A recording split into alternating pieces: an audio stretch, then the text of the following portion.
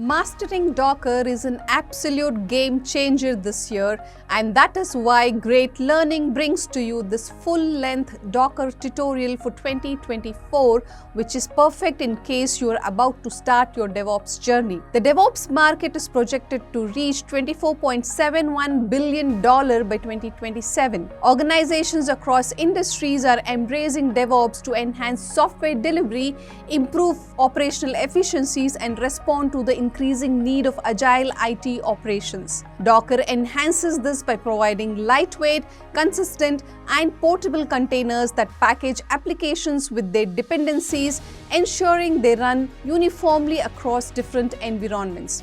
So understanding Docker isn't just optional, it's essential for developers, DevOps engineers, and cloud enthusiasts. In this video, we have put together a complete one-stop guide designed to take you from zero to hero with Docker. No matter what your experience level is, this course covers every major concept you need to know, all explained step by step. Here's a quick look at what's included. We will start with the introduction to Docker and basic commands, move on to Dockerfile best practices, and explore Docker Compose. We will also set up WordPress with Docker walkthrough, Docker Swarm, and monitor nodes using Prometheus and Grafana. If you are on Windows, I have got you covered too, from Dockerizing a Nodejs app to comparing Docker versus Kubernetes and launching apps on ECS. This course has it all. Plus, we will dive into real-world projects including deploying a Spring Boot Java app and much more. So hit the subscribe button and let's dive into Docker mastery together.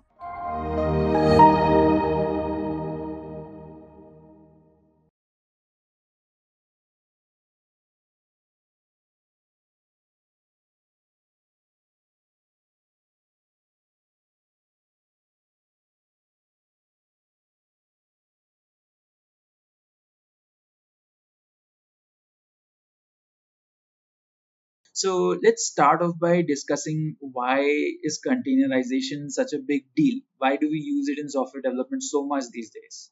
So to understand that, we have to understand the issues we faced before containerization was a thing. Now, before it was a thing, we used to have standard delivery pipelines. So as you can see, this is a very simple yet standard delivery pipeline that was used for software development. Now there is a developer. Now this developer writes some code for a particular software. So when he writes that code, he sends it ahead for building. Now when the code is building, the dependencies of this code, these dependencies can be your libraries or functions. They're basically taken together with the code and they're made into a single executable unit during the building process. That's what building is, where you build your code so that it becomes an executable. And once you get that executable, it is sent to the tester. But the tester, tests for various things: integration testing, unit testing, acceptance testing, makes sure that the software has all of the requirements that were discussed in the requirements phase of this whole process.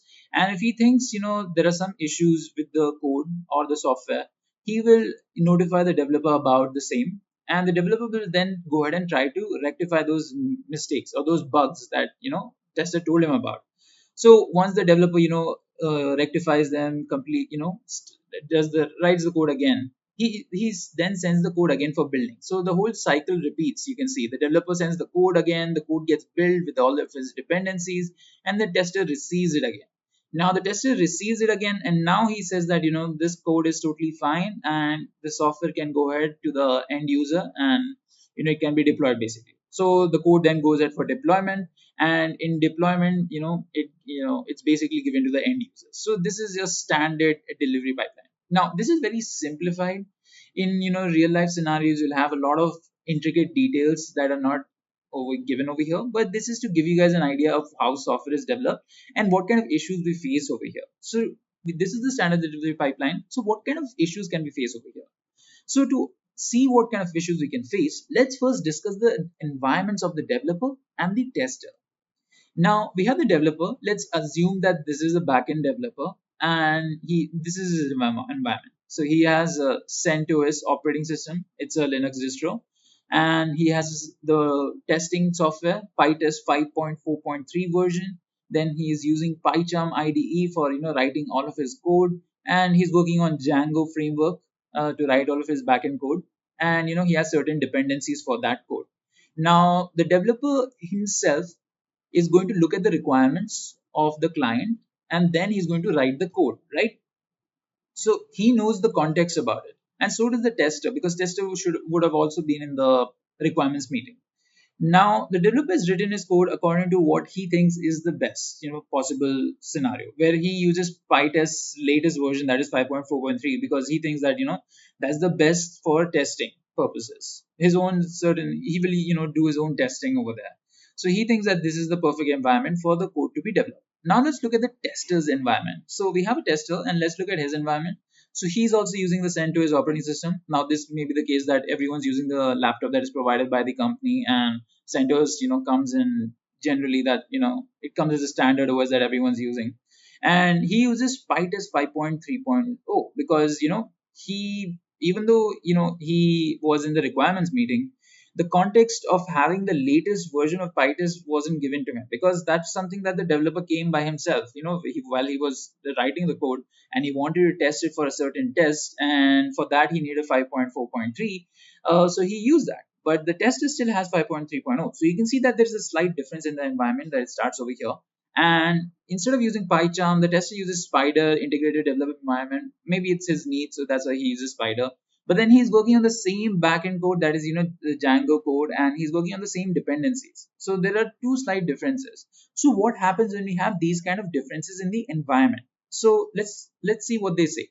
So the developer says, this code runs on fine on my computer. This is because the developer made those small changes when his code wasn't running, and he made sure that the code was running on his system. Now he didn't deliver this context to the tester that I made these small changes, this, that, to make sure that the code was running. Maybe I disabled the firewall, and I did these kind of things. Maybe he didn't tell that to the tester. So when he gave the code to the tester, the code did not run on his system. So the tester says this code does not run on my system. So this is a big issue, because we have a standard delivery pipeline. We have to deliver our software on time, at a particular release schedule. And if the tester can't test his code, then he can't do his job, and we are getting delayed. Now he has to ask the developer what he did right to make sure that the code ran. So the tester will take time to make those configurations on his system also. So this is a big problem. This is a big headache, especially if you look at the environment side by side, you can see that the mistakes can be clear. But then if the context isn't delivered, then they don't know about the configurations that they have to make. The developer has PyTest 5.4.3, and he has PyCharm IDE, whereas the tester has PyTest 5.3.0 and the Spider IDE. Now he can't run the same test scripts because the PyTest being used was different. So I hope you guys get an understanding why the issues are occurring. It's because of its compatibility issues. Maybe they use the same software, same environments, then they wouldn't have this kind of problem. So that's where our containers come. So let's now see what happens when we introduce containers. So you can see that it's the same delivery pipeline, but instead we are using containers. So what containers here do, they basically act as containing devices. Like the name suggests of a container. Okay. So let's say, let's talk about shipping containers, because they're kind of similar. So if you want to ship certain items from your country to another country, you do so, using, flights or maybe shipping containers. And inside of this containers, you'll add everything, or you'll store everything you want to ship. Similarly, containers act, like shipping containers itself, even in software development. So what the developer does is he takes all of his environment. He takes his CentOS, he takes his PyTest 5.4.3, he takes his, backend Django code, and he takes his dependencies, and he puts all of them into the shipping container or the container. And then he sends this container, instead of sending that code for building purposes, and then when the code gets built inside of the container itself, the tester receives it, and the tester does all of his tests inside this container. Now you can see that the container acts sort of a VM over here, because the software does not need to be executed outside of this container. It can make use of the resources inside of the container, like the operating system is inside of the container. So it doesn't have to depend on the host system, the tester's own laptop. It doesn't have to depend on the tester's laptop or system. It just has to depend on the container itself. So you can see that there is a consistency maintained, where you're passing on the same environment also, and all the configurations have already been made in this environment, and the code runs in it. So all the tester has to do is just run all of his test scripts inside of this container. So this way, both the developer and tester go ahead and say that this code runs fine on my computer because there are no compatibility issues, and then it can go ahead for production. Even in production, we can make use of containers. So this is how containers solve a very big issue that we faced before containerization was a thing. It helped us to maintain consistent environments for software building, developing, execution, testing, etc. So this is why we use containers, right? So let's get into a little bit more detail about what is a container. Containers are software that wrap up all the parts of a code and all of its dependencies into a single deployable unit that can be used on different systems and servers. So just like I discussed before, you take the code, you take the libraries, and you take the environment. This environment can be configuration details on a certain operating system, and all of it is taken together and put inside of a container. So this container itself acts like a system in which you can execute your code, develop your code, and build your code and test your code. So that's what a container is. Alright, so to get a better understanding of what containers are, we can compare containers to virtual machines or VMs to get a better idea.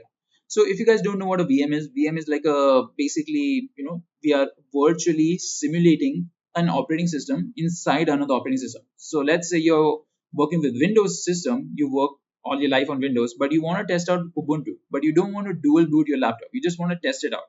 So you download a VM and you run an Ubuntu operating system inside of this virtual machine in your system. So that's what a virtual machine is. It's a virtual machine. So containers are very similar to the idea of virtual machines. So let's compare both of these to understand to understand what a container is much better. So to compare containers and VMs, we're going to set some criteria like operating systems, architecture, isolation, efficiency, portability, scalability, and deployment. All right, so let's start.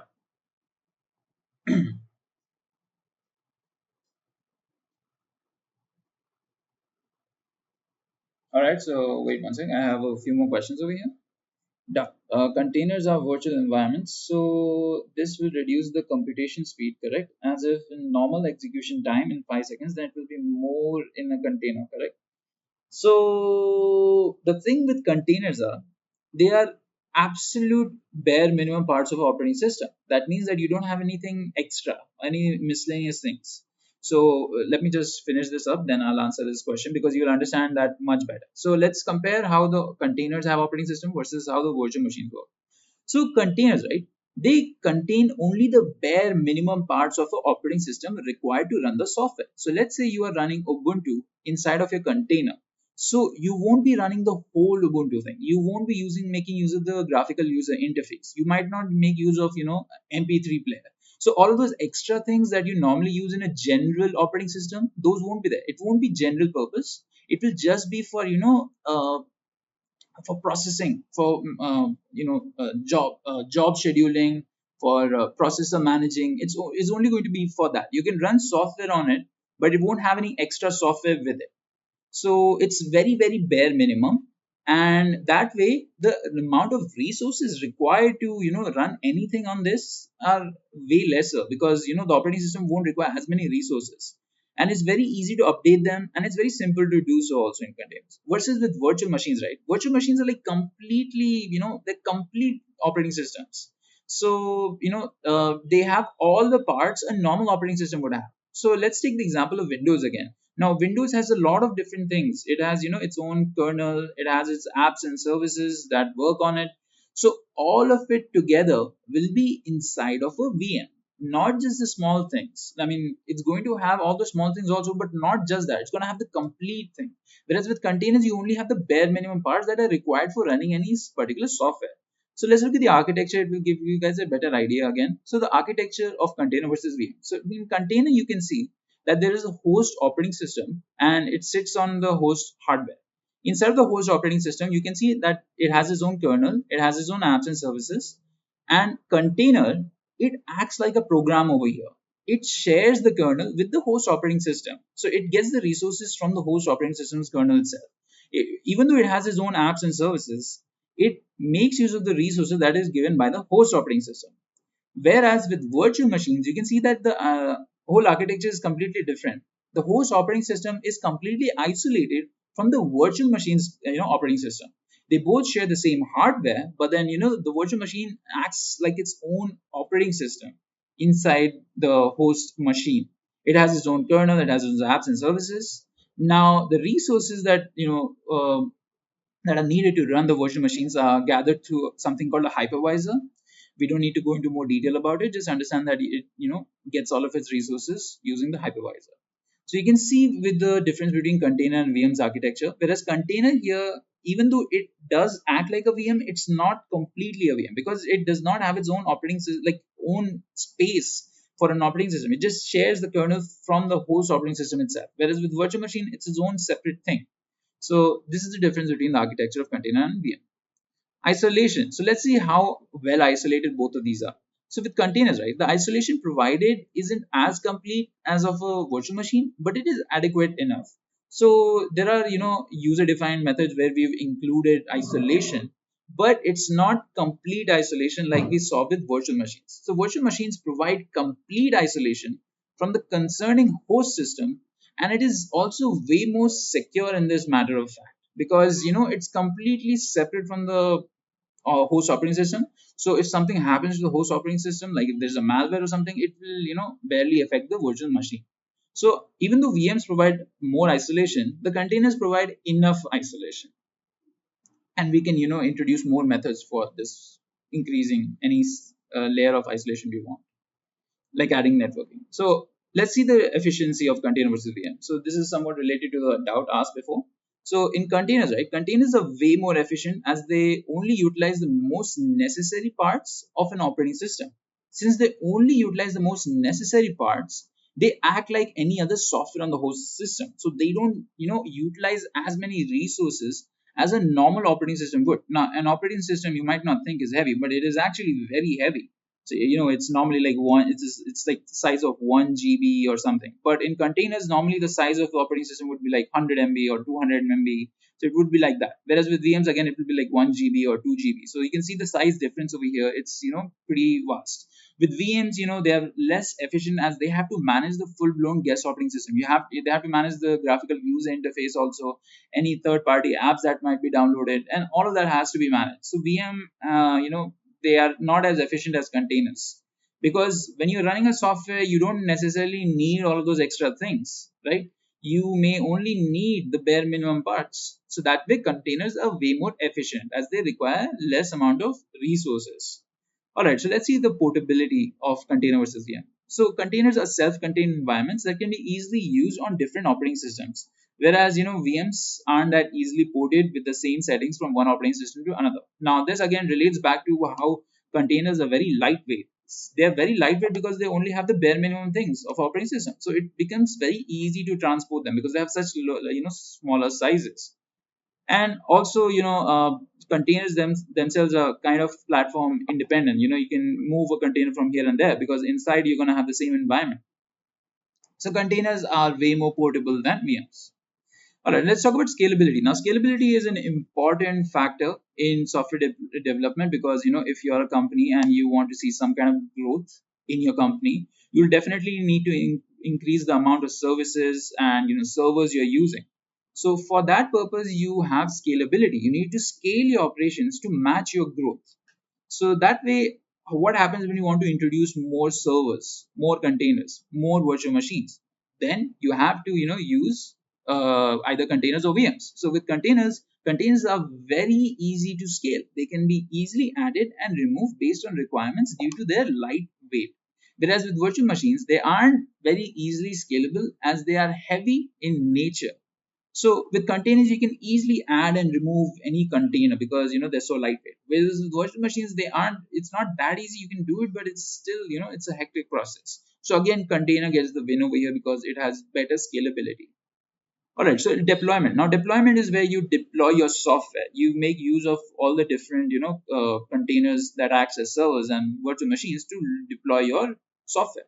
So in that case, also, containers get a bigger win because they're so easy to deploy. They can be very easily deployed using either Docker CLI or making use of orchestration service like Kubernetes, or you're making use of cloud services provided by AWS, Azure, or Google. And virtual machines similarly can be deployed using PowerShell or by using virtual machine managers. And they can also be deployed using cloud services such as AWS or Azure, right?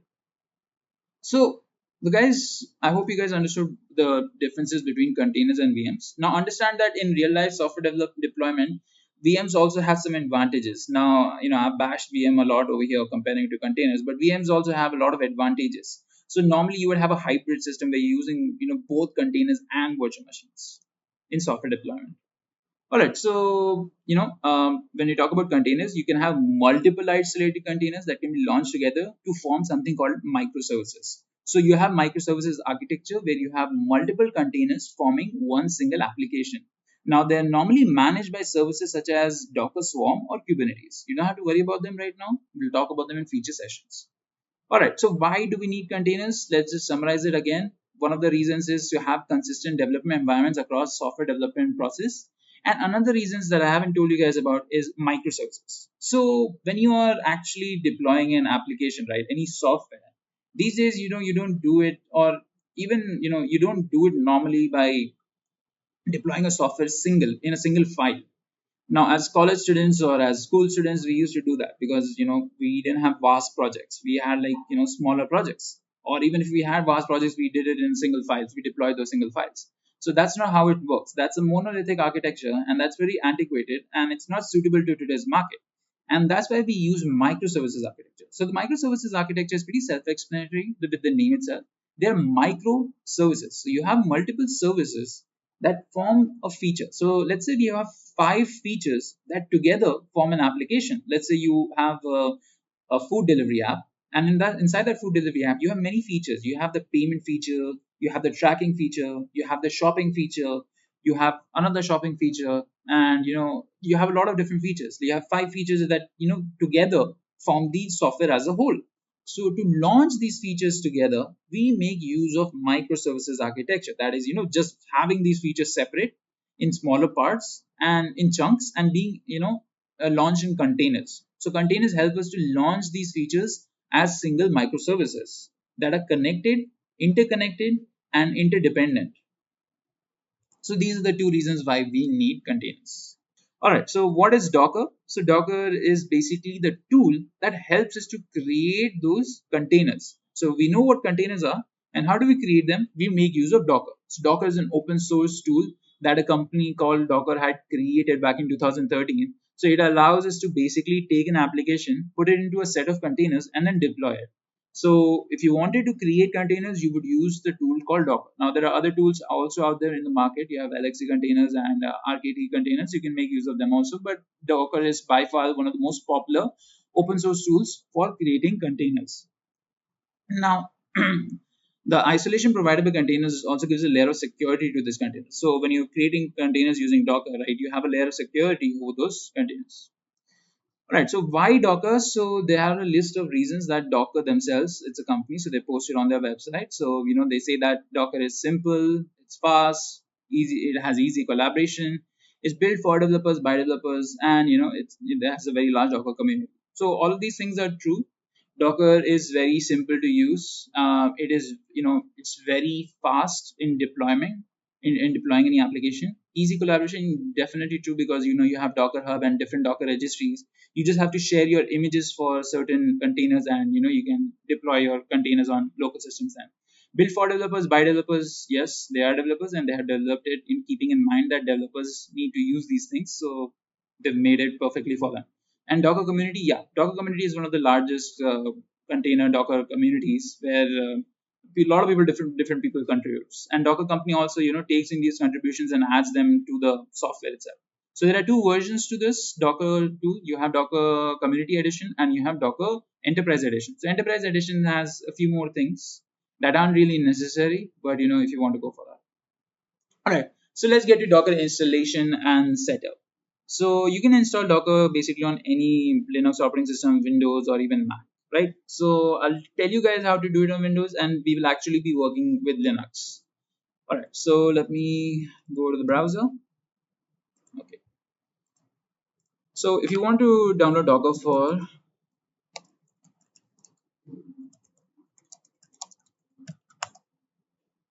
Just type in download Docker for Windows, the first link itself.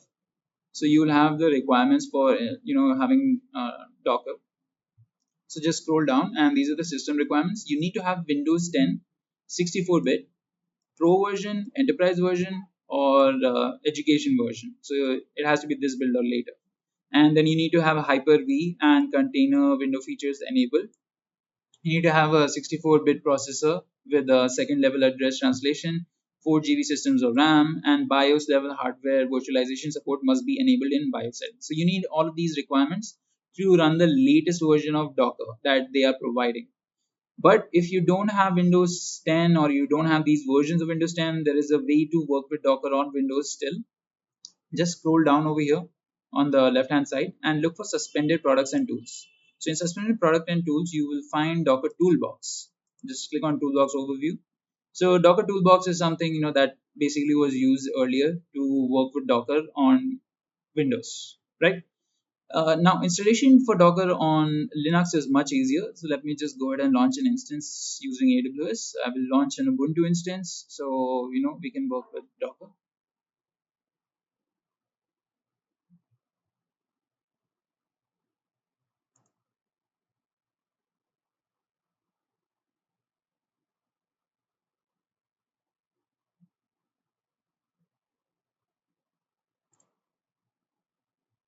And storage tags, configure security group. So I'm gonna use a existing one.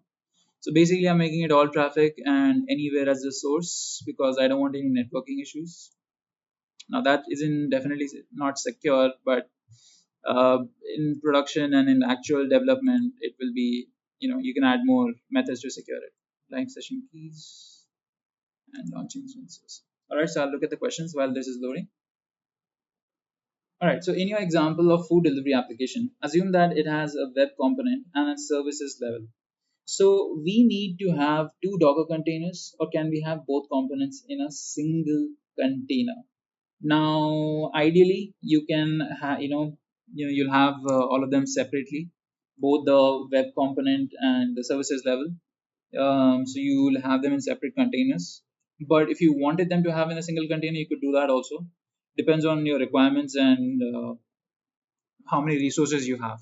So it's like measuring between how many resources you have and how many services you have. But I suppose as a company you would have a lot of enough, at least enough resources to launch all of these different services in different containers. So yeah, you would basically be launching all of these different services in different containers, both the web level and the services level.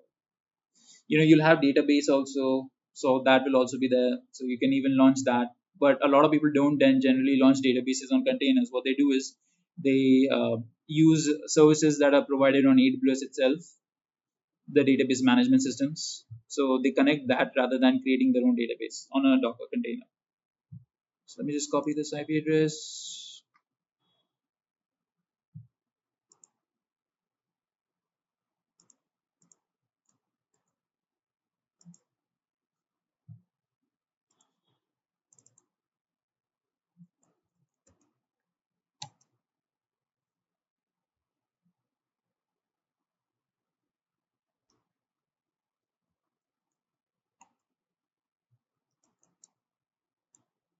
All right, so we have this thing, Ubuntu instance open. So there are two ways to basically install Docker.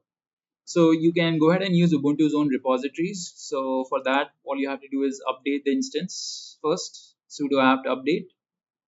And once you're done doing that, you can go ahead and make use of this command, that is sudo apt install docker.io. So this is basically installing Docker from Ubuntu's own repositories.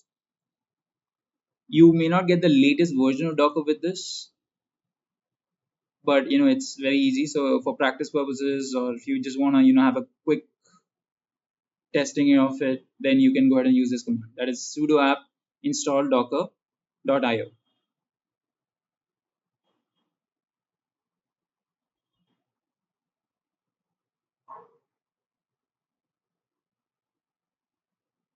Can we monitor the resources used by Docker and containers separately? Well, you can monitor them separately, or I mean, you can make use of tools like Grafana and Prometheus to monitor your containers. If you want, you can even launch your monitoring tools inside of containers if you want. So yeah, definitely you can monitor them. So let me just clear this. So we have Docker installed. To see if Docker is installed or not, you can type in docker hyphen hyphen version. So this will give you the version of Docker that you are using, right? So I'll show you guys the second way also. Let me just remove Docker and we'll install Docker again using the other method. So the other method is basically, is installing Docker directly from Docker's own repositories. So sudo apt remove docker.io. All right, so while it's removing, let me show you the list of commands that we'll need. So this is for setting up a Docker repository and installing Docker CE, that is community edition. So this is the direct method.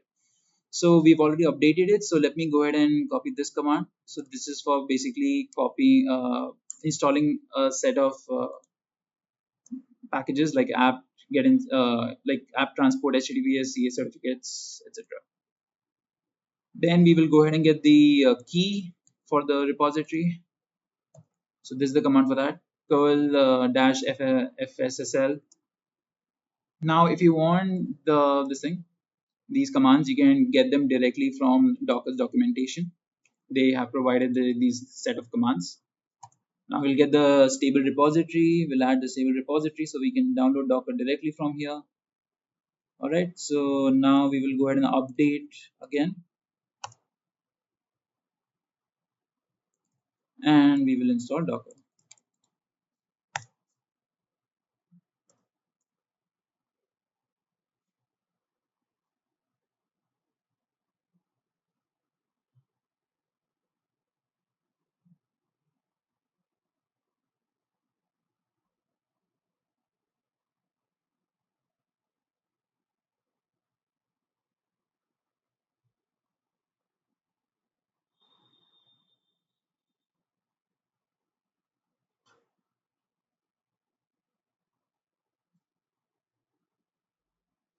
All right, till this is happening, if you guys want to ask any questions, you can go ahead and ask them. Let me just check if you guys have already asked any questions here.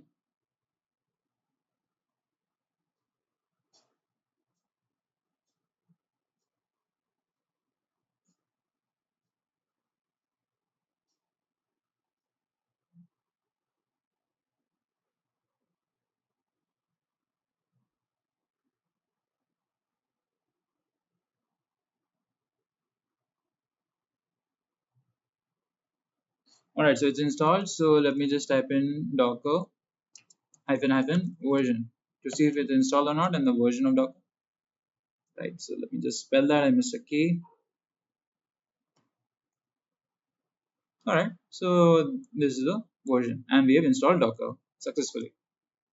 All right. So guys, this is the installation process of Docker in Linux. So let's move on. So now let's understand the Docker environment. So you guys will know how Docker works and what are the different parts to Docker, right? Okay, so these are the different components of a Docker environment. You have Docker engine, Docker objects, Docker registry, Docker compose, and Docker swarm. So those are the basic components of a Docker environment or Docker ecosystem. So let's look at Docker engine first. So Docker engine is, as the name suggests, is the technology that allows us for the creation and management of all Docker processes. It has three major parts to it.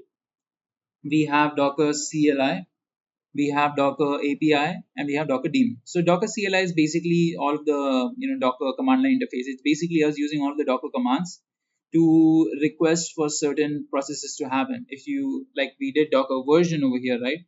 So Docker version was, us asking Docker daemon to tell us what's the version of Docker. So that's what happened. So you basically type in all of your requests using Docker CLI, and Docker API is the method of communication between the CLI and the Docker daemon. So whatever request we give in, it will be taken up by the API and communicated to the daemon. So the daemon is the one that does all of the core things. It processes everything. It manages all the processes. So if you create an image, if you create a container, if you create a network, all of it's done by a Docker daemon. So let's say a user types in for a particular request. That request will be communicated using the Docker API to the daemon, and the daemon will go ahead and create the either the container, the network, or the volume. Okay. So now let's discuss the different Docker objects there are. So we have a lot of objects over here. We have Docker images, we have Docker containers, Docker volumes, Docker networks, and Docker Swarm nodes and services. So for now, we'll ignore Swarm nodes and services because that's a little bit more advanced topic. We'll just go through the rest of them. So Docker images. So Docker images are set of instructions that are used to create containers and execute code inside of it. So you guys know what a container is, right? How do we create a container? To create a container, we need a sort of a blueprint. So let's say you want to create a house. How do you create a house? To create a house, you need a blueprint for that house, a plan of that house, a set of a detailed instructions on how to create that house. So similarly, a Docker image is basically a blueprint for a container. So if a user wants to launch a container, he will take the Docker image, or he will create his own Docker image, and he will run that to basically run a container or create a container. So if suppose say you wanted to launch a Linux or Ubuntu container, then you will create an image that specifies Ubuntu as the base image to be used. And when you run this image, you will get a Ubuntu container with Ubuntu inside of it. So these are your Docker images. So let's understand what all of these by using the Docker common commands. So there is a command called Docker pull. So what this basically does is that it pulls a image from Docker hub. So Docker hub is a it's a place where you store different images. So just go to hub.docker.com and you will find a lot of different images. Let me just show you.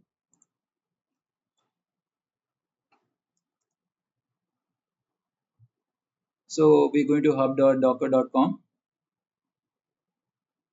and over here basically you can type anything. If you want Ubuntu, you can type in Ubuntu, and you'll find an image for Ubuntu over here. So if you wanted to pull any image from this central hub place, then all you have to do is type in Docker pull and the name of the image, so it will start pulling it. So let's get root access, and let's do the same thing again.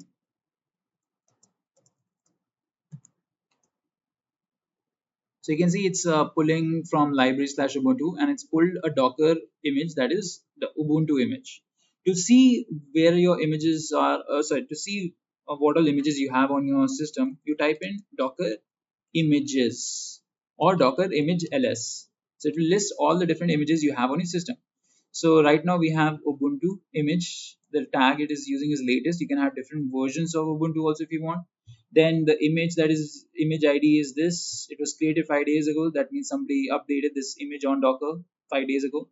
And you can see the size. The size is 73.9 MB. So you can see how small the image is. So when you create the container, right, it's going to be of this size.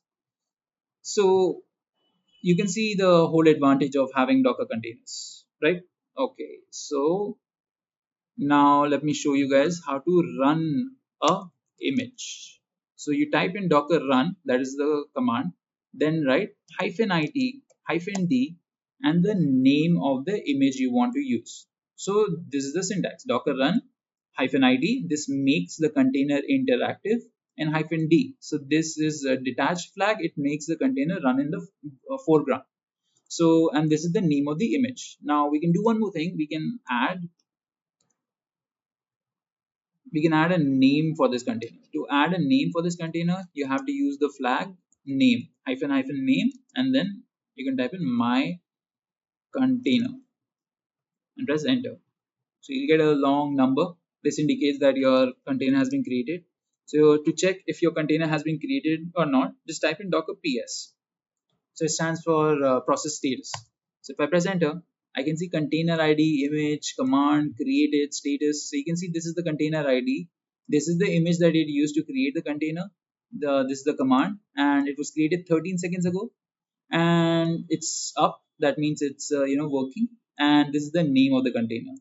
So let me just reduce the size so you guys can see it without any formatting issues.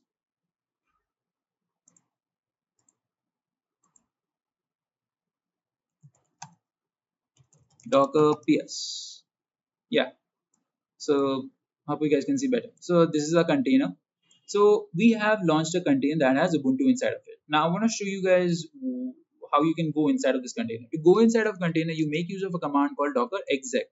So here also we'll use the interactive flag, and we're going to go ahead and copy the container ID and paste it, and we're going to write bash. So what this command does is it basically allows us to go inside of the container by making it interactive and using the bash terminal. So if I press enter, you can see that I'm in the bash terminal, and the IP has changed. It has changed from the instance that I've launched to the containers ID. So this means I'm inside the container. So if I do an ls over here, you can see that I have all the necessary parts for Ubuntu over here, right? So if I wanted to perform any commands of Ubuntu like apt update, you can see that it will start updating from the Ubuntu's repositories, right? And if I wanted to install anything, apt install Apache 2, I can go ahead and do this, but it will be a long process. Let me not show you. So to exit a container, just type in exit and you will come back to your instance, right? So let me just show you again Docker PS to see all of your commands. Now, if you want to stop a container, you can go ahead and use the command Docker PS, sorry, not Docker PS, Docker stop and the ID of the container. So this is the ID of the container, just paste it, press enter. And if I do a Docker PS again, I can see that there are no containers anymore over here because Docker PS only shows all the running containers. It does not show any stopped containers or removed containers. So if I want to see any of the stopped containers, I have to type in Docker PS -A. So -A is like all flag. So it will show all the images, whether they're running or exited. So you can see it's exited because we use the Docker stop command. Now, if you wanted to bring back up, or if you wanted to bring it back up, you can use the command Docker start and the ID of the container again. This will start a container again, and if we do a Docker PS, we can see our container is back up. So up 3 seconds, right? All right. So two more commands. So I'll show you guys Docker kill. So this is similar to stop, but it does so forcefully. So sometimes stop won't work because some kind of process is running or Docker container is involved somewhere. So if you want to forcefully stop a container, then you use Docker kill command. So if I do a -A, you can see that it's exited. Okay, so let's just start. Okay, so we have stopped the container. What happens if you want to remove the container completely from records? So I'm going to go ahead and type in docker rm and -f. I don't need -f, but you can use -f when you want to forcefully remove a container. So this way, if I do a docker ps again, I won't see any containers at all because I've removed it completely. Okay. All right, so we work with Docker. Now I want to show you guys how to remove images also. So you have Docker images. So if you want to remove any Docker images, just type in docker rmi and the name, the ID of the image. It will remove all the images that you have specified. Okay. So these are a few common commands that you guys need to start learning Docker with. So I hope you guys understood them. Now let's come back and understand the different environment objects. So we have volumes. Now Docker volumes are basically persistent storage locations for containers. They can be easily and safely attached and removed from different containers. So imagine volumes like hard drives. So you have containers, right? Containers don't permanently store data. To store data permanently, you make use of volumes. So just like we transfer data from one laptop to another using hard drives, we use volumes to basically transfer any data if you want from one container to another. It's not necessarily transferring data, it's just acting like a storage device. So a volume can act as a storage device for one container, or it can act a storage device for different containers. You can safely and easily remove a volume from one container and attach it to another one, and then remove it from another one, and then you attach it to another. So these are Docker volumes. So Docker volumes have Docker volume drivers. So they basically enhance the abilities of a volume. So drivers allow you to perform unique abilities such as creating persistent storage on other hosts. So these volumes, they are storage locations. So they get mapped to certain locations on your host system. If you want, you can map them to hosts also, or to cloud. Or if you want to encrypt your volume, then you can go ahead and do that also. They basically enhance the abilities of a volume. Docker volume drivers. All right, so now discuss network. Networks are important because a Docker network is basically a connection between one or more containers. One of the more powerful things about Docker containers is that they can easily be connected to one another or even other software. So this makes it basically easy to isolate and manage the container. So if you have like three containers, right, and if you wanted to make sure that these containers are talking to each other, then we will go ahead and use a Docker network to connect all of these three containers. Now this is one set of Docker containers. This one set including three containers. Now we can have another set which has another three containers, and they also can be connected to each other using a certain Docker network. Now, if you want to connect all of these together, then you can also do that. You can make use of another Docker network that can connect all these different sets of Docker containers. So there is a layer of isolation that you can create. So if suppose I created a container outside the layer of this network, then it will not be able to talk to any of these containers. So it creates a layer of abstraction where it only creates a need to know basis connection between these containers based on your requirements. So that's a Docker network. Alright, so let's talk about Docker registry. I've already told you guys a little bit about Docker registry. So Docker Hub is a Docker registry. It stores, it's the official Docker registry. So let's talk about Docker registry. You can think of a registry as storage location for Docker images. So if you want to store your Docker images in a certain location, you can do that, and that location will be called Docker registry. These images can be versioned also. So you can have different versions of a certain image. You can have version 1, version 2, version 3. And once they're stored in Docker registry, they'll be there for posterity until you delete them, or until the internet goes down, and anyone can take them. One user can take them, another second user can take them. So this allows for easy different teams and different team members. So if you want to share your images, then you would go ahead and use a Docker registry. So you have many options for Docker registry. You can go with Docker Hub as your main Docker registry, as there's already a Docker command to pull and push the images. If you don't want to use Docker Hub, there are many alternatives. So Docker Hub is basically the official Docker registry. If you want to set up your own Docker registry, you can do that.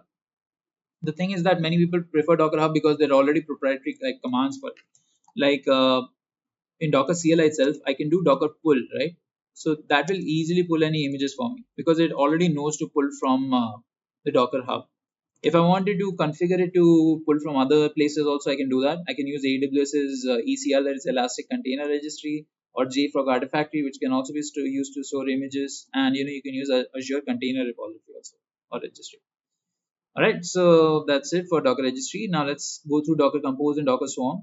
So Docker Compose, for now, just understand that Docker Compose is just a service within Docker that lets us launch multiple containers at the same time. So if you guys remember, we did Docker run, right? So when we did Docker run -t -d and the name of the image. So this was only running one container. So what happens when you want to launch multiple containers at the same time? You make use of a Docker Compose service. So basically, where you write a Docker compose.yaml file, inside of that YAML file, you write all the configurations for each service or container, and then you build that .yaml file. And once you build it, you will have all of your containers. Then we have Docker Swarm. So this is an orchestration tool. When you deploy in actual production environments, you make use of Docker Swarm or similar orchestration services like Kubernetes or ECS or EKS, where you're managing multiple containers at the same time. So for now, just understand Docker Swarm is a service within Docker that allows us to manage multiple containers. So we've launched multiple containers. How do we manage those multiple containers? To manage those multiple containers, we make use of Docker swarms. So basically, we group all of the containers in certain swarms, in clusters. So in each cluster, you'll have a manager node and you'll have worker nodes. And you'll manage them using Docker swarm commands. So Docker architecture. So Docker architecture, basically we have Docker CLI, that is a command line interface, Docker host, and Docker registry. All right. So inside of this, right? So basically we use the Docker CLI to give Docker host any commands we want. So let's say we want to give these commands: Docker build, Docker pull, Docker run. So what happens with each of these commands? So with Docker build, you're basically building an image. Create your own image and not pull from the registry. You make use of Docker build command. So for that, you write a Docker file in which you give all the instructions to build an image. So we know we want to create a container. To run a container, we make use of images. How do we build images? To build images, you use Dockerfile. Now, Dockerfile, you use Docker build command. So Docker build will basically tell the daemon, I want this particular image, and daemon will build that image based on the instructions you've given. Then there's Docker pull command. It basically tells daemon, I want an image from the Docker registry. then you can go ahead and pull it from Docker registry. So let's say you're pulling Apache web server, then that Apache web server will be pulled to your local host, and then you have Docker run command, which will basically tell daemon to run an image. So it will run the image to create a container. So this is basically kind of like the whole life cycle and how commands would work when you're working with Docker.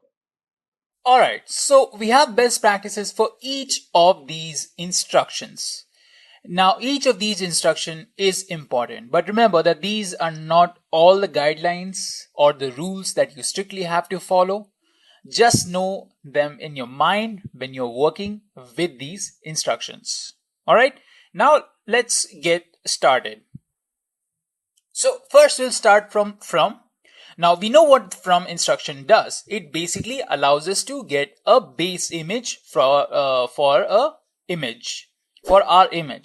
Now we can get this base image as any image we want. We can have it as Ubuntu, we can have it as nginx, whatever image we want, right? And we can have even different versions of certain images. So when you're using from, you need to make sure that you're using all of the certified images only. Now, there are chances that you may get an image that is not certified or that is not an official image. So it may not have all the guarantees that you usually expect from an AAA image or a highly well-produced image, right? So you need to make sure that you get a official image from Docker Hub and from a very trusted source, so that there's no malware also. All right, so you need to make sure you do that. You need to check what kind of image you'll be using as your base image. Now, even the base image you're using, you need to make sure that that's the most efficient version of the base image, because you don't want to use something that is very bloaty or which has very unnecessary things. You want to use something that has a smaller size and can perform really well, right? So in that manner, or in that matter also, there is something we call Alpine images. Now, Alpine is a Linux distro. It is a very, very, very lightweight Linux distro. It basically is recommended for a lot of images because when we talk about containers, again, we try to make them as lightweight as possible. And Alpine is very lightweight compared to the other distros. Now, we will talk about this a little bit more when we do a small demo using an Alpine image. All right. Also, make sure that you use relevant images. Do not use some irrelevant, image that you do not need at all. Let's say if you just want to launch a simple nginx server, you don't need to pull Ubuntu and launch nginx within it. You can just pull nginx image directly and use that for your purpose. All right. Now, moving on to label. So label may be an underdog because label instruction basically allows us to basically map values to certain keys, right? Now, why is it used in containers? What is the whole purpose of label? We've discussed this, and labels are basically for assigning different keys, right? Keywords, so with certain values. So it is used for documentation purposes, and it is used for basically organizing everything. So try to use labels. That's the best practice over here. Try to make sure that you include a label, and in that label you mention all the relevant or important details, like who the author is, what is the version of this image, and which date was it created, what kind of licensing is it using, what is the status during the software development process, all those kind of things. Use it whenever possible. So that's a best practice. Now let's move on to talk about something more common that we normally use, that is run. So the run instruction, as we had learned earlier, basically allows us to run commands when our image is being created, right? So when we're using run, there are some things you need to keep in mind. So first thing that you need to keep in mind while using run is that if you have a lot of commands that need to use run, like let's say you want to run a lot of commands within your image. So if you want to do that, you better run it as a one single command, right? And when you run it as a single command, all those different commands that you want to run in your image, If you write it down as a single instruction, it would be much better. And when you write it as a single instruction, you need to make sure that it's not in a single line, that instruction. You're given end of lines, and you've made sure that the instruction has all of the commands in separate lines altogether, so that it's very neat and tidy. And for anyone looking at it, they understand what's going on. Make use of backslashes if needed be. So using run command, there is a general tendency to use the apt update or the apt get update command with that, because you will require or you will need to update your images sometimes. That may be a requirement. So when you're running update, a lot of people generally tend to use install also for installing any certain packages. So when you're using update and install, make sure that you run them in a single instruction. This reduces the number of layers you have, as well as helps you avoid a lot of issues that may arise in future. Now, what can these issues be? So one of these issues is when you're using the apt command with the run instruction, especially apt update. If you're using apt update all alone by itself with the run instruction, then you're going to be facing an issue. Now, what is this issue? To understand this issue, let's take a very simple example. Let's say you're using an Ubuntu image as your base image. So you write from Ubuntu. Then you want to update this image. So you write run apt get update. So when you build the image, your Ubuntu will be updated, right? So that's all you did. That's all you did to, basically create your Ubuntu image. Now, let's say if you wanted to add one more thing, one more instruction you could have added is run apt install nginx. So you have three instructions over here from Ubuntu: run apt get update and run apt get install nginx. So you've made an image out of this. You've built an image, and you called it the custom image 1, custom image 1. Now you want to create a custom image 2, but this is going to be a little different. So when you start writing a Docker file, you write from Ubuntu and you write run apt get update again. And you mention, let's say Apache. This time you wanted to use the HTTPD server. So you write apt get install HTTPD in the third as the third instruction. So here the issue is that your instance is not going to get updated. That means Ubuntu is not going to get updated in the second image you're creating. Why so? Well, this happens because of something that we've talked about earlier. So the Docker engine, right, it will continuously check its own cache for any similar images. As I've told you guys before, Docker will keep on doing this. It will first check for the first instruction, that is from Ubuntu. So it will check for all the images from Ubuntu. And then it will check the second instruction. So it will find that there is another image that has from Ubuntu an apt get update. So instead of using the instructions we provided, it's just going to take the previous image. Now, this previous image is available to us in its cache, but it's an older image. It may not be up to date. So if you're not running the apt update command, then we are getting an older version of what we wanted, which is not desirable in a lot of cases, right? So this is why you should never be running the apt get update command alone. You should be running it with something else. You should be running it with install command, or you should be running it with all the rest of the commands that you want to run with. Okay, so I hope you guys understood that. Let's move on to the next instruction, that is CMD instruction. Now, CMD instruction is again a very important instruction that you will be using a lot. So what does it do? It basically allows you to run commands at the starting of your container. When you start your container, this is different than run. The commands run during the building of the image, but CMD allows you to run commands at the creation of the container. So this is usually used for starting up processes. Like if you want to start up your Django or your Nodejs or Python, whatever, right? So what are the best practices with this? So one of the best practice is that you should not use the parameters with CMD with entry point if you don't know how it works. And if you really don't know how it works, then you shouldn't be handling it. Use it for the purpose that you know it works for. All right. And make sure you know the distinction between CMD and entry point. Now let's move on to the next instruction. That is going to be the expose instruction. Now we know the expose instruction is basically used to expose our container when it is created internally within a defined network or internally, right? So you should know about this instruction well enough, because a lot of times people, what they do is they confuse expose with the publish flag. You should never confuse these two things because they're very different.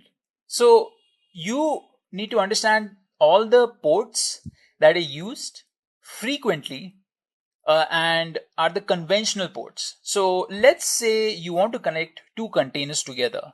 We'll talk about the expose and publish differences. First, let me clear this.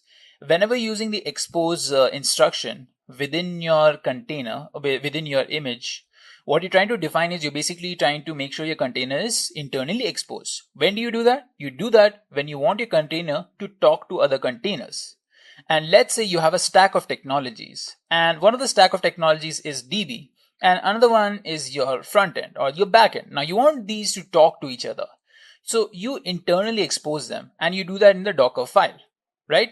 So you have to make sure that the port that you're exposing the particular container at is one that is used frequently in the industry, or it's a conventional port that is used a lot for it. For example, if you wanted to use MySQL generally is used at the port 3306, right? So you should be using or exposing the MySQL container at the internal port 3306. You should not use any other port. It's not generally recommended, and it's not a best practice. Okay, now coming to the difference between expose and publish. So expose is for internal exposing, and it is used inside of the Docker file as an instruction.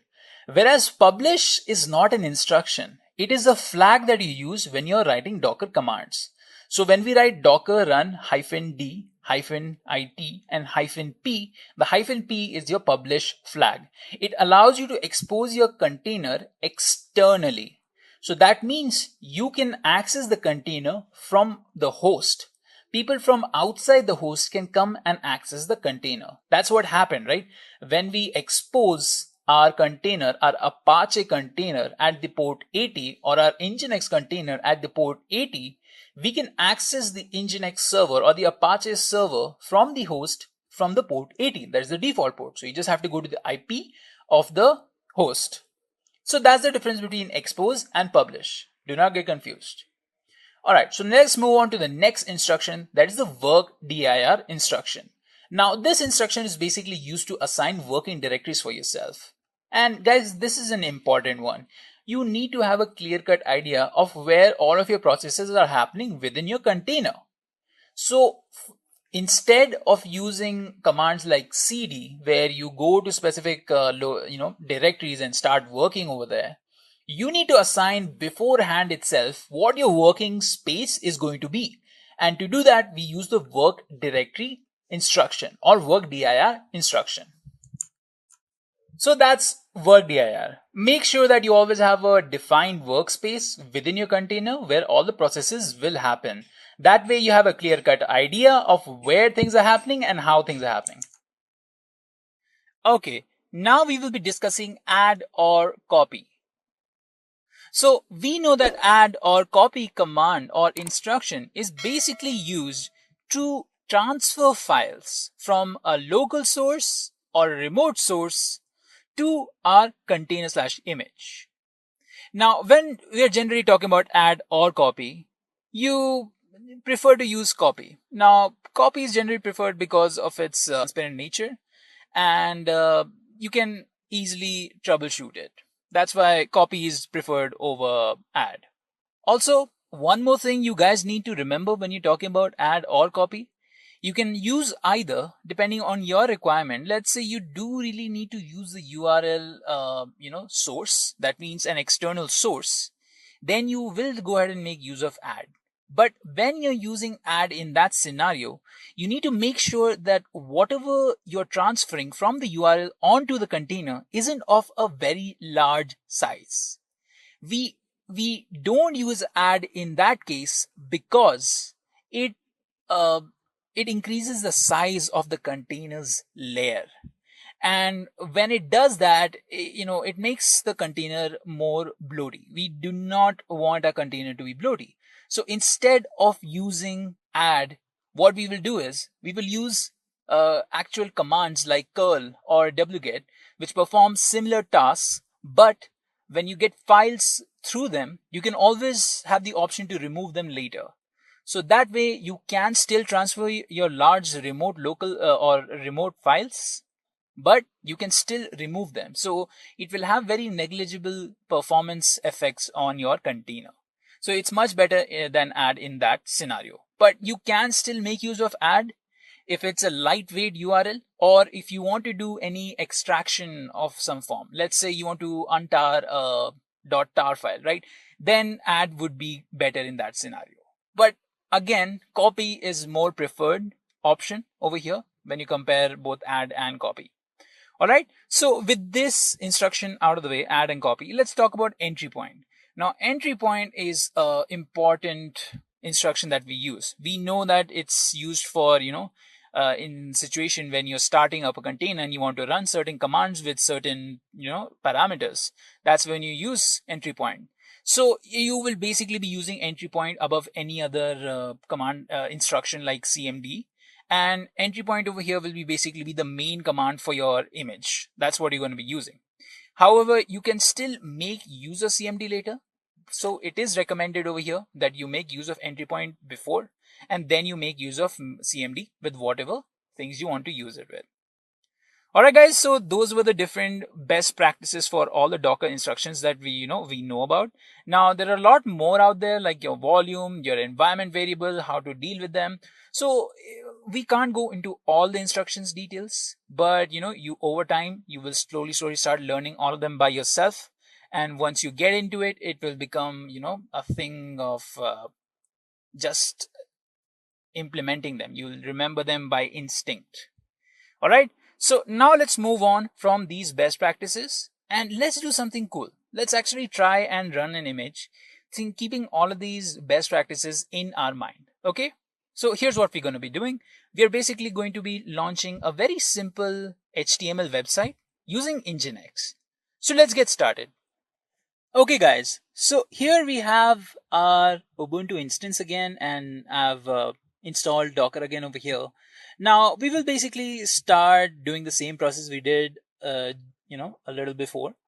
So basically we'll be creating our own image, and we will be using this image to create a container which will contain our sample website code. So basically we're containerizing our own HTML website, right? A static website. So let's go ahead and do that. So first I'm going to basically create a folder. So I will use the mkdir command and I will call this folder fun folder. I'll press enter, and once I've pressed enter, I will head inside this folder, and inside of this folder basically I'll be creating my Docker file and my HTML file. So let's go ahead and create our HTML file first.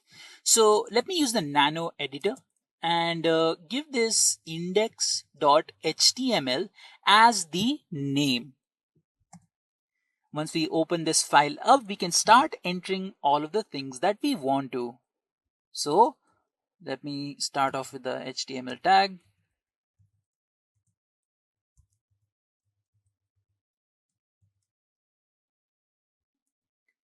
Okay, so we have the HTML tag now. What we're going to do next is basically add the title tag.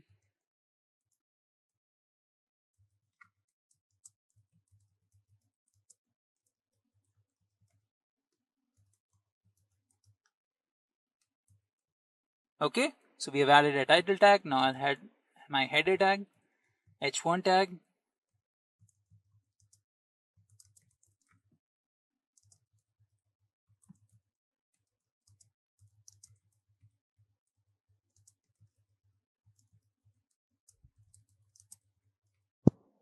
Okay, I will close my h1 tag, and now we will add some paragraphs to this.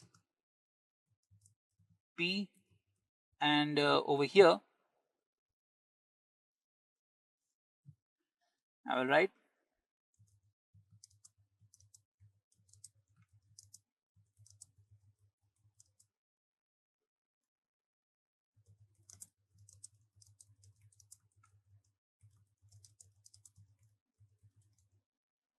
alright. So let me close this paragraph tag, and just for good measure we'll just add like one more h2 tag over here.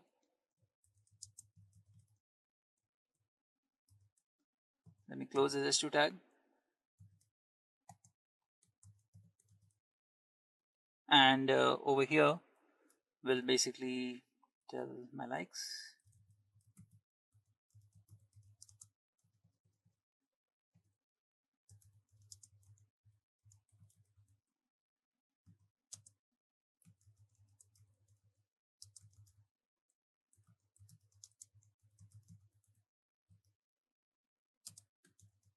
Okay, now let me close this paragraph tag. Okay, so here we have our sample code. It looks good enough, right? So let's move on to our next step. So let me first save this. I'll do that using Control O. It will ask me the name. I'll leave the name as the same thing. And then we're going to exit using Control X. All right. So if I do an ls over here, you guys can see that there is an index.html. Okay, so now with that we have our index.html file. Let's say that you have a lot more files over here, because usually you won't be when you're creating a Docker file, you won't directly be taking it from your local system. I mean, you might be, but in a lot of cases you might be just git cloning your files, right? So when you git clone your files and you build your Docker image from there are some grievous issues that you may miss out on, and this can potentially even be very dangerous for your company as well. Now, what is this issue? Well, sometimes what happens is, if I do an ls-a over here, we don't generally see any hidden files over here. Now, I did ls-a to list down all the files. So I did this because I wanted to make sure that only which all files were here. I wanted to see which all files were here. I see only index.html file is over here. That's good. But when you do git clone, you usually get the .git file also in your folder. Now, you don't want that .git file to be transferred onto your Docker file. Why? Because it can potentially, leak all of your information, all of your Git commits, your history, and even your credentials sometimes to your Docker file. Now, if you put it in the Docker file and your Docker file is in the wrong hands, it gets exposed. Or if you've mistakenly, made it public, and a lot of people can use your Docker file. Or if you meant it to be public and you forgot or you did not take care of this, where you did not include all your .git files or your .readme files or your .cache file or your cache file. So all those files will be included in your Docker image, and if somebody downloads the Docker image, they will be able to access all of those things. So that is a very dangerous thing, and that's why we need to make sure that the files that we will copy or we will send as build context for our Docker image should be only the relevant files. So let's say if I create a .git file over here. Now this is just us simulating it. This is not an actual Git file. And let me go ahead and add a .cache file. And I will go ahead and add a secrets file. So this will basically have all our secrets. And let's say we have a readme file also, right?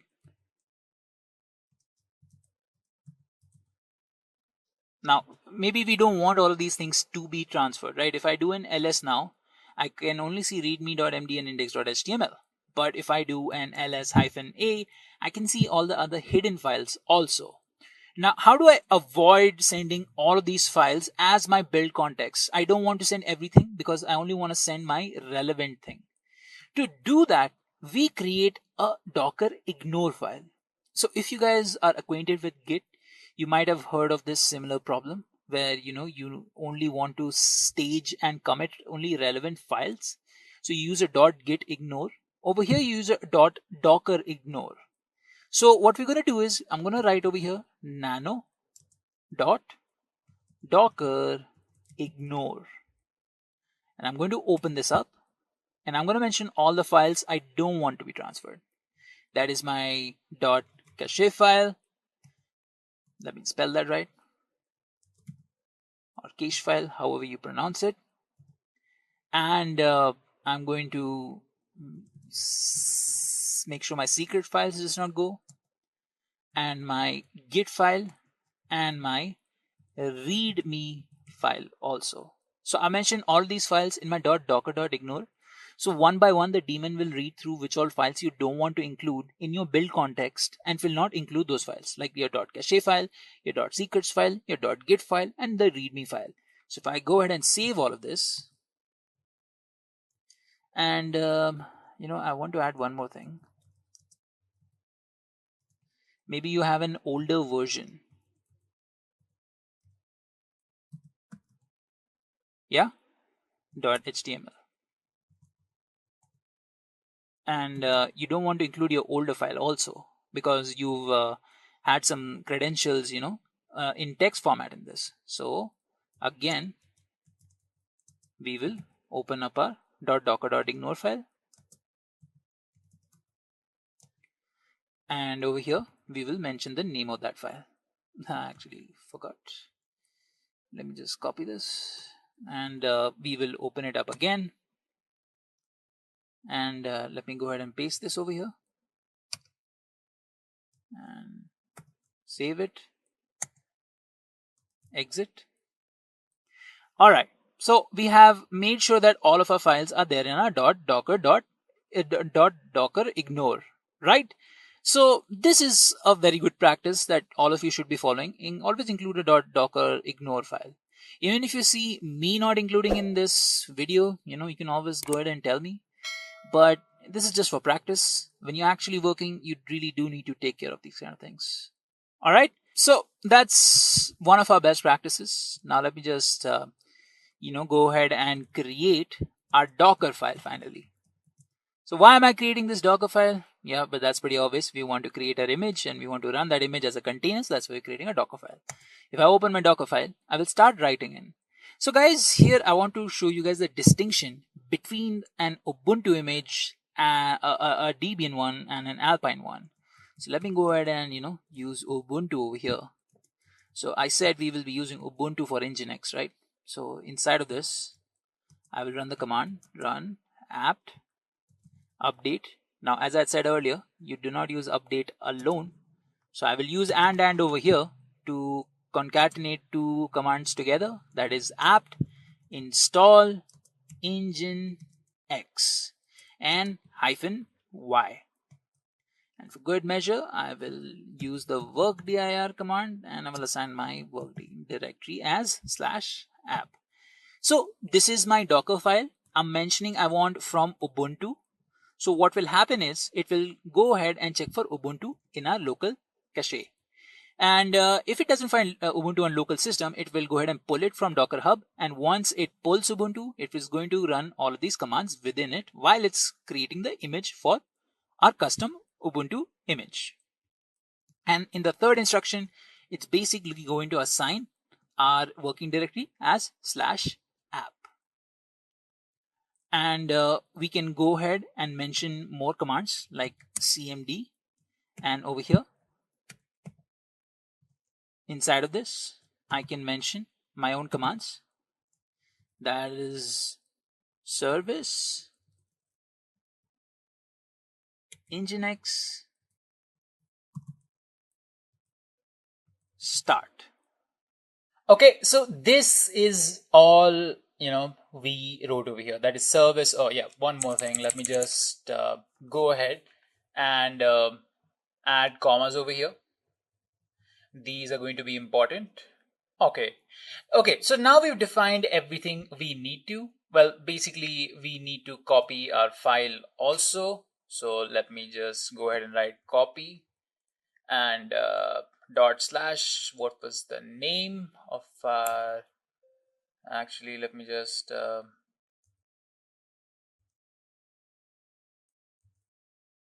okay, so let's save this for now. Okay, we'll exit. If I do an ls, this is the index version 1 over here, but we want index.html, right? So let me go ahead and open my index.html again, and open my Docker file, index.html,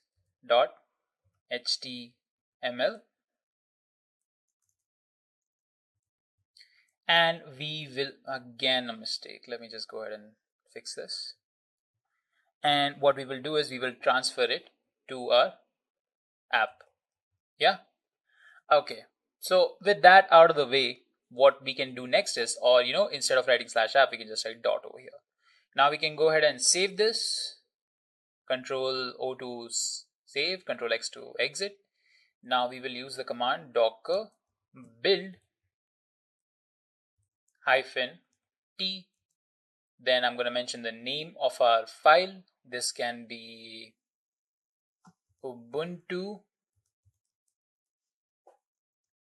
nginx image and dot. All right, so I will press enter now. So as you guys can see, it start pulling the Ubuntu image first as our base image, and then we'll start doing all of the rest tasks. That is, updating the instance and installing nginx for us. Okay, so it completed all of the basic tasks we asked it to do. So it basically, if we go through all of these steps over here, let me just scroll back up and let me show you one by one. And if we keep scrolling back up, all right. Yeah, so this is where it started over here. Yeah, so first what it did was it sent the build context to the Docker daemon, right? So the build context is very, very small, right? Let me just scroll down. That was not it. All right, so here's the build context, and you guys can see the size of the build context is very, very small. Now it sent the build context first to the Docker daemon, and since we assigned a very, very limited build context where we did not include a lot of the files, and we basically put a lot of files that we didn't want to transfer into the .docker.ignore file, so it only sent the relevant stuff. Now the step 1 happens, that is the from Ubuntu instruction, where it starts pulling our Ubuntu image. And once it's done that, it will go ahead and run the apt update command as well as the apt install nginx command. So first it's going to run the apt update command, and that way you guys can see that our Ubuntu is getting updated. And once that happens, it will start installing nginx. And once it installs nginx for us in our system, all the rest of the steps can start getting triggered. So removing intermediate container that was being used over here. And we will move on to the third step, that is working directory assignment.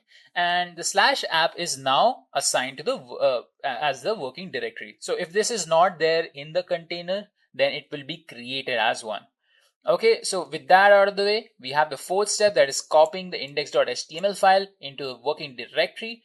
And once that is finished, we come to the fifth step, that is basically running our command, that is service nginx start. All right, so this is how we basically create our image. Now, if I do a Docker images over here, you guys can see how we have two different sets of images. First is the one that we created, and the second is the base image. Okay, so with the size of the base image is pretty big. It's 156 MB. So it's a pretty large image over here. And we want to reduce the size for this. So what is the point of us using Ubuntu over here? Isn't there an nginx image available for us to do this? Why do we need to use Ubuntu directly? So instead of going ahead and using this, let's do something different. I am going to open up the Docker file again, and we will rewrite this. Let me just remove all of these things. You can use Control K to remove all of them, and we will start writing our new file over here. Okay, so we are going to start off by writing our nginx image. But there's going to be a slight change over here. So let me show you what that slight change is. So when I write nginx, it will take the nginx latest image by default if I don't mention any tag. But we are going to mention a tag. We are going to mention a special tag called the alpine tag.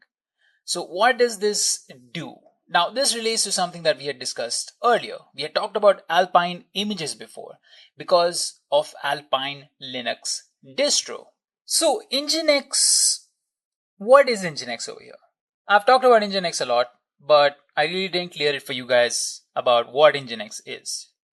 So let me make it a little bit more clear why we are using nginx for a sample website HTML project. So the thing with nginx is that it's a web server. It basically allows us to host our sample HTML website or the static website. So if you want to do anything such as load balancing, hosting a high, performance HTTP server, do any reverse proxying, or set up a mail server, we can make use of nginx. And then comes Alpine. Now, Alpine is a Linux distro. That means it's a distribution system based on Linux. Now, compared to all of the other Linux distros out there, like your Kali, your Ubuntu, your Fedora, your RHEL, CentOS, arguably a lot of other like Arch and everything, Alpine is a very, very, very lightweight compared to all of them. If you look at the Docker image size of Alpine itself, then it's only 3.98 MB, if I remember correctly. Now, that's very small compared to other Linux distros, as we had seen with Ubuntu, that which was 73 point something MB. Our Alpine image is much, smaller. And that gives us a large advantage over here. Because we're using a smaller image, we're going to be creating a container with that relative small size. And if we have a container with a relative small size, then it's very easy to, basically manage that container. And if you have a lot of containers that are making use of the Alpine Linux distro, then it becomes easy to handle all of them. This makes software development very easy, at least the whole process of, maintaining consistent environments and, implementing microservices very easy because you have such small size, images that can be very, deployed very fast and efficiently. Now it's more than 10 times smaller than the other Linux distros. So it shows you the scale of, the whole thing. Now, another great thing about having Alpine images, because of their small size, is the transfer ability, where you need to transfer the files regularly from different places to different places. So let's say if you wanted to transfer hundreds of Alpine images from your own server to another server, and the next day you have to do the same thing again to another server. So in all of this, the amount of networking you're using with your Alpine images will be greatly, reduced compared to any other distribution system, at least a Linux distribution system, because of their small size. So making any transfers and storing these Alpine images becomes very easy and cheap. So how or why Alpine is working with nginx over here? So you have different versions of nginx. You can have the Debian version of the nginx, where you can run a bash terminal, or you can go ahead and make use of Alpine image of nginx, where it basically uses Alpine to run. So that's what we are doing today. We are going to be running nginx using Alpine. Now, I want to talk a little bit more about Alpine because you're going to be regularly using Alpine a lot in production environments and in the actual industry, because Alpine is generally a lot more pulled in that kind of scenario than other images because of its amazing ability of transferring from one place to another without any hassle, and its small size. And one more thing that Alpine provides us is very robust security. So you might be thinking, how does Alpine provide us with security over here? So the thing with Alpine is it contains only the bare necessities, right? It only contains very, basic stuff that an Alpine image might need. So over here, so what Alpine does that other distros don't do is basically be very small. Since they're very small, they don't have any unnecessary packages. Now, this might be a little contradictory. I've already told you guys how Docker files, Docker images, or Docker containers are very lightweight. They only contain the bare necessities. But the thing with Alpine is that it goes the next level. It removes a lot of different packages. And these packages may be considered unnecessary over there. That's why you see the size of the Alpine image is only 4 MB, around that, versus any other Linux distro which has a very large size. So since you have a very small size, it makes it very easy to handle it. It makes it very fast and very efficient, as well as it gives us a layer of security. And this layer of security comes with the fact that Alpine has very less number of points to attack it from. There are very less number of known issues that you can use to access your Alpine images, because the whole philosophy behind the developers developing Alpine image is that if you find a vulnerability, might as well remove that vulnerability. So if you remove the vulnerability instead of fixing it, you're still doing the task. You are removing the vulnerability. So you remove any security loopholes with that. Okay, so that's how the developers develop Alpine, thinking that basically if their package is there and if it's vulnerable somehow, you basically don't include that package, so that your Alpine image becomes the safest image that is available. Obviously, you can make your own tweaks to it, add new things, add certain packages that you need to use, and basically help you launch the perfect Docker container that you can.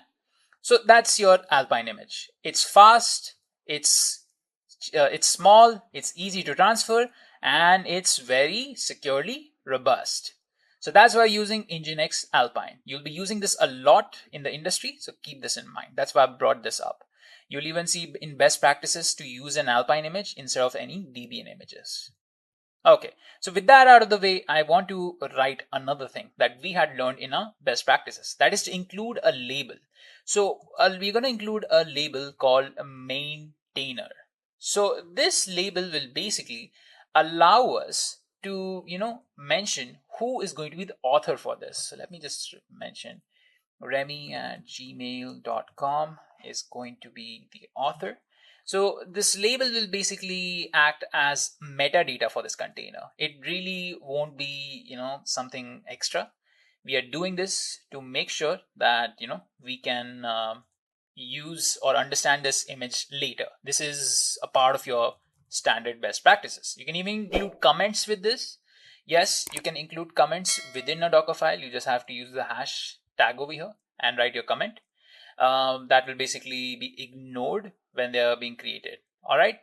So now the next thing we want to do is we want to copy our index.html file. So I will type in index.html and I will mention the location where I want this file to go to. So I will basically be copying the index.html from my source location. Since I've mentioned this, it's basically taking it as a default directory and taking the index.html from there, and it's transferring to /user/share/nginx/html. Okay, so this is our image. Now let me go ahead and save this. I'll save this and I will exit. All right, so we have our Docker file ready. Our next, our next step is going to be building this Docker file like we had done earlier many times. So I'm going to type in the command docker build. I'm going to mention the tag or the flag tag. I'm going to mention the name. Let's give this a really nice name, Alpine nginx image. All right, so we've given it a good name. Let me just make this a little bit more standard. I will include my username over here, so we can use it for posterity. Dolphin45. So that's my username. So this is how you basically name images when you want to upload them to your Docker registry. So that's what I've done over here. Now we will mention the location of the Docker file. I will mention a simple dot over here, and this will tell the engine where the Docker file is. Now I will press enter,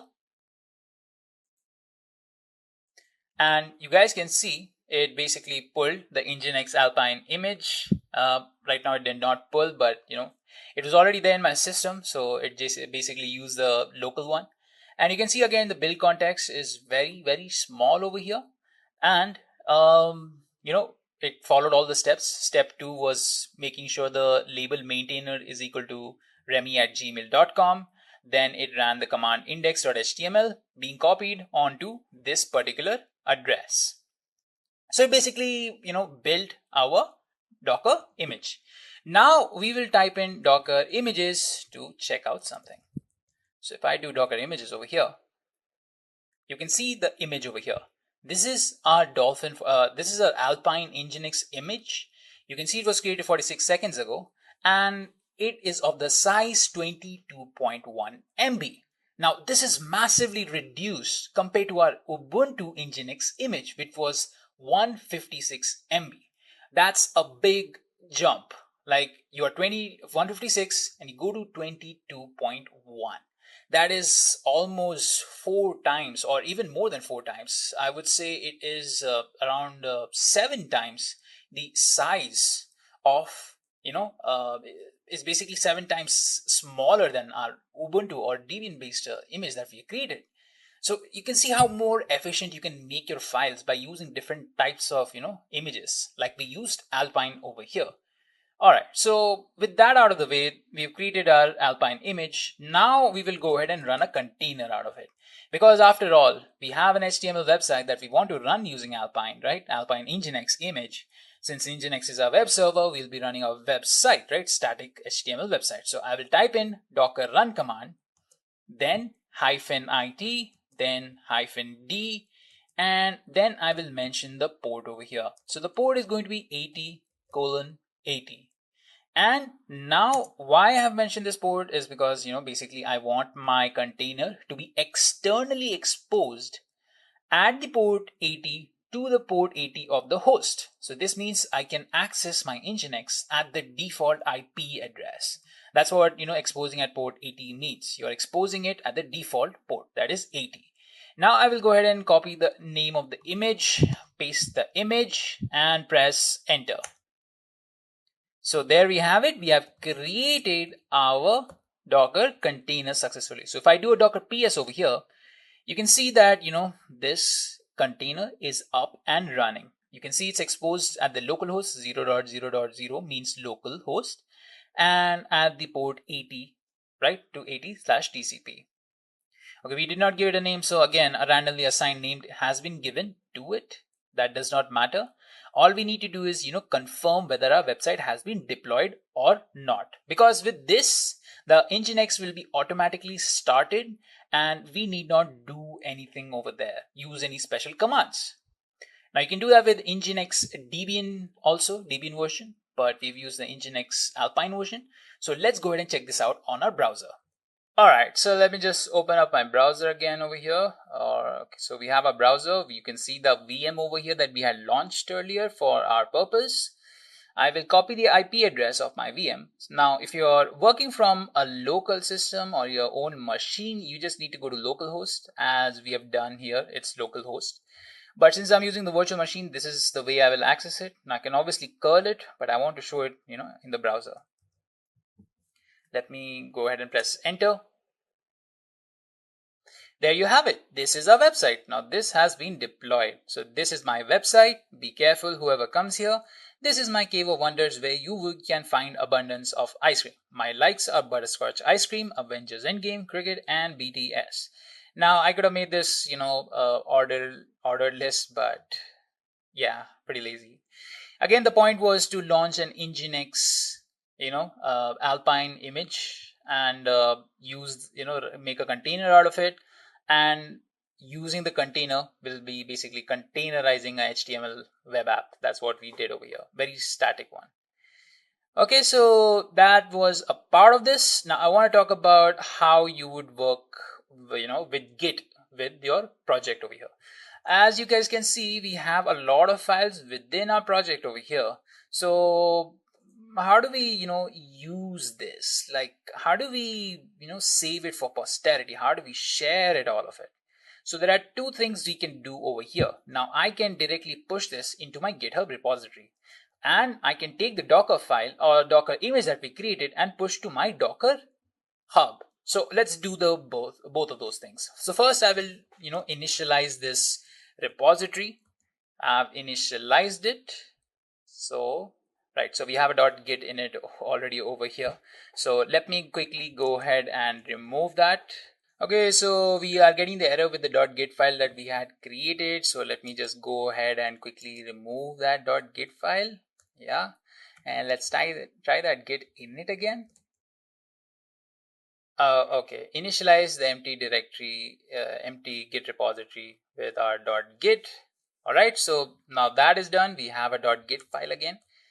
Yeah, so this is the official one, not the phony one that we created. Now, all we need to do is we need to stage our relevant files. Now, I will stage every file over here because we're going to be pushing all of that as our GitHub code. Now, the next thing I need to do is I need to commit all of this. So let me just go ahead and mention commit. And I will mention added, created a Docker file. All right. So yeah, let's do one more thing. Let's quickly configure our global email and our address. That's what's giving us the error, right? So, okay. So it automatically did it for us. So it's committed the thing. It did not give us an error. Now what we can do is we can basically push it. But for push it, we need to add an origin. So I'm going to use the command git remote add origin, and I'm going to mention the URLs. To get the URL, we're going to go ahead and create our repository. So I'll just come over here, go to github.com.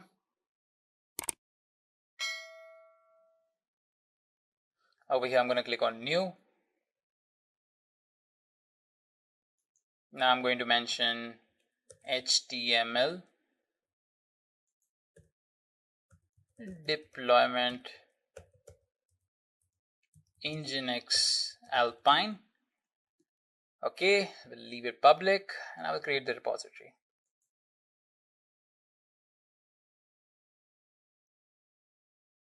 Alright, so now that I've created the repository, I'll copy the URL, go ahead and paste it over here. Alright, now we will push the master to the origin. Git push origin master. So we will push to origin from master. Right? Let me go ahead and do that. I'll put my password, enter. Alright, so it will basically push the code onto here. If we refresh, we can see our files have been transferred, even our Docker file. So now what we need to do is we just basically share the URL of this particular repository with anyone, and they can do the same thing that we did. That is, replicate our whole process. Even you guys can do that. Check out this URL and recreate the whole process. Add your, or rather, I would suggest you guys do it by yourselves, because then you will get a lot of practice and you'll understand things a little bit more. Okay, so now we've done it with GitHub. Now one more thing that we need to do is just push our image to our Docker hub, right? So we already tagged the image accordingly. Now we just need to do a Docker login.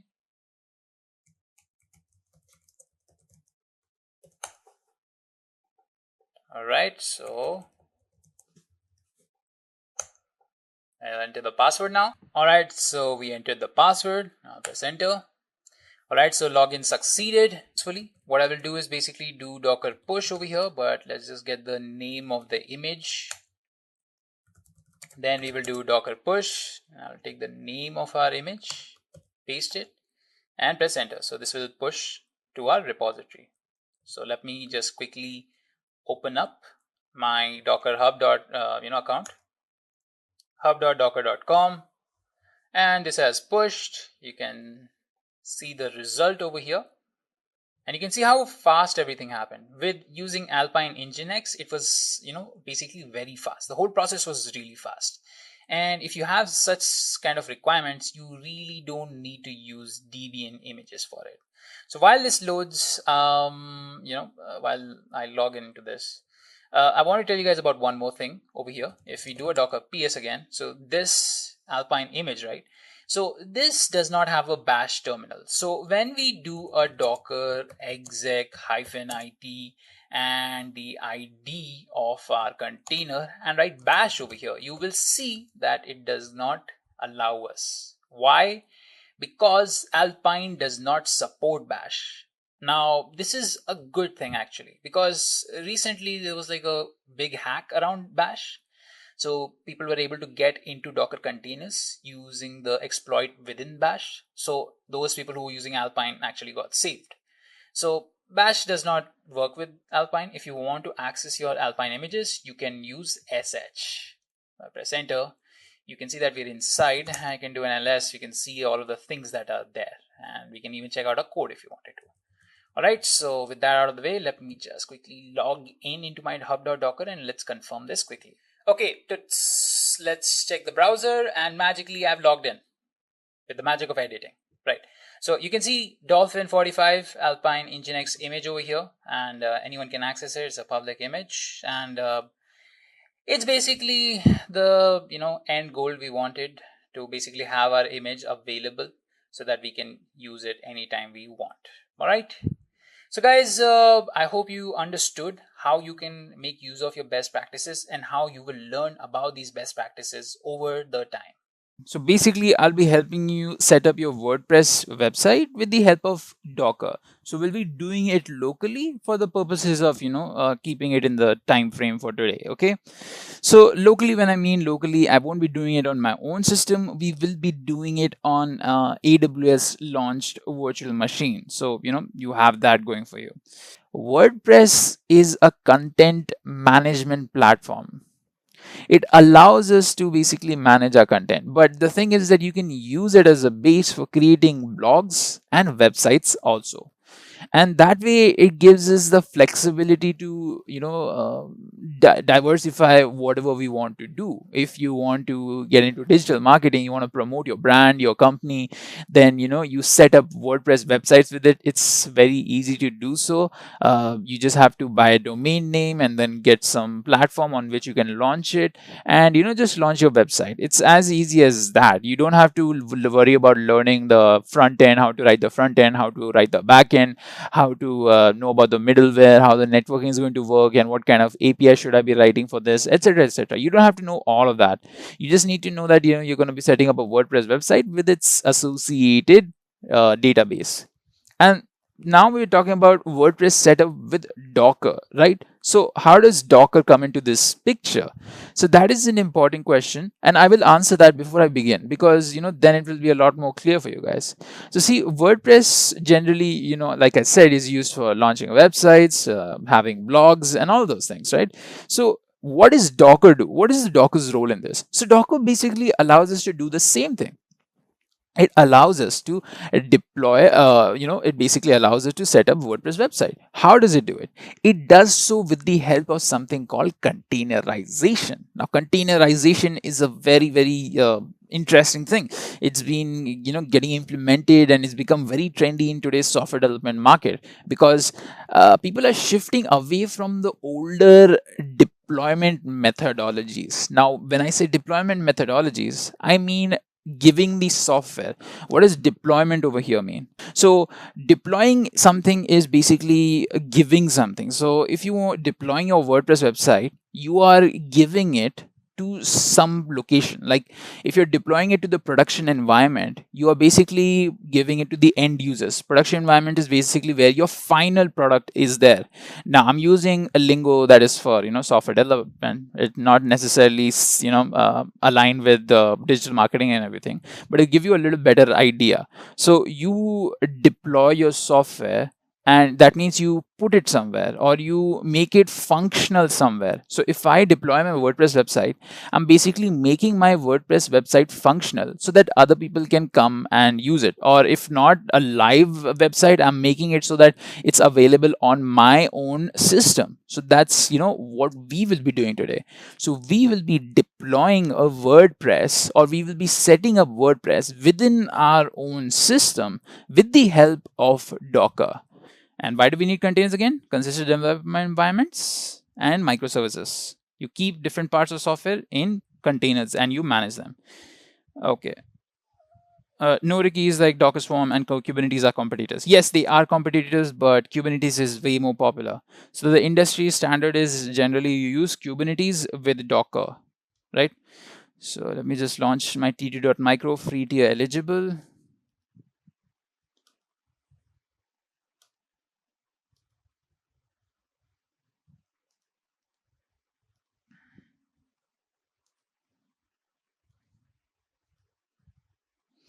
Alright guys, one more thing. If you want to get a more brief in detailed idea about Docker, we have a Docker live session that I've taken before for this. And I went only talking about Docker, all the different Docker commands and everything, right? So I won't be covering everything in this session. So if you guys want, you can check out those live sessions. And the moderator will link that video where you guys can check it out, okay? Okay, so created my thing.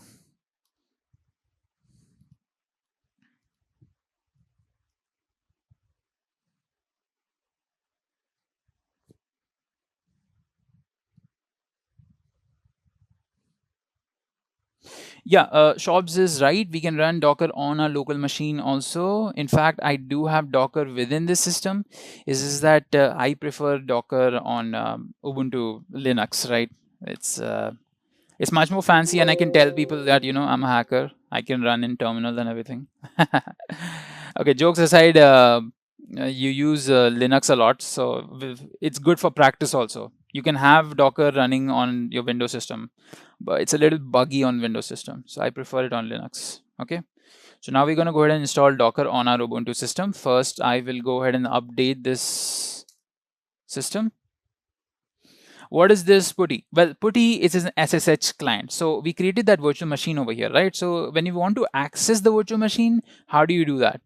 Well, basically you have to use a private key that they give you. You can either download it or choose an existing one and access your virtual machine. Now there are two ways. There are a lot of ways. I used something called an SSH client. I launched it. I put in the IP address. I gave it the private key, and I launched my virtual machine. It basically allows me to open up a terminal very easily. You can do this on your own system also. You can go ahead and use PowerShell, and there is an SSH command that you can use with that. All right, it's not coming up. Yeah, so we have updated our instance. Now what we're going to do is we are going to be launching, we'll be basically be downloading and installing Docker. So the command for that is sudo apt install docker.io-y. So this will install Docker for us.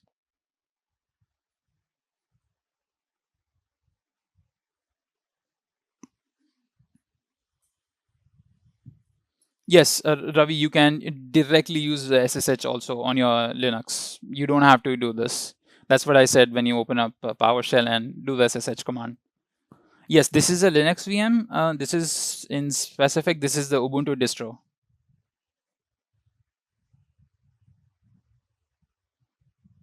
All right, so we have Docker installed on this. Okay, to give you guys a taste of it, let me just show you one of the commands. Docker run. Okay, so this command will basically run Ubuntu containers for us.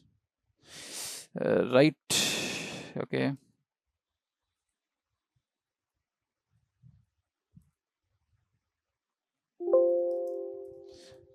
So this will allow us to run a Ubuntu container within the Ubuntu system. So you can see that it's taking the image for Ubuntu. And if you do a docker ps, sudo docker ps, you can see that there's a container being launched over here. All right. Now let's move on. now a little behind because I want to tell you guys about a lot more. Like over here, you guys can see the Docker engine, right? So, sorry, Docker environment. Yeah, let's go through the Docker environment. So there are a lot of different things within Docker. You have the Docker engine, which in basic is responsible for all the Docker's processes, like creating objects and creating and pushing and all building process and everything.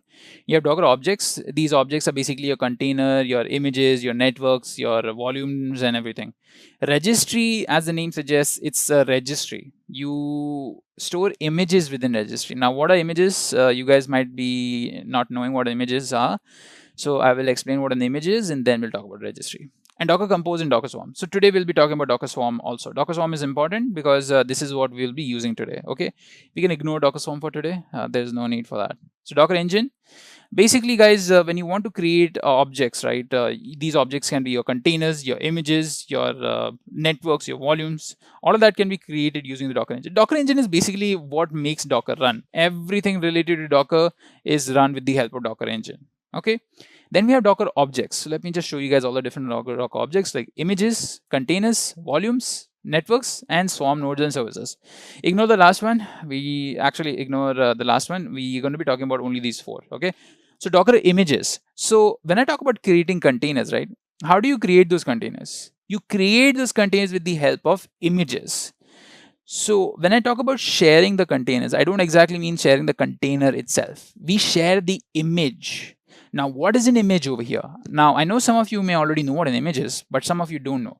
So think of image as a blueprint where you set the configurations for your container. Like what kind of environment do you want? What kind of software code do you want? What kind of tools you want?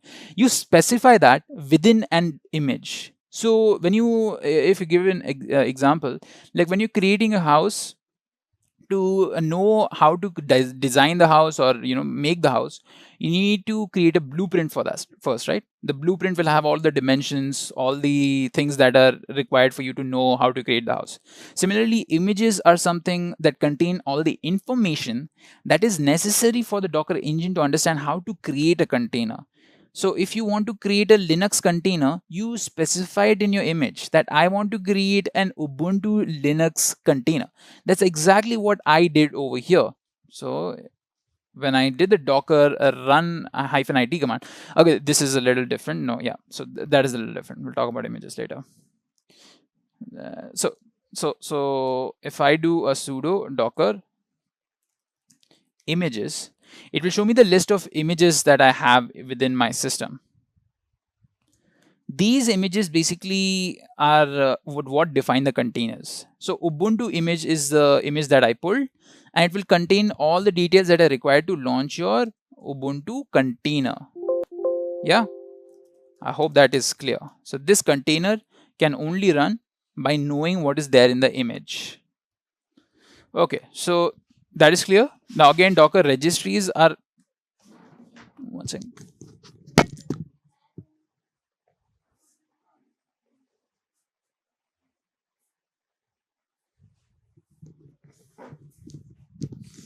Yeah, Docker registry is a place where you store images. So if you want to share your images with someone, you store it in a Docker registry. Okay, so Docker architecture. So this will give you guys better understanding. Let me just show it. Yeah, so Docker CLI is basically all the commands we type in. Sudo docker images, docker ps, that is your CLI. So you type in commands like build, run, pull. So your build command basically allows you to create images of yourself. So if you tell build, it will tell daemon to build an image for you. If you want to build an Ubuntu image, you can build an Ubuntu image. Now the pull command basically allows your Docker daemon to know what image you want to pull. If you want to pull an Apache web server image, it will look for that in the Docker registry and will pull it into the local system. Now Docker run command is something that we've already run. It basically references Ubuntu image or whatever image you specified and creates a container out of it. All right, Docker Compose I want to explain. So for now, just understand Docker Compose is a service within Docker that lets us launch multiple containers at the same time. So this command that we use, right, sudo docker run command, this command allows us to run specific containers. But we can only run one container at a time with this. If you want to run multiple containers at a time, we need to make use of Docker Compose. So Docker Compose allows us to create multiple containers at the same time. Now, how does it do it? It does it by creating a small text file. So I will create a text file, and in this text file I will be mentioning all the details about my containers. If I want to launch 3 containers, I will mention them accordingly over here. Okay. All right, so today, since I see we do not have enough time for me to specifically write down the commands to launch our WordPress website, what I'm going to do is instead we are going to be just copying and pasting it. Just give me a second, guys.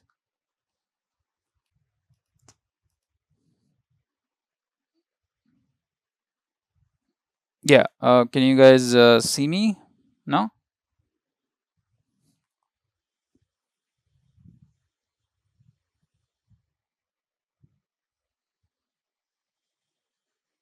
All right, yeah, so we're back.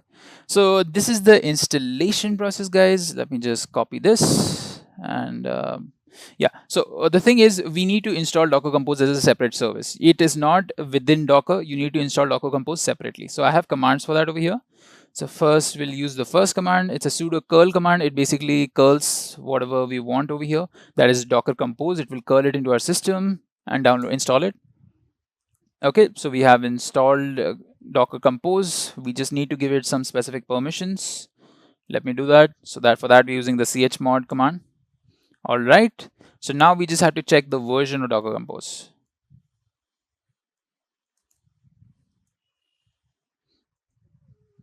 Okay, so yeah, we have version.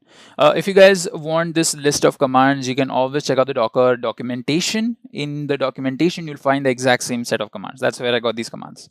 So they basically allow you to install Docker Compose. There are 3 steps: install Docker Compose, give it certain permissions, and check the version. You should see this. If you're not seeing this, that means Docker Compose is not installed for you. All right, so make sure that happens. Now we have Docker Compose installed, and we have a Docker Compose.yaml file, right?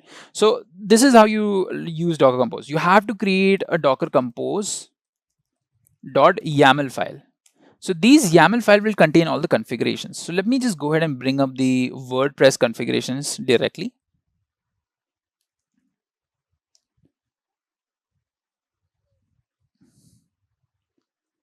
Now this configuration is also available online, that you guys can go ahead and get it. It's very simple. So today I'll just explain to you what's happening over here. So guys, this is how you write down your configurations. They happen in key value pairs over here. So first you're mentioning the version. So this is basically telling what kind of format you'll be using to write all of this. Okay, there are certain formats you can use, version 2 or 3, but those are older versions. We're using 3.3 over here. And within that, you have to mention services first. So services basically tell your Docker Compose what are the 2 different services. The services is basically same as containers, just with a different name. Now it has a little different meaning, but I don't want to get into that because I will confuse you. I'm 100% sure. Okay, so within services, we'll be launching 2 services. One is the DB and other is the WordPress. So this DB is basically the database. We'll be using MySQL database for this purpose of ours. So that's the image that we have referenced. So what happens is that we are mentioning we want the MySQL 5.7 image. So what Docker will do is it will look for this image in Docker registry. That is Docker Hub. It will look for this image. If it finds the image, it will download the image and it will do all of the rest of the tasks using this image.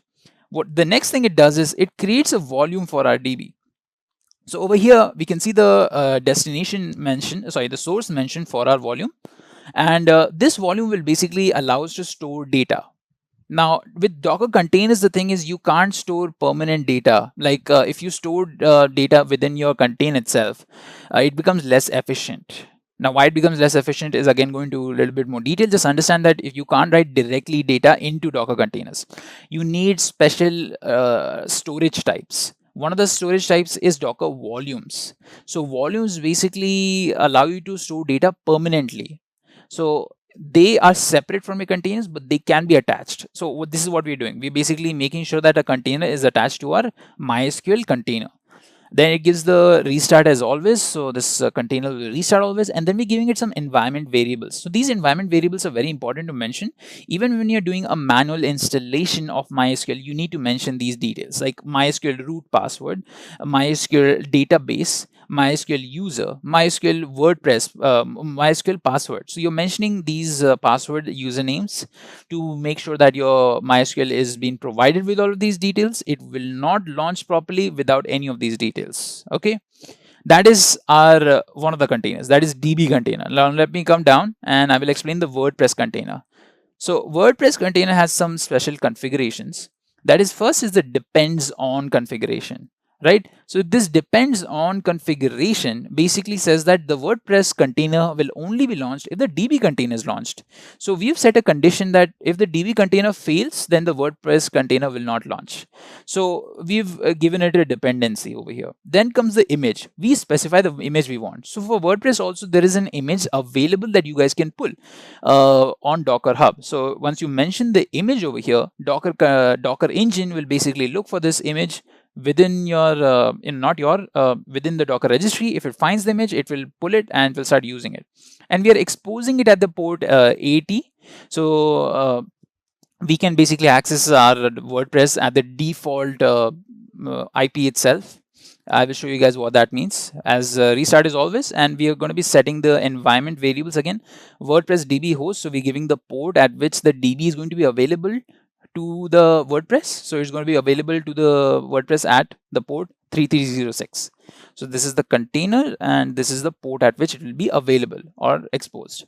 Then we're giving it the user, DB user, then DB password, WordPress, and the DB name, WordPress. All right. So you need to make sure that these details are same as up over here. MySQL database, my user, and password, right? So they're all WordPress. And again, we are defining the volume over here for our DB. Okay. So guys, these are the configurations. We have set the configurations. Well, we just pasted the configurations. And again, if you guys want the configurations, you can easily find it on the documentation as well. Okay, so let me just go ahead and save this file, enter, and we will exit out of here. And you guys can see my Docker compose.yaml file is created. Now my next step is going to be basically building this Docker compose.yaml file. So this is a different process than you're running your file. You need to type in docker -compose and up. So this will go through the file. It will scan through the file one by one. It will start doing all the processes that we have asked it to do. So let me just go ahead and press this. Right, so we need to run it as root, otherwise it won't run. I keep on forgetting that. Sudo docker compose up. And you guys can see first it created the network. We mentioned a network also, that is the default one. So we didn't mention, but created one by default. And then we have a volume, that is Ubuntu DB data, that we did ask it to create. And you can see that it's pulling the images over here. Right now it's pulling the WordPress image. That's the whole process going on. And once it pulls the WordPress image, it will create the WordPress container. Also guys, feel free to ask questions. We have 5 more minutes for the session. So I would like to know if you guys have any questions so far.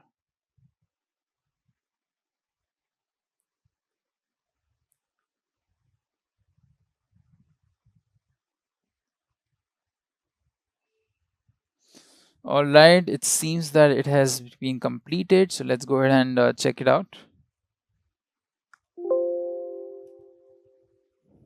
Let me just copy the IP address over here. Go ahead and paste this.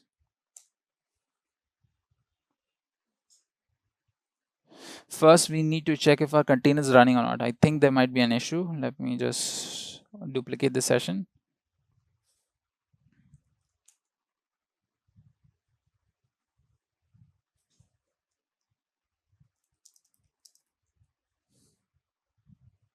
Okay, so they are running fine. We just need to go to the port 8000. All right, so they're all running fine. As you guys can see over here, when I did a sudo docker ps, this command lists all your running containers. So this means none of the containers have been stopped. That means no issues. Hooray.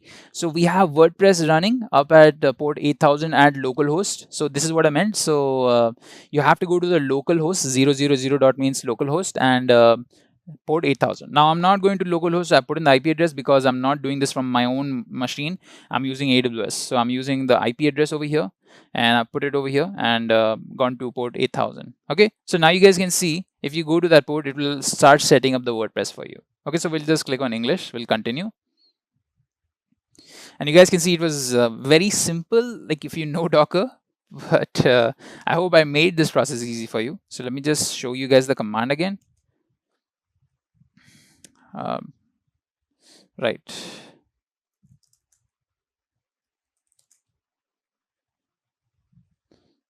All right, so guys, this is basically what we did. We first installed Docker. That was using the command sudo apt install docker.io. Once we installed Docker, we installed Docker Compose service. Why did we install Docker Compose service? Because Docker Compose allows us to basically launch multiple containers at the same time and configure them also. To do that, we need to install Docker Compose. Then we need to create the Docker Compose.yaml file, and we need to put in the specific settings. If you guys want these configurations, you can find them on the documentation. I explained to you what this configurations do. They basically allow you to create two containers over here, one for DB, one for WordPress, and they will be connected to each other, as we have mentioned over here in the WordPress environment. WordPress DB host, the DB is at the port 3306, so it can access it through there. Okay, so we created our two containers. How did we do that? We basically we built the compose file using the docker compose up command. Now, if you guys want to shut down a service, you can do docker compose down also. It will remove everything, so it will stop working. But we don't want to do that, so I'll just leave it be. So that was the process of launching the WordPress. You don't have to do anything extra. Now, what is the advantage of doing with Docker? With Docker, the thing is, you can launch multiple containers. So if I do a docker ps over here, sudo docker ps, now you guys can see that we have only two containers for these two services. So what if I wanted more WordPress containers? Now, why will I want more WordPress containers? You might be questioning. This is a good question. The thing is, we need sometimes replicas of containers. Replicas, as the name suggests, they're copies. So you can have copies of WordPress containers. These copies will basically allow you to increase your availability. Availability is, making sure your application is always running. So if you have 3 WordPress containers which are copies of each other, they're all pointing into one direction. If one of the containers fails, then you have the other two containers still up and running. But with this, right, if I just fail WordPress over here, I don't have any more WordPress over here. Only one container. If it fails, then I don't have my WordPress website available to me anymore. So that's why we launch replicas for them. So those replicas, right, so they basically help us to make sure that our product is available. So that way you guys can see how it is useful over here. You can even launch these WordPress replicas on different servers. I can go ahead and launch multiple servers over here, not just this one VM. We can have 3-4 VMs, and we can have multiple replicas of our VMs on that. Okay, WordPress on that. And one more thing that it helps us to do, actually there are a lot more things. You can orchestrate it using one of the Kubernetes, or you can orchestrate it using Docker Swarm. So when you orchestrate it, you have options such as scaling. You can go ahead and scale your WordPress to have many more replicas if you want. Or if you want to update it, you can update it very easily. There are specific commands for it where you can update your WordPress image directly. And if you want to update your MySQL, you can do that very easily also. So that also is a big advantage without having to put anything down. You don't have to put anything down like for maintenance any purpose. You can just do it directly. So that is a big advantage. So let's come back over here. So site title, what is the site title I should give, guys? I will give it great learning. It makes it easy. Username is going to be admin. Our password is going to be admin. This is just for, our playing purposes. Confirm use of weak password. They make you accept it. And I'm going to just give it some random Gmail, and we're going to install WordPress. Okay, we'll log in.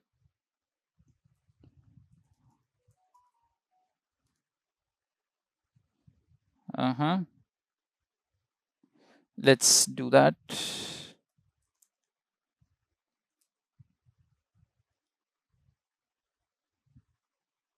Did I back to demo? Let's do this again.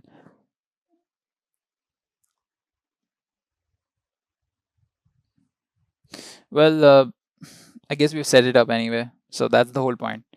We don't really need to care about what the admin thing is. So you guys can see this is our setup WordPress website. Now, if you guys want, you can go ahead and access this also right now, because I've made my public IP available. So if you guys can, go to 3.137.210.27 at port 8000, you can access the website. So first we're going to go ahead and learn how to install Docker. All right. So I'm going to come over here. I'm going to open a new tab over here, and in Google, guys, go ahead and type Docker for desktop and type in Windows 10 also. So it will directly take you to the link. So the first link is install Docker desktop on Windows. And over here, you guys have the first link over here, that is download from Docker Hub. Now I'm going to click on this. It's going to open on the next tab, but I have to give you guys a big disclaimer over here that Docker for desktop for Windows only works for certain systems. It doesn't work for all systems. If you're working below Windows 10, forget it. You can't work with Docker for desktop. There is another option. I'll tell you guys about it in a little while.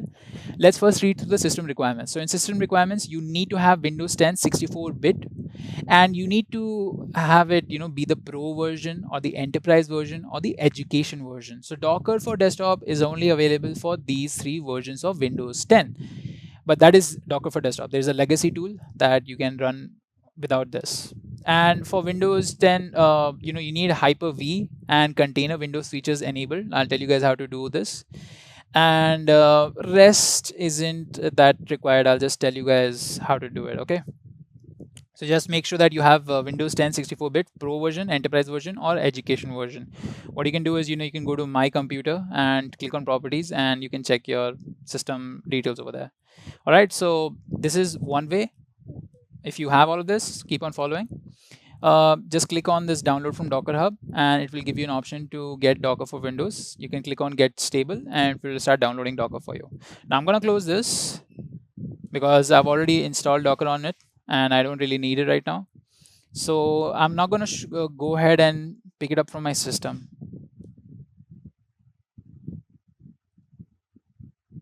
So this is it, Docker desktop installer. Let's wait for it to open up. Yes.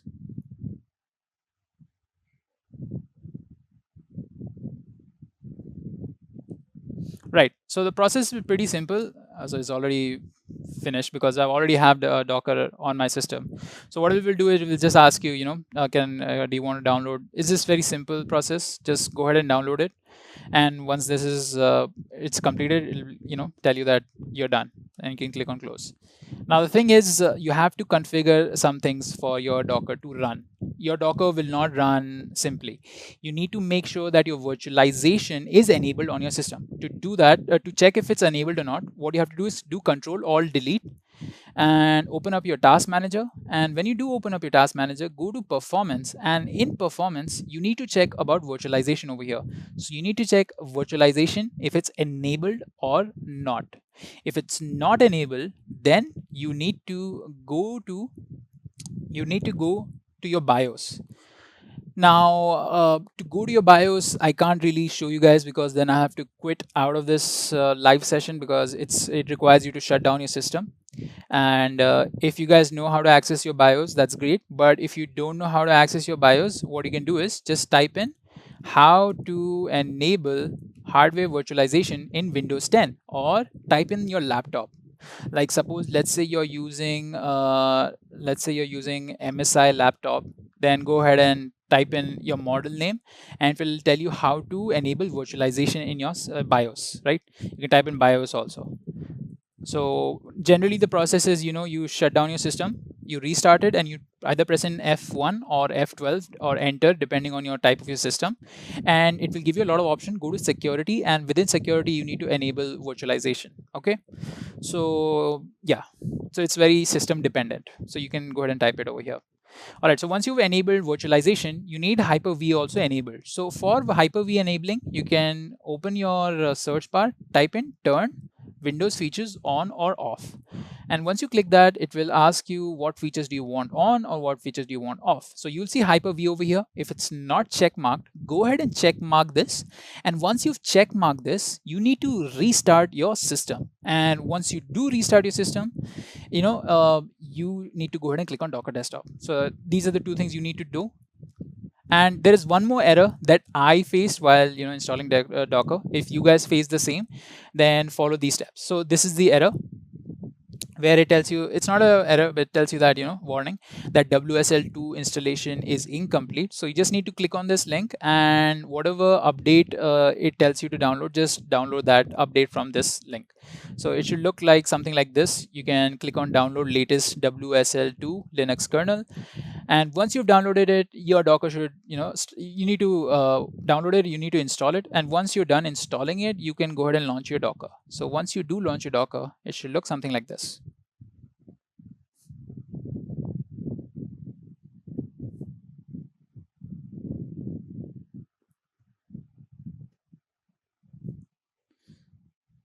All right.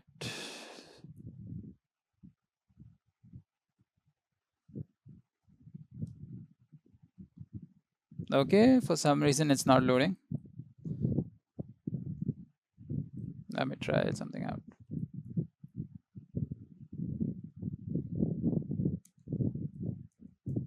Right, must have hanged.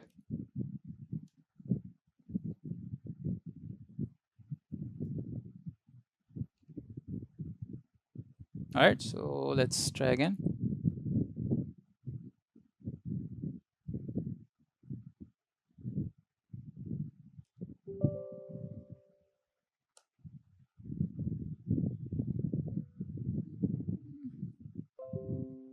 All right, so this message should appear up. Linux containers WSL2 backend is starting.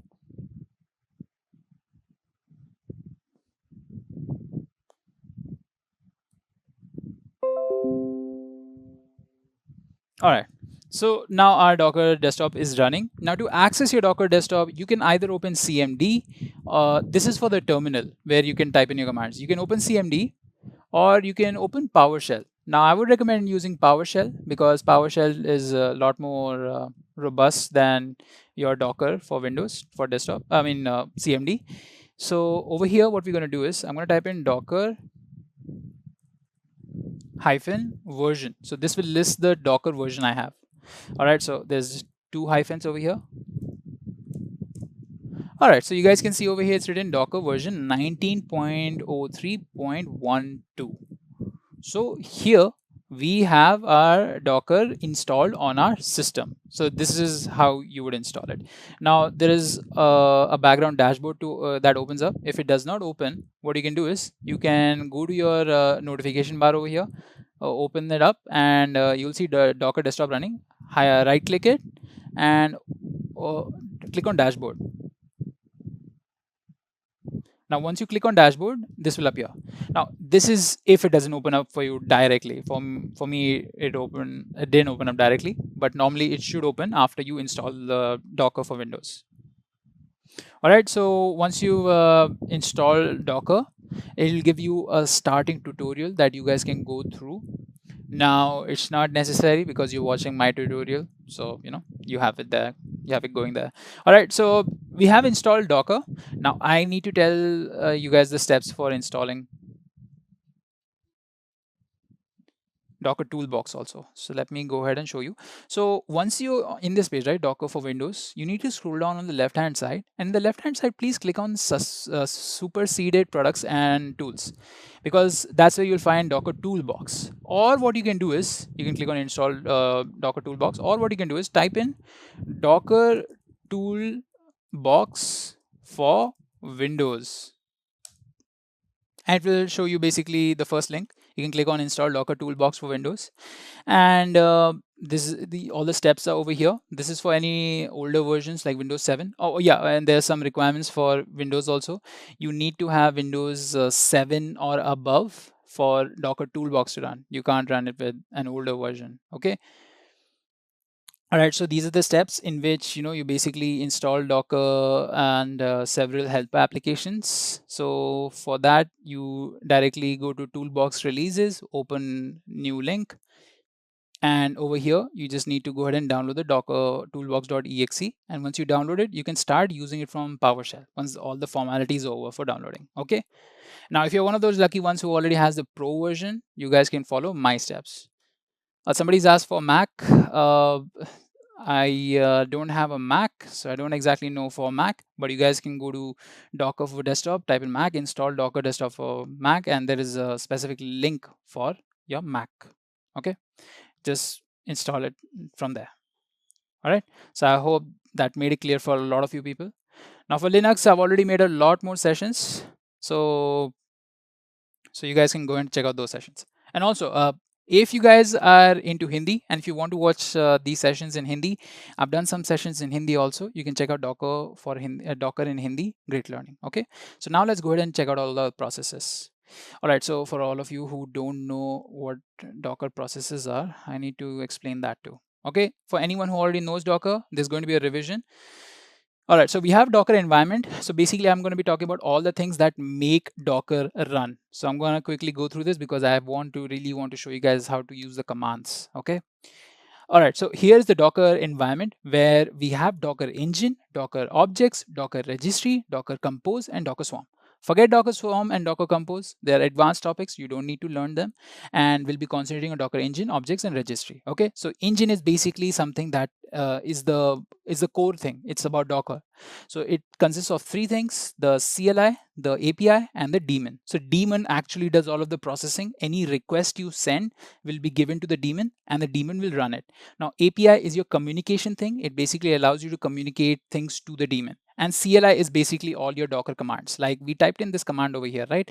That is Docker -- version. That is your CLI. That is a command line interface where you're interacting with the Docker using Docker commands. So let's say there is a user who wants to create certain objects. He will type in the command and it will be communicated through the API to the daemon, and daemon will create those objects and report back to the user. Okay, so that's your Docker engine. And then we have Docker objects. There are a lot of objects like images, containers, volumes, networks, and swarm services. So you don't concentrate on volumes, networks, or swarms, or services. They're again a little bit more advanced topics. We'll just be talking about images and containers. So images are your main thing. So when I talk about sharing a container, I don't actually mean the container itself. What we do is we create an image for that. We have an image for specific containers. Now, to get a better idea of what images are, just imagine an image to be a blueprint. Like whenever we build a house, right, we need some specifications for the house. Like how is it going to look? What kind of paint is going to be on it? And what are the dimensions of the whole house? So all that is on a blueprint. Similarly with containers, if you want to specify exact details for a container, then you need to create an image or use an already existing image to create your containers. So let's say you want to create an Ubuntu container, a container that runs Ubuntu inside of it. So what you will do is you will get an image that has the specification of Ubuntu. So it will say that, it will tell the daemon that, daemon, I want to make a Ubuntu container. The image will tell to daemon, and daemon's like, all right. So he will create the Ubuntu container. So that's what the image is. It's a specification or it's the blueprint for creating a container. So normally when you share anything, right, when you share something about a container, you're actually sharing the image. Since you share the image with all your colleagues, they can just take those images and run them in their own systems to create the container. So they don't have to send the container itself. They just send the image to it. Okay. All right. So now let's go ahead and, okay, I'm going to skip volumes.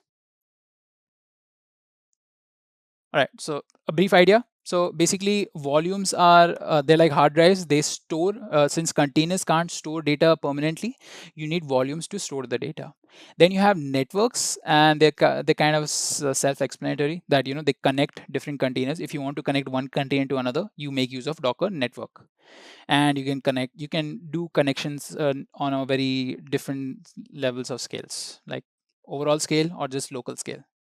Then you have registry. Registry is a place where you store images. So it's very similar to GitHub where you store your code. So Docker registry is where you store your images. So you can take in 1, 2, 3 images, all of them, you can store them in registry, and people who have access to that specific registry can take those images. Okay.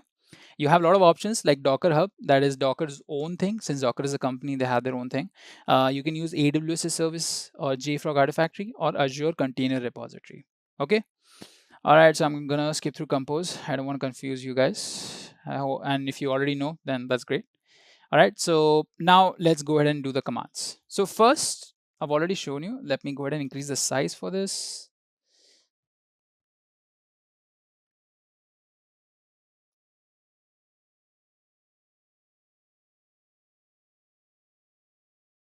All right, so I hope it's a little bit more clear. Again, the Docker command, that was Docker hyphen version to check the version of Docker you have.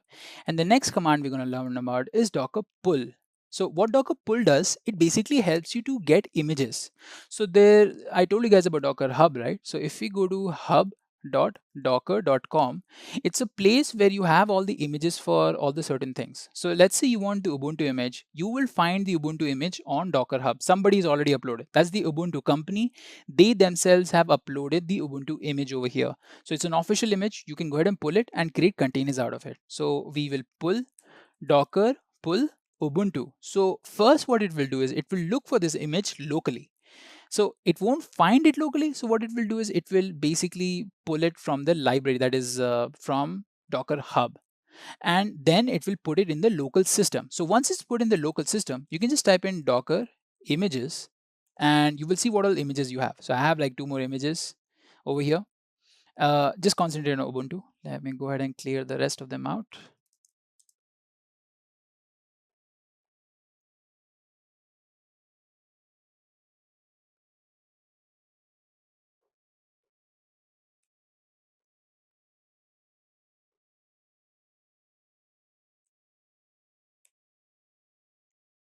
All right, so we have Ubuntu over here. So Ubuntu is the image that we pulled from Docker Hub.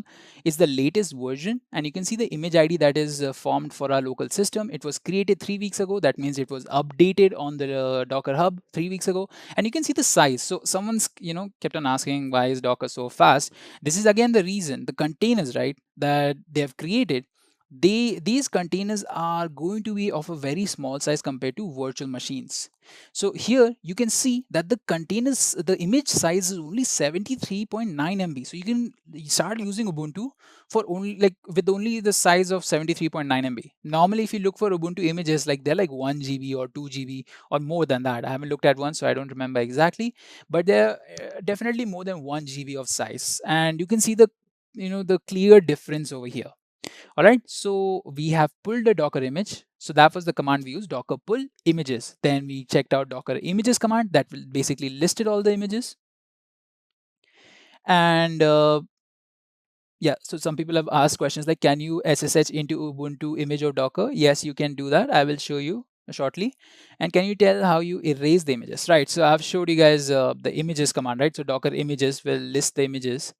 And if I wanted to erase an image, so what I will do is, so I will use the command Docker RMI. So RMI is basically remove image. So you can go ahead and copy the image name or the ID, paste it, use Docker RMI, and it will remove the image. So you will first untag the image and then it will delete it. So if I do Docker images again, I won't have anything. So let's go ahead and pull Ubuntu again because I want to create a container out of it. So it will start pulling Ubuntu again.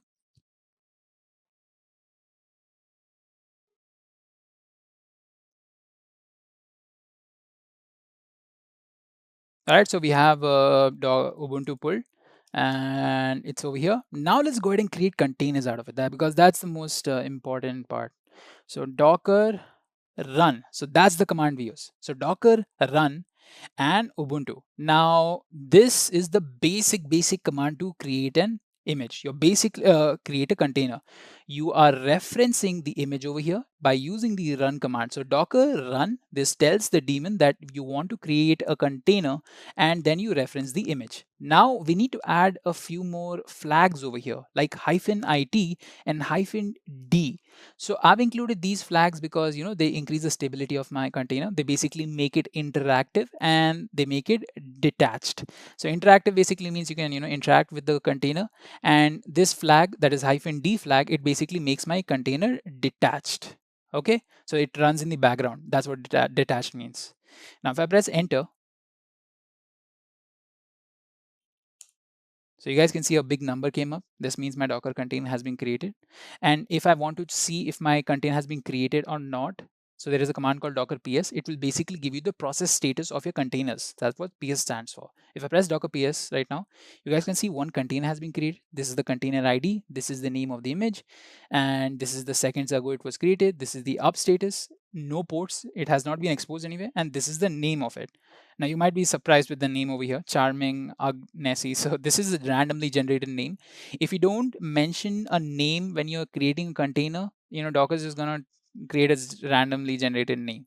So what we can do is we can go ahead and include another flag called name flag hyphen name, and I'm gonna give this let me take a name from the chat. Let's say Rex. Yeah. So this is going to be the name of my chat. So Docker PS. That's again to see which all containers running. If I do Docker PS, I have two containers, Rex and Charming Agnesi. Okay. So here we have created two containers, right?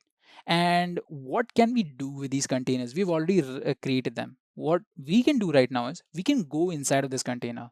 So it's like SSHing into the container, that is going inside of it. So there is a command for that. It's called docker exec hyphen it and the name of your container or the ID of your container. Go ahead and paste that and bash. So what this will do is basically it will it will allow you to go inside of it. So first command tells daemon that you want to go inside a container. This is a flag again to make it interactive, and to make it interactive using the bash terminal. Bash terminal is like your Linux terminal or your git bash terminal. Okay, if I press enter, you guys can see it has changed from my own system to root at the container ID. So if I do an ls here, you guys can see that this is the Ubuntu system in Ubuntu system. Basically all the parts you might see in your home directory in Ubuntu, you can see over here also. Now there is one more thing I can show you guys. Let me exit out of this container right now. Let me bring up the dashboard, because in Docker with Windows you will be working with the dashboard, and in the dashboard you can see something cool that you don't see with Linux. That is to see your containers that are running. So you can see my two containers running, Rex and Charming Agnesi, and I have a lot of options with it. Like I can open the CLI, that is the command line interface. This is when you click on the CLI, it basically execs into the container. That is, it opens up the container. Instead of typing that whole command, it will directly do it for you and open up a new window. You can just do an ls. You can see the same thing over here. All right. And you can stop this container over here without typing a command. So if I just stop the container over here, it would have stopped. You can see it exited. Now if I do a docker ps over here, I can see that there is only one container, and that is Rex. Okay. So now if I want to see my exited container, I can go ahead and type in docker ps -a. It will list all the containers. So with ps, you only see the running containers. With -a, you see all the containers, whether it's running or not. Since this is exited, it's no more running. Now, if you want to start it up, you have two options. You can just go ahead and click on start over here, or you can, type in the command docker start and your container ID or your name. So it will start it up. Now, this is the generic command you would use. But since we're using Windows, let's utilize the privilege we have of using Windows. I'll come back and I'll just click on start over here. And you can see it's running again. And if you go ahead and remove this command, docker ps, and you can see that our container is up and running again. So that's pretty cool, huh? All right, so we checked out how to do this. You can go ahead and remove your container, delete it from here, or stop it. Or if you want to restart it, it will restart the container also. It will exit it and start running again.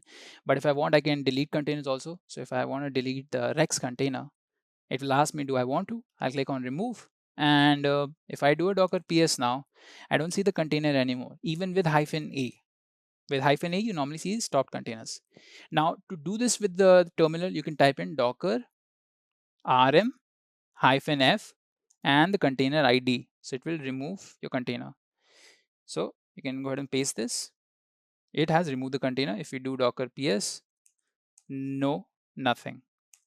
All right, cool. So I want to show you guys a few more commands over here. So let me go ahead and run Ubuntu container again. Again, you guys can see the syntax, docker run -it -d. If you do docker ps, you guys can see a new container with a new name, nostalgic Maxwell. All right, so we have created a new container. Now, if you want to stop it, again, you can use the stop command. But if you want to forcefully stop it, you can use docker kill command. So it will also stop a container like how your stop command does, but it does not do it so gracefully. Okay. All right, so we've learned a lot now. Let me go ahead and remove this image also about the containers. Now, before we end the session, guys, we're going to end the session in about 5 minutes. So go ahead and shoot your questions in the chat while I show you the last cool thing that we will do. Okay. So let me go ahead and run an nginx container. So for that, I will type in docker run -it -d. I'll give this a name, my web, and let's say my container, and I'm going to mention nginx. I can go ahead and put latest because I might want the latest. By default, it will take the latest tag. So when you mention colon, after that, you normally mention the version of the software you want. You don't need to mention latest at all. It will by default pick up latest. So if I press enter, what it will do is it will first look for this file locally. It can't find it locally, so it will start pulling it from the Docker hub. All right, so wait, what I wanted to do was a little different thing. Well, all right, so this container is created. Let me go ahead and delete this because I wanted to do something else. All right, so we'll run this again, but this time I'm going to add something new, that is -p 8080. So what this does is it launches my nginx on the port 8080. Now 8080 is basically exposing the container at 80 and exposing the system at 80. So my system will expose nginx at this particular ports. 80 is default port. So if you just go localhost, we should be able to see nginx. So if I just run this, and if I do docker ps, you guys can see the ports it's available at. So it's showing 00080. So if I just open up my browser, type in localhost and press enter, I can see welcome to nginx. Cool, huh? All right, so we basically learned how to do this. Now you can do this over here also. So my container is running at port 80. So there is a specific new option over here that is open in browser. That happens when you are using Windows. So you get an option over here. Just go ahead and click on open in browser and it will open it up for you. All right, so I hope that was clear for you guys. Now, how much time? We have a few more minutes. So let me go ahead and explain the Docker architecture. This will basically explain all the things I've done so far. Like, let's say in the Docker architecture, you have a CLI, you have the host, and you have the registry. Not let's say you have all of this. So Docker CLI again is the command line interface. That is, you putting in the commands like docker build, docker pull, docker run. Now we did not learn our docker build. That I'll say for another session. So what build command does is it basically allows you to build your own images. So when you type in docker build, you do so while having a docker file. So docker file is basically used to create an image. So whatever specifications you want in your container, you will have in your image. Now to create an image, you have to create a text file in which you write all the specifications. So let's say we wanted to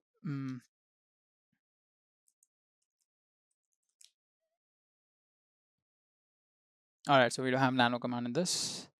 All right, so let's say basically we had a text file. In that text file, we wrote from Ubuntu, and we build that text file into an image.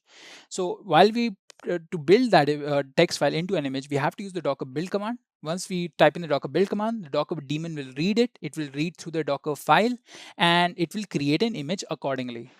Now, what docker pull command does is it basically tells the docker daemon, I want an image. So it will see that, if you have the image or not.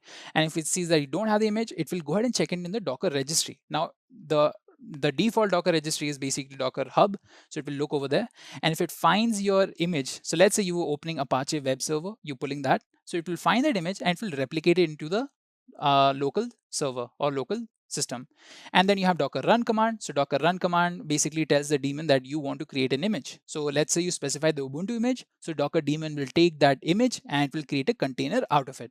So this is the basic Docker architecture. Okay, so now let's move on to Docker Swarm itself. So Docker Swarm is an orchestration service. So, since it's an orchestration service, all the benefits apply to Docker Swarm that we talked about, any orchestration service. It's an orchestration service within Docker that allows us to manage and handle multiple containers at the same time. It is also a cluster of multiple containers. Okay, so let's remove the Docker Swarm and Swarm separately. So we have a swarm. A swarm is just any cluster of containers. You have 3 containers and you name them as a cluster. you have 3 sets of containers and you name them as a specific cluster. To manage this cluster, you will use Docker Swarm. Okay, so inside of a Docker Swarm, you have manager nodes and worker nodes. Manager nodes basically is the manager, and the worker nodes are the ones that perform any task that you have. So this is basically your Docker Swarm. It's just an orchestration tool. All right, so let's see the Docker Swarm architecture. So it gives you guys a better idea. So we have Docker Engine, and the Docker Engine basically helps you create the Docker Swarm. And when it does so, you see that there is a manager node and you have multiple server worker nodes. So these worker nodes are connected to the manager node. So any scaling up, any updation, any health checking happens through basically the manager node. So if you want to update any new features onto these worker nodes, you will do it in the manager node, so that the updates go to the worker nodes. So if you have specific tasks, you will use the manager node to divide these tasks among the worker nodes. So let's say you have 3 services. You divide these 3 services using the manager node onto the worker nodes. So your worker node 1 will have service 1, your worker node 2 will have service 2, and your worker node 3 will have service 3. So this is how it works. So I hope you guys understood that Docker Swarm architecture. All right, so and all of it's connected by a layer of networks, overlay network. Docker Swarm components. So let's talk about these different components we have in Docker Swarm. So we have a service, we have tasks, and we have manager and worker. So basically, you guys know what manager and workers do, and you know what a service is. So let me iterate what a service and task is. So task is basically, assigning specific tasks onto workers. And let's move on to service. So service is the main thing over here. So service, okay. So any software is comprised of specific services. You have a web application for a food delivery app. You have multiple services running in that food delivery app. They're just like features. Like features is the same as service in this case, where you have in that food delivery app, you have the tracking of the delivery person. You have the shopping aspect where you're basically going to restaurants and buying things, and you have the payment service, and then you have the warehousing service, that is the whole backend thing. So you have multiple services that together run the software. So that's what a service is. It represents a part of the feature of an application, and you run them on specific workers. So these are the different components of Docker Swarm. All right, so we have studied enough. We've gone through enough theory. Now let's put our hands on Docker Swarm common commands. So this way you guys can learn, with practice what Docker Swarm is, and you learn how to use it. So to do that, I'm going to go ahead and launch a whole infrastructure. So I'm going to make use of something called AWS. I hope you guys already know what AWS is. If you don't know, AWS is basically Amazon Web Services. It basically provides you infrastructure using, as a cloud. So it's a infrastructure as a service, and it has many different services also. So the service we are going to make use of in AWS is basically EC2. So here we'll be able to launch multiple basically servers on which we can launch our Docker Swarm. So I'm going to go ahead and click on launch instance over here, launch instance, and we're going to be launching 3 Ubuntu instances. Ubuntu server, select t2.micro. It's a free tier, so you guys can use it for free. I'm going to name the number of instances from 1 to 3. Add storage, no need. Configure security group. So what we're going to do is we're going to make this all traffic and anywhere. So this isn't really safe, but for our practice purposes, this is really convenient because we don't have any networking issues. In later, we'll learn the best security practices and how to create a better networking layer over our Swarm. So let's click on review and launch, and then click on launch. I'm going to choose an existing key pair, live session keys, acknowledge, and launch instances.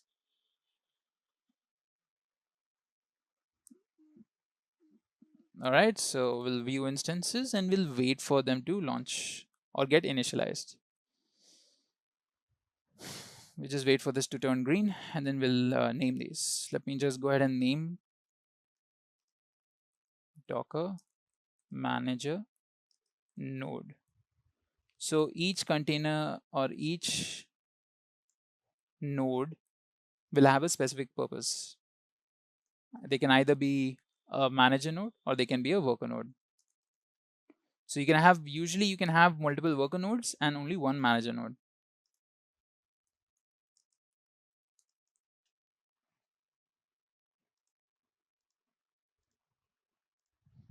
For clarity's sake, I'm going to name this 1.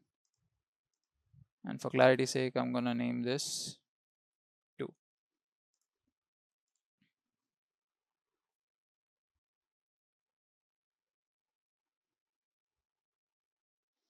All right, so we have 3 running instances. Let me go ahead and launch them using my SSH client PuTTY. So I will use this. I'm going to go ahead and copy the IP address from here, paste it, public IP, paste this. Already have all of the other configurations already set. I'm going to open this. Yes.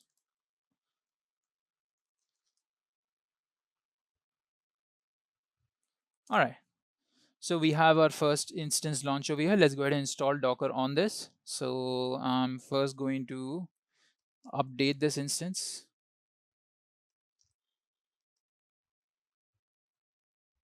Right. Sudo apt update. This will start updating the instance. Let me take Docker worker node and open this up while that's being updated.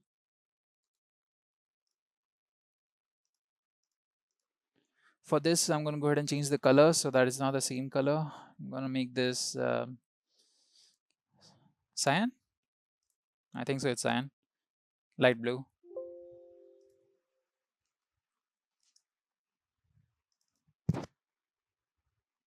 All right. I'm going to go ahead and update this also.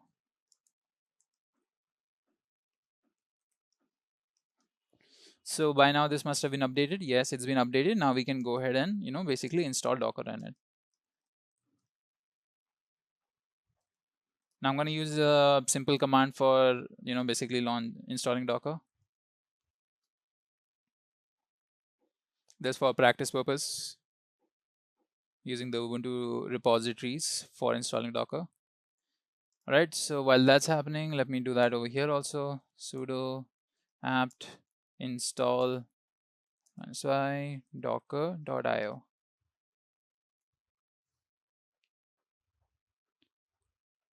Now make sure that if you're installing using the Ubuntu repository in one instance, you do that in other instances also. We don't want any version conflicts, and our project won't run then. Let me get root access so we don't have to keep on typing we don't have to keep on typing sudo. All right, so this is done too. Let me just make sure Docker is installed using docker-version command.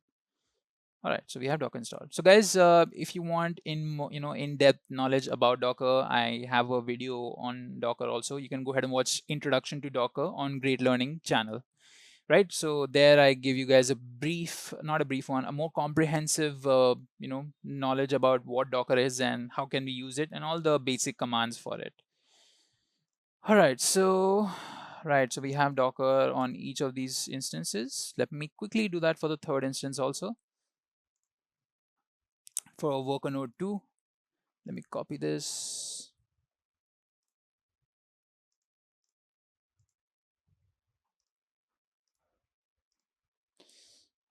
Pink or yellow. Let's make it green so it looks like someone's, All right, so let's try launching this again.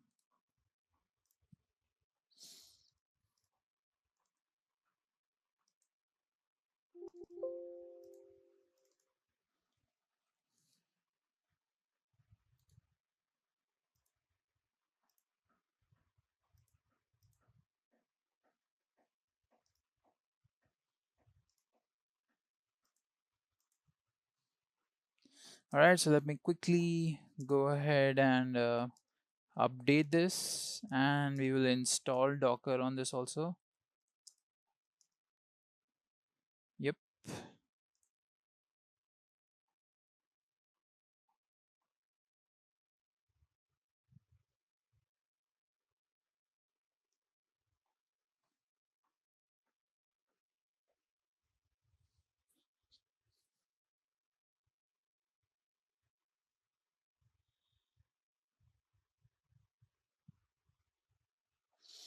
All right, so while it's doing this, what we can do is we can, basically set up a Docker swarm. So what I want to show you guys is, this is almost done. Let me just Docker version this. Yep.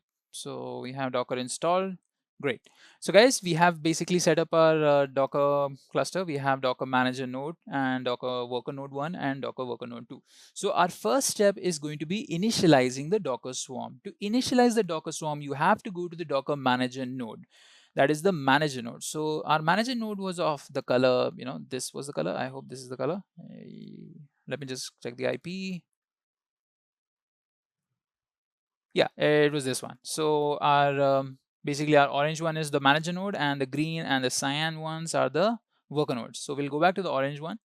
And the command to initialize a Docker swarm is to basically use sudo docker swarm init. So this is to initialize, then advertise address, and then we're going to go ahead and copy the IP address that we want to be the manager node. Then we're going to press enter. All right, so it tells us a few details. So let's go through them. Swarm initialize. So this is the swarm initialize, and the current node is now the manager. So this, the node that we've launched it on, is now the manager. Now to add a worker to this swarm, run the following commands. So basically we have created a manager node, and it's the only node inside of the swarm as of right now.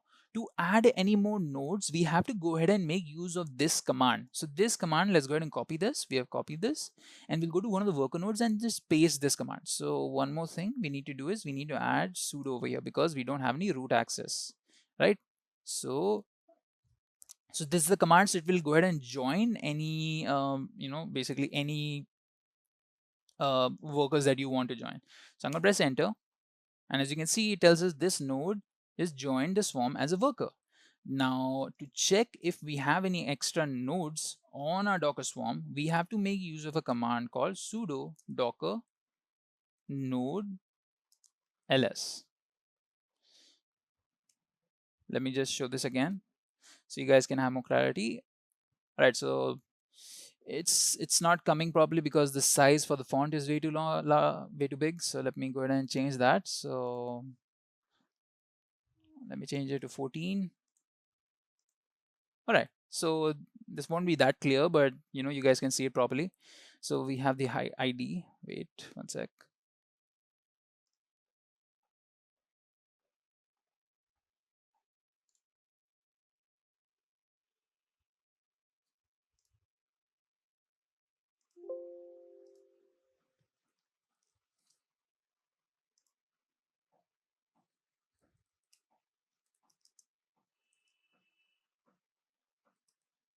All right, so let me use the command again.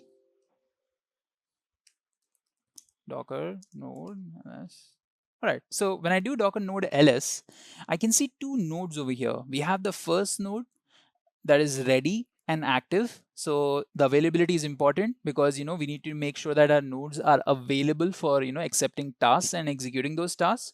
And we have our second node, which is the node that we are currently on. You can see that from the star over here. So you can see it's active and ready, and it's the leader of the whole pack of the whole swarm. So we have only one node. Let's go ahead and add the third node also. To do that, we have to use this command. So this node also has joined the swarm. So if we come back over here, we do docker node ls again. We can see we have three nodes, all active and ready to accept commands. So guys, we have created our Docker Swarm cluster and we are managing it using our Docker Swarm commands. So we'll be learning all the basic commands over here. So let me go ahead and show you the first command. That was, Docker Swarm initialize. The second was Docker node ls. Now let's go ahead and check out the Docker info command. So Docker info command basically gives you a lot of detail about the manager or the Docker machine you are on right now. So if I press in Docker info, you will see there's a lot of information over here. There's a lot of information. So this information is basically about the whole Docker machine you're running on. So it will tell you the servers, how many containers they're running right now. There are 0 containers in the system that are running, pause 0, stop 0, because we didn't create any. It'll give you the server version, then storage driver, backing file system, native overlay difference, logging driver, plugins, what are the plugins being used, volume, network, log, and then the swarm. This is the one that we are interested in. So we can see that the swarm is active. So that is good because we want the swarm to be active. This is the node ID. And is this instance the manager? It tells you yes, it is true. This instance is the manager. Then you can see the cluster ID to identify the cluster ID. That is the cluster in which this container is in. How many managers are there? There are one manager and there are 3 nodes. Now this 3 nodes is including the one manager. So you can see the default address pool. So all the addresses that will be given within the cluster to these Docker machines will be like this, 10.00. And something over here. All right. So these, if you want to check any information about your Docker swarm, then you go ahead and use the command docker info. Now we can do the same on other instances also. Let me show you guys docker info over here, and you can see the same same interesting information that we saw in the manager node in our worker nodes also. You can see the node address, manager address is also over here. So it tells you that this node is separate from the manager node, but they're connected. So it tells you what the manager is and everything else you might want to know. So let me go ahead and do that over here also.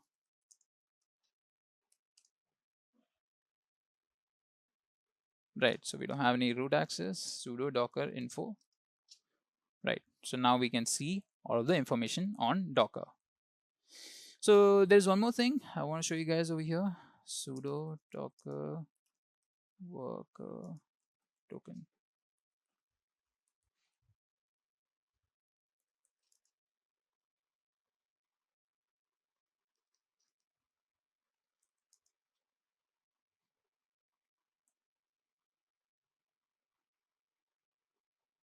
Fine, I'll just show you guys this later. All right, so guys, we have basically initialized our Docker swarm. We have added everything we want. We check the Nodejs command. Now we have everything in our swarm, right? So let's see what happens if one of the, one of the instances wants to leave, one of the nodes wants to leave the swarm. So we have this worker node 1. So let's go ahead and use the command docker swarm. Let me add sudo over here, docker swarm leave. So what this will do is it will basically make sure that this node has left the swarm. So if we do a docker node ls over here,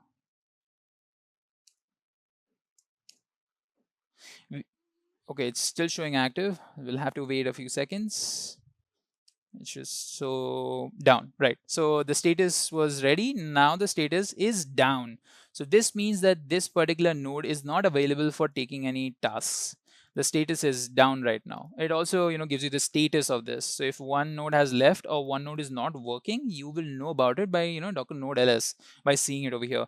We can go ahead and do that over here also. Docker swarm leave, and will leave the node. Node has left the swarm. Again, it will take a few seconds. It's still showing ready. Still showing ready. All right, so it's a bit stubborn. It's going to take a few more seconds. All right, now we can see the status for the others node is also down. So this is how you make, leave your nodes, or you force your nodes to leave a specific cluster. Now, if you want to remove them, there is a command for that also, docker swarm rm and the node ID. I'm going to take this ID and press enter. Just one second, guys. Right, not swarm, node.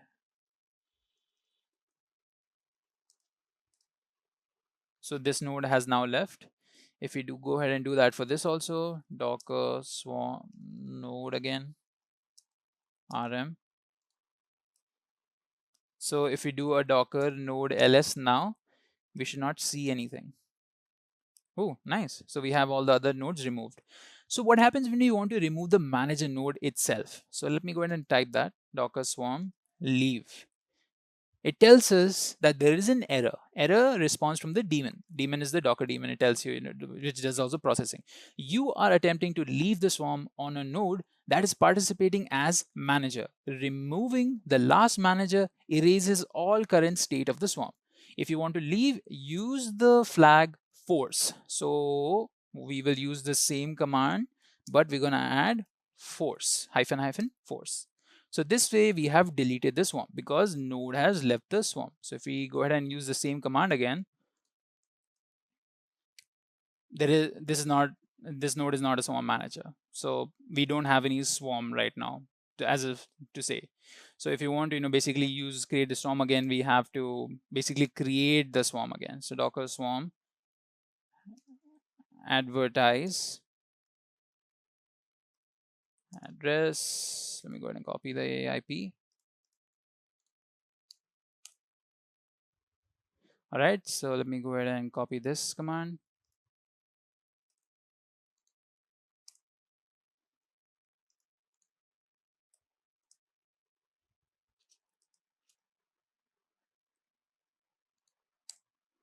Okay, so we have our Docker swarms again. If I do a Docker node ls again, I can see all basically my nodes. So guys, these are the basic commands you will need to work with your Docker swarm. So there are more commands. So basically we'll go ahead and learn how to deploy in a Docker swarm, and we'll basically be managing a Docker swarm, right? So let's go ahead and practice that also. Right, so let me show you guys one more command before we actually move on. Like what happens when you don't have the swarm token. So suppose I cleared the screen and I don't have the swarm token anymore. So, right, so let me just show you that command.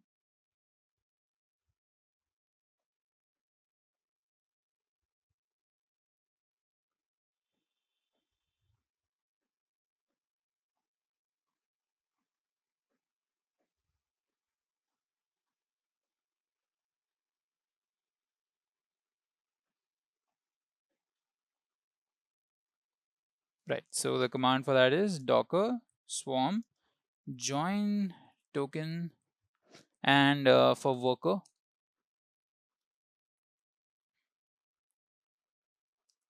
yeah.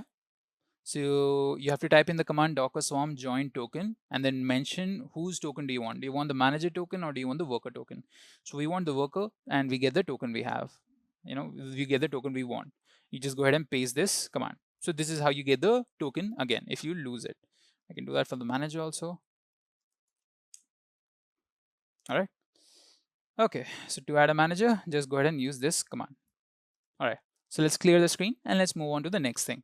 So the next thing we will talk about is basically creating a service on our swarm. So we have a swarm right now, Docker node ls. Now we want to run a service on this swarm. So basically what we want to do is we want to run a specific container on all of these nodes. To do that, we will go ahead and use the Docker service command. So the Docker service command will create a service for us, and that service is basically the container. So let me go ahead and type in Docker service create replicas. First, let's give this service a name using the name flag. I will say my service. Then replicas, how many replicas are we going to give this? We're going to give this 3 replicas because we have 3 nodes. And we are going to give it a publishing port. We want it to be published on 8080, and we will give it an image to reference. So we want it to reference an Apache server. We want to run Apache server on all of these 3 nodes. So I'm going to use HTTPD, that's the name of the Docker image for Apache server, and then press enter. When I do, it will start preparing that service. Now it's 1 out of 3, 2 out of 3, 3 out of 3 because there are 3 replicas. Now what are replicas over here? So replicas are what the name suggests. They are replicas of the service. If I mention 3 replicas, it will create 3 of those services. But those 3 services will be very, very similar to each other. They'll be exactly the same thing. Now we create replicas to basically increase the availability of a particular service. Now say I have a very important service called the payment service. I want it to stay up all the time. So I create like 6 replicas of it because I want to make sure that if one of those replicas goes down, then I have the rest of the, basically rest of the containers, rest of the services still running. So at least one of those services will be running the feature. So let me just show this to you how it works out. So we have created a service. If you want to see the list of services, we have one service. The name of it's my service. And if you want to see where your service is running, you can type in Docker service PS and then the name or the ID of the service. So we're going to paste the name of our service and then press enter. So when you do that, you can see that there are 3 containers created: myservice.1, myservice.2, and myservice.3. And each of these services are running on different nodes. You can see the IP of the nodes are different. So this is node, and you can see the IPs are totally different. So to check if they are actually there, or and Docker is not lying to us, we can do a Docker PS. When I do a Docker PS, I will see the list of all the containers there are, and here you can see that we have one container and it uses the HTTP image, and it's myservice.3. So this one is running on our manager node itself. We can go ahead and do that same over here, Docker PS, and I can see a container is running here also. And if I do a Docker PS over here, I can see there's a container running here also. So this is how you basically go ahead and run your containers. So if what happens if I remove any of these containers, let's suppose I do Docker RMF for this service and then press enter. So I've removed this service. So if I do a Docker PS again, there is no service. But if we wait for some time, we see that this service is back up again. So this is the amazing part of Docker Swarm. If suppose the service goes down, Docker Swarm will try its best to basically relaunch that service. And if it's not able to do it, that's also fine, because I want to show you guys one more thing. Now I have these containers running on each of these nodes, right? If I take an IP address of any of these nodes, if I take the IP of worker1 node, copy it. We didn't copy the node IP. And if we paste it in a browser, it will show it works. So whenever you launch an Apache server, to check if it's working or not, you go to the domain name and you can see that it works on the worker node 1. So let's see if that happens for Docker manager node 2, manager node. Now we're using the manager also to run the task. Normally you wouldn't do that. And you can see it's working over here. And if we use Docker worker node 2, let me go ahead and copy the IP address over here and then paste it here. And we can see it's working over here also. So you can see that all these services are running on all of these nodes. Now, if I wanted to remove this again, let me just do that command.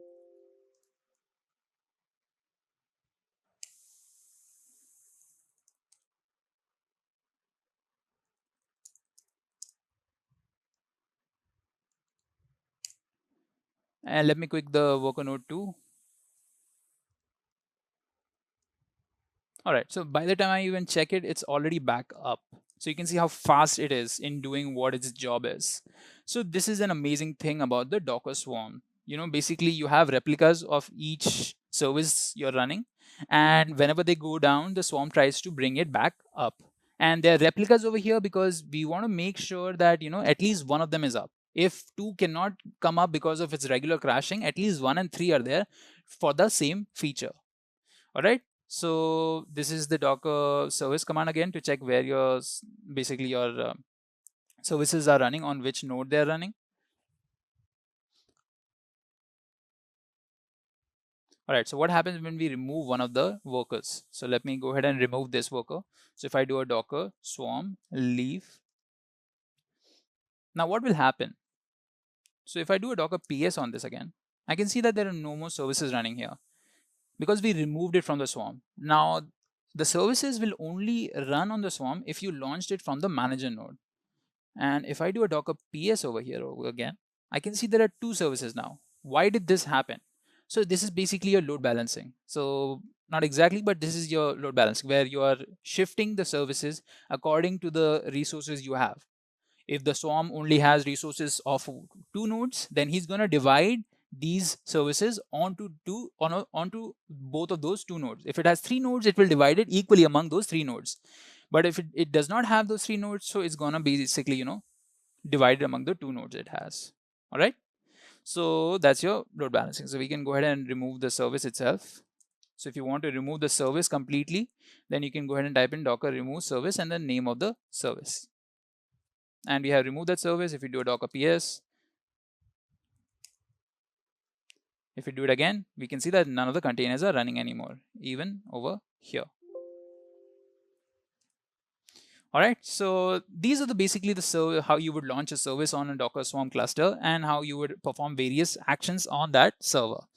Now, let me quickly go ahead and launch a service again, because I want to show you guys a few more things about it. Docker service create. We'll give this a different name. I'm going to call this demo, and I'm going to create 6 replicas for this to show you guys how the load balancing works again.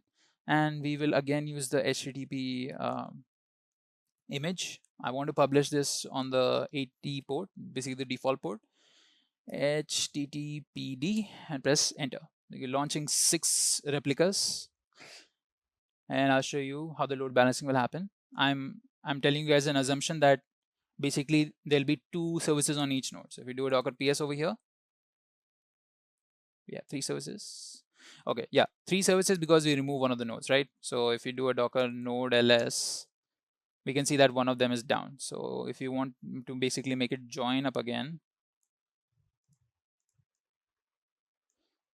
it was this one. All right.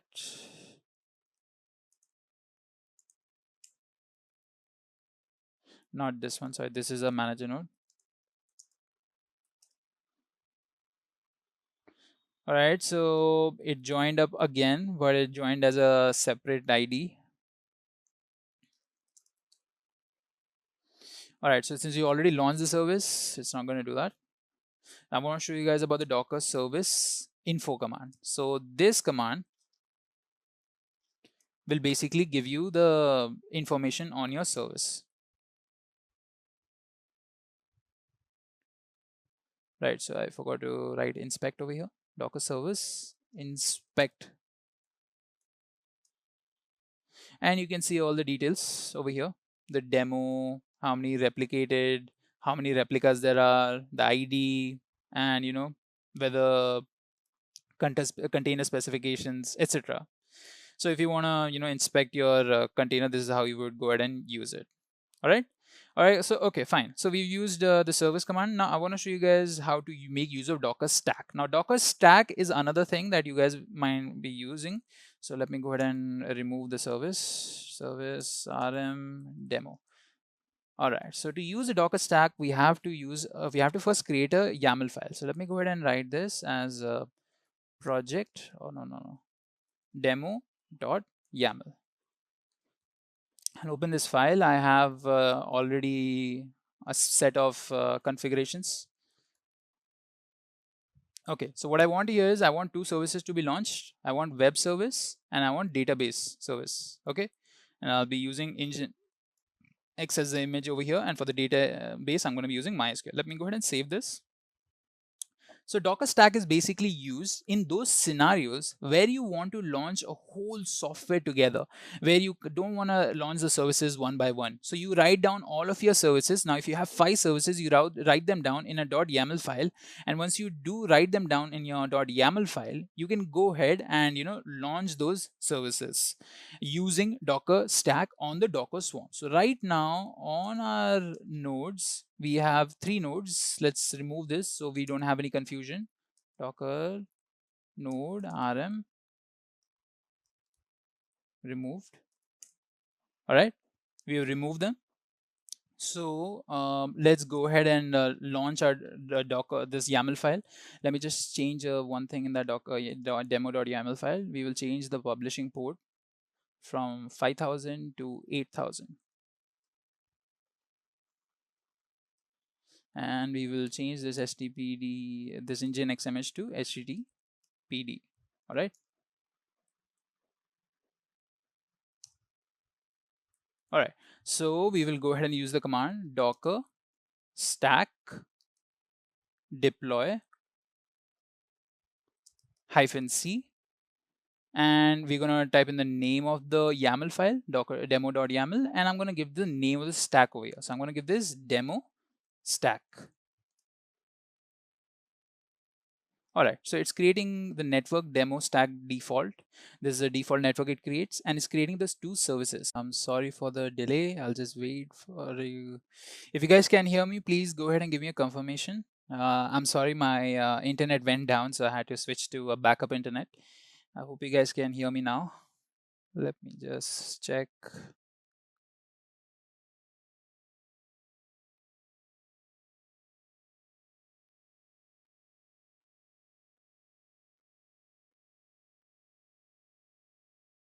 All right, so I'm back online. So let me just go back, and I've already crossed a lot of time. So let me just give you guys the basics again. I'll just show you how to use the Docker stack again. So right, so we already used Docker stack. Now we're gonna go ahead and deploy. We already deployed. So basically, we had two services. We had our HTTP service, that is the Apache web server, and we launched a database, right? So we have two services launched on our Docker swarm. So let's go ahead and see those two services. So we will use the command docker service ls. I'm sorry for the internet speed, guys. My backup internet is horribly slow. So we can see that the database has no replicas, so that means it's not running, but our HTTP, Apache server is running.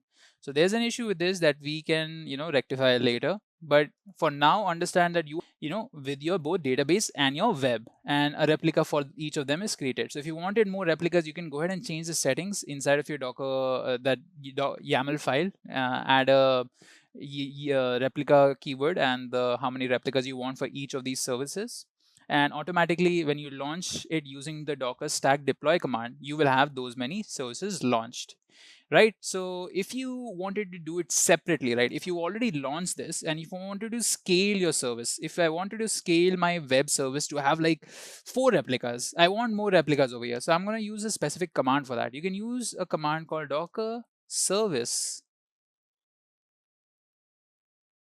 scale, and you can use the service ID or use paste the name.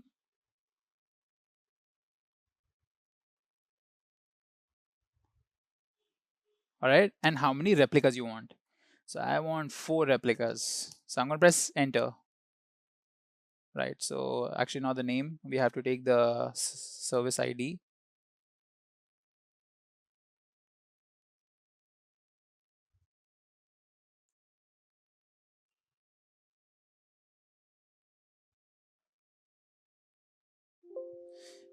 Yeah, okay, so docker service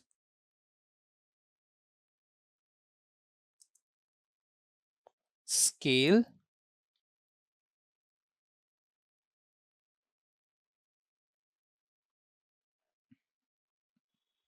and and the ID of the service you want to scale.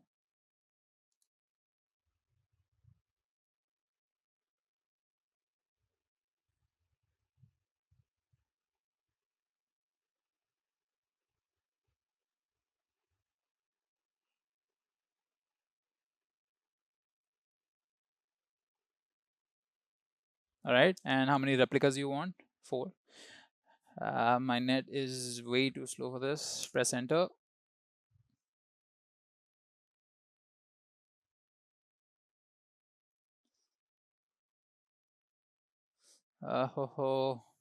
It mixed up scale and ID.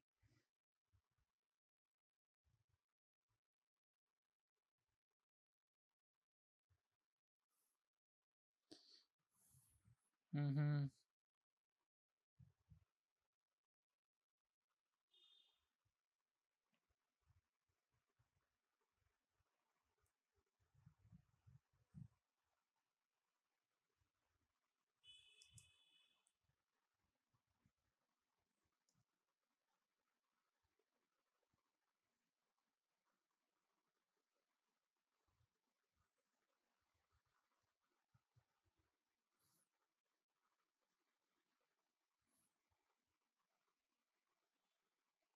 Why is it not working? Right, I forgot to include the equal to symbol.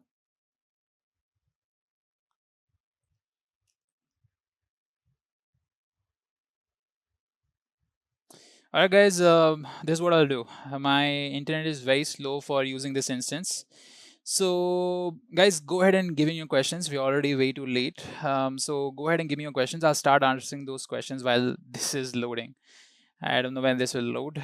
I mean, it's taking way too long.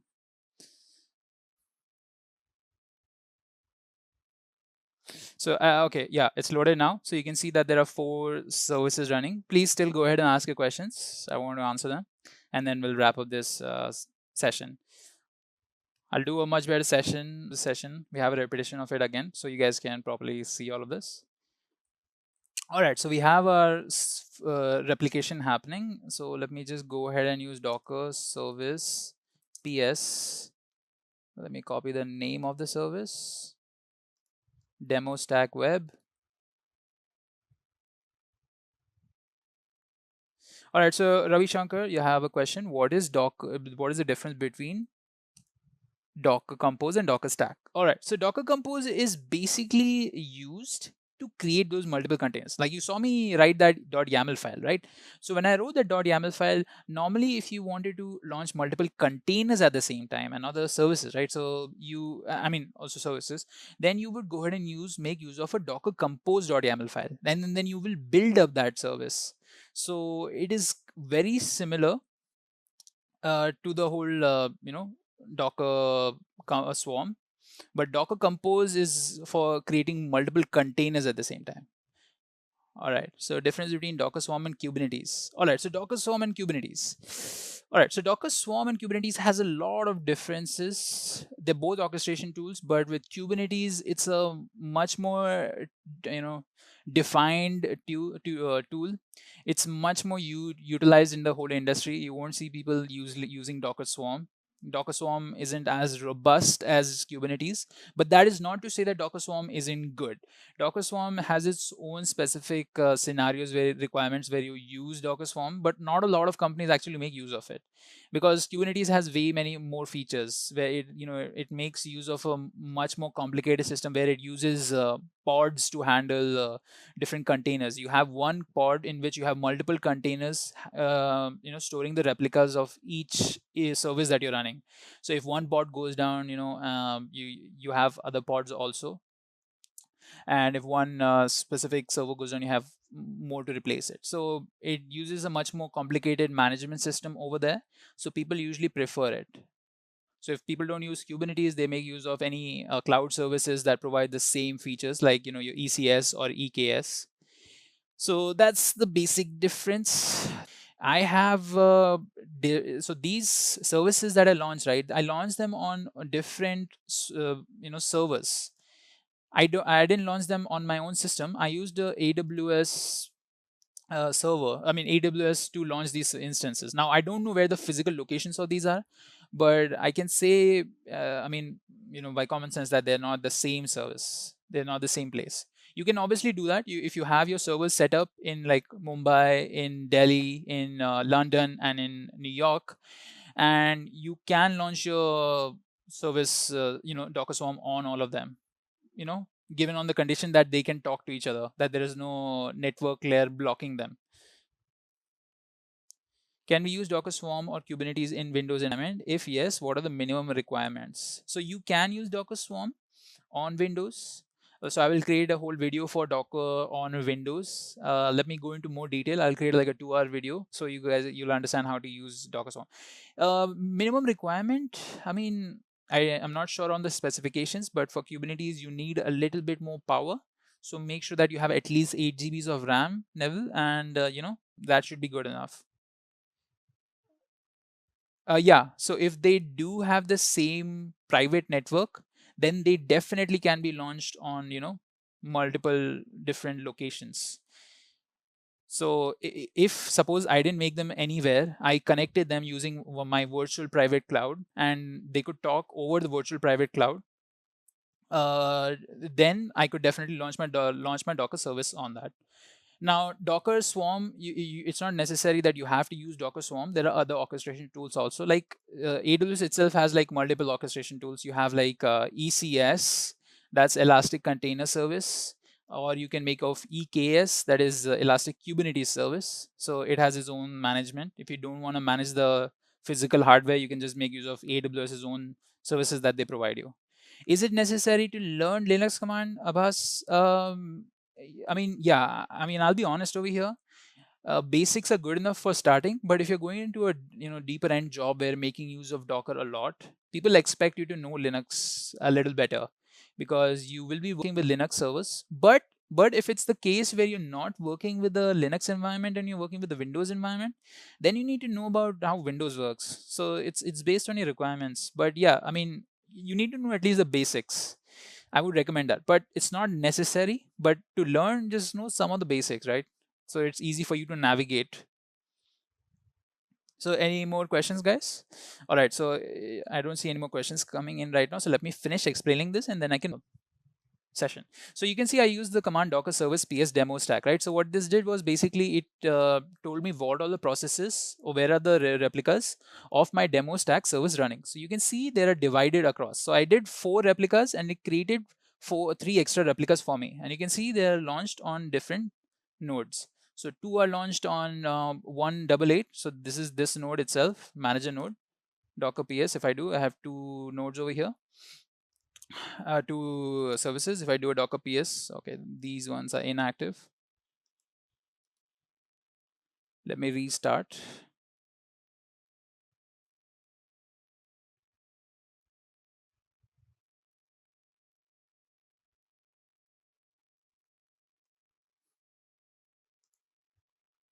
All right, it's gonna take way too long. So you guys can see it from here itself. They're running on different nodes. All right, so this is your docker service that you have deployed using your docker stack command. All right, docker stack deploy, and we learned about the docker service scale command also. There are more rolling updates where you roll new updates, like if you want to update your servers to newer versions. So suppose I had a specific version of httpd and I wanted to use another version of it, then I will go ahead and use the command docker service update the image I'm using. I suppose I wanted the latest version of httpd. If it's not the latest, I will go ahead and use latest, and the one that I want to replace, that is httpd I'm using right now. Okay, so this is how you would go ahead and perform any updates. So why continuous monitoring? So in DevOps or even normal software development, you need to monitor your application always, because you need good feedback so that you can improve in your later cycles. Obviously, you've deployed a good software once, but there's always room for improvement. So how do you do that improvement? Or how do you keep on monitoring the health of the particular system? How do you maintain it? So that's where monitoring comes in. So continuous monitoring is an important part of software development. It is something we take up as a measure to maintain the health of the software and to improve the quality of the software. This is based on the feedback we get from the insights gained from monitoring. So, you have a lot of companies like Spotify, Windows, Adobe, Amazon, Netflix, Google, Bose, Slack, IBM, Adidas. All of these companies do monitoring. And these are just a few to list. Almost every company does monitoring. You can be a very big company, a large multinational corporation, or it can be a mega corp like Google or Apple. It can even be a small startup that's just making a product for their own locality. Everyone that tries to do monitoring because they want to make sure that the product they're providing or the service they're providing is healthy and it's always up. And if there are any issues that are being caused, they can figure those issues out by monitoring it.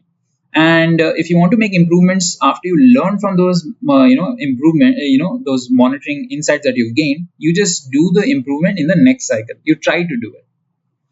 All right, so basically what happens is you can collect multiple types of logs, data like logs, and server performance details, server metrics, system metrics, your software's metrics, and your networking metrics, how well it is doing, how many hits are you getting, is the API working or not. All those kind of details are collected. Then you create meaningful visualizations for these particular metrics and logs that you have stored. And this basically helps you to create an excellent product. It helps you to increase your revenue. It basically helps you to scale your operation. So scaling operation is important because you always go with the mindset that you're gonna improve your business. So you need to keep that buffer zone in your mind that you will be improving that much. So you should be able to scale your services or increase the number of servers or products or services you're providing to that level. So you should try to design a system beforehand, thinking about the future where you can scale easily. To do this kind of thinking beforehand itself, you need to monitor your systems and see where the vulnerabilities are and how you can patch up those vulnerabilities, and study your architecture itself. So that is again with monitoring. All right, so we have different types of monitoring like system performance, process monitoring, integration, application performance, business monitoring, where you check out the business activity also. Like companies like Amazon and Google, they collect a lot of different types of data. Like even if you're watching this on your phone, or if you're watching this on on any kind of device, there is a high chance that your voice is being recorded for maybe with your permission or without your permission. They're recording it so that they can understand what you're talking about daily, and they want to sell you those specific products that you're talking about. So they try to do targeted ads by monitoring your habits, what you do daily, all those kind of things. So again, there's business monitoring. Application performance is basically checking how well your application is doing. Like, is it up or not? If it's up, then how much resources is it using? Is it using more than the threshold that we have assigned? And if it's using more than the threshold we have assigned, why is it doing so? Is there a particular algorithm that we have put in is not as optimized as we thought, and we need maybe, so with that insight we know that next time we will try to optimize that algorithm. Then integration, like how well it is being integrated to other services. So is it like barely patched up? If something, if it talks to the other service and it sends a signal that the other service cannot accept, will it break the whole process monitoring, like processes that are running within the system itself, maybe to enhance the application, or maybe to for other purposes. You need to monitor that also. And system performance, basically checking how well your system is doing. So these are different types of monitoring. So you have a lot of tools. You have ELK stack or Elastic stack. Then you have Prometheus, Grafana, Nodejs, Splunk, and then Amazon CloudWatch. So you have a lot of different types of tools. A lot of them are paid. Like Splunk is a very expensive paid tool, but a lot of multinational corporations use it. Then you have Amazon CloudWatch, which is an Amazon service, or you can use open source tools like Nodejs, Prometheus, or Grafana, and even Elastic Stack. So Elastic Stack is a set of different tools that Elastic has made, like Elasticsearch, which is a database, Logstash, which is a collection agent slash processing thing, and then you have Kibana, which is basically like Grafana, where it creates beautiful visualizations that are good to look at, and help you get better idea about what you're doing. So you have a lot of different types of monitoring tools. So the one we'll be concentrating on Prometheus and Grafana. All right, so let's see what Prometheus and Grafana are. So Prometheus is an open source tool that is primarily used for metrics monitoring and alerting. It was developed in like 2012 to fulfill SoundCloud's need of having multi-dimensional data modeling, scaling, and simplicity in their monitoring capabilities. So they came up with it because they thought the current tool that they were using, or whatever method they were using, wasn't good enough for their needs. So what they did is they came up with Prometheus. It makes use of something called PromQL, that is your Prometheus's query language. It's a very powerful querying language. You can use it to monitor and query a lot of different types of data. And Prometheus is a pull-based metric monitoring system, which needs the location of specific endpoints. So you have to expose endpoints on your services or whatever you're monitoring, and then Prometheus will basically go ahead and scrape those endpoints. So that's what Prometheus does. So if you guys want the distinction between Prometheus and Grafana, so Prometheus is the one that does the heavy lifting of collecting data. So it will look at the endpoints. It will first, do a service discovery. Actually, let me show you the architecture. Okay, first we'll check out the Prometheus features, then we'll look at the architecture, so you guys will get better understanding of what it is. So it has a multi-dimensional data model. It uses PromQL, service discovery, where you can discover the services that you want to monitor, then time series collection by a pull model, and no reliance on distributed storage. All right, so let's look at the architecture. So we have Prometheus. Now first it uses the service discovery to look at the service it wants to collect data from, and then it pulls metrics from those scrape targets or whatever service it is. It can do it directly, and it can even use exporters. There are specific exporters that expose endpoints. Like with Docker, we'll be using node exporter, and it will feed those metrics to Prometheus, and then Prometheus will store them in a local storage. And once it's stored it in local storage, it's going to go ahead and use the PromQL to create visualization in your Grafana. So that's the difference over here, where Prometheus is basically looking for the targets. It's basically taking the data from the targets, but it's not the one doing the visualizations. It's just storing everything, all the metrics. Now Grafana is where all the same visualizations come in, where Grafana is solely dedicated for just being the data source place, like for being the visualization tool, where you can create very beautiful dashboards, and in dark mode, because dark mode is the best. So you can create very good looking visualizations, charts, and you can put them in Grafana dashboards, and you can share them with anyone you want. And it's very easy to add dashboards also. If you don't know how to create one yourself, you can just get someone else's dashboard. Someone else has put in a lot of time. You just take that dashboard and use that dashboard. So this is basically a Prometheus and Grafana. Let me reiterate. So Prometheus basically does a service discovery. Once it identifies the service, it goes ahead and pulls the metric from the endpoints that may be exposed from the scrape target. And if it's not exposed, then it uses an exporter to do so. And it stores all of that data in local storage. And once it's been stored in the local storage, we make use of the PromQL to find the specific data that we want to monitor. So if we want to monitor how well Prometheus itself is doing, we will type in the specific query for that. And we will use PromQL even in Grafana. So you can create the same visualizations based on the same data. So Prometheus is the data source for Grafana. So I hope you guys understood that. All right, so there's a question over here.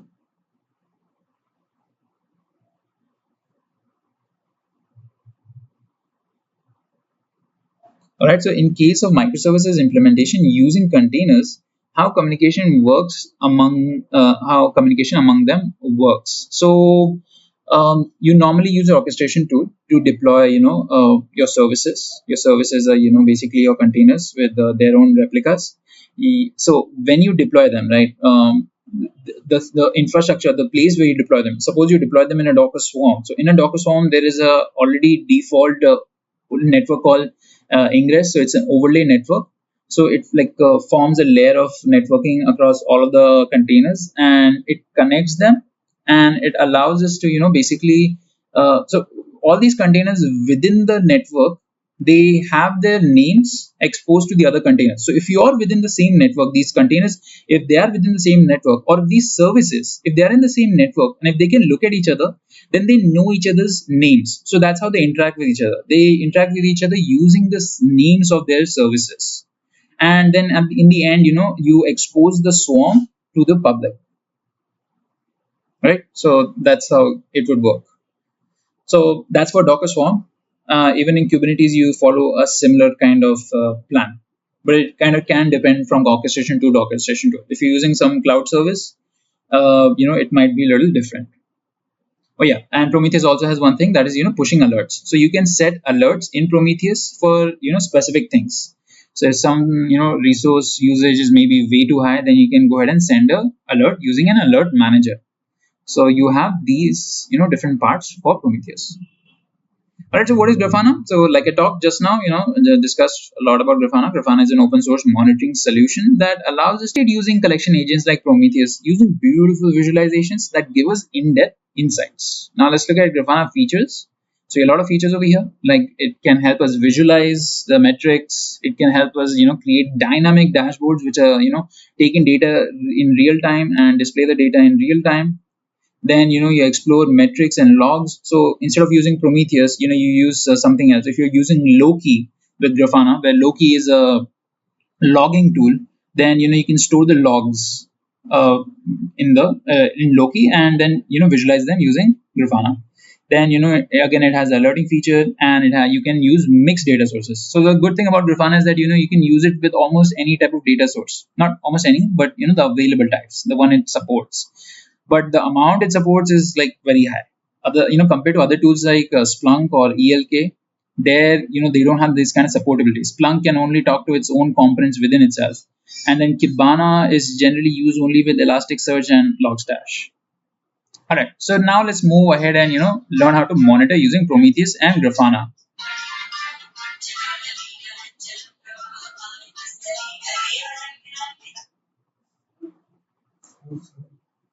Hello. Yeah, so let's go ahead and yeah, so I have already basically created basically the swarm. So I'm going to go ahead and name this Docker Manager,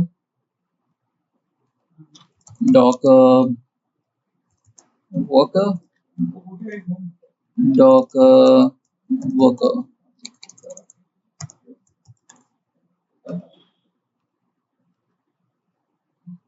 Let me go ahead and launch this.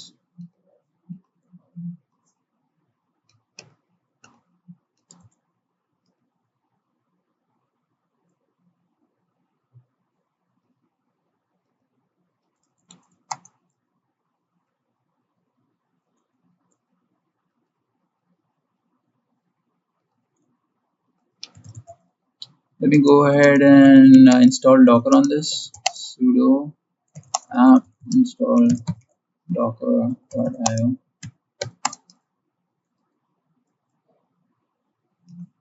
And open up the workers while the manager is loading up.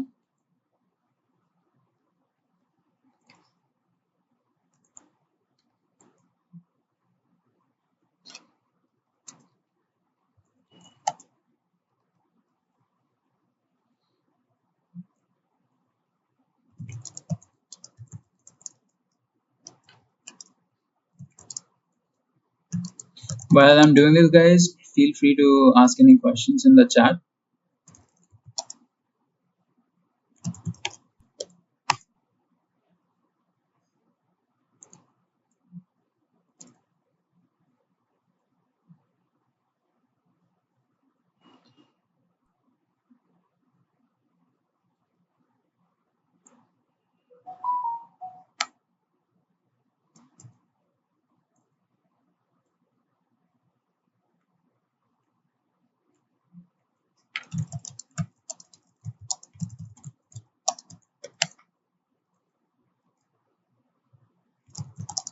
Paint my workers a different font color.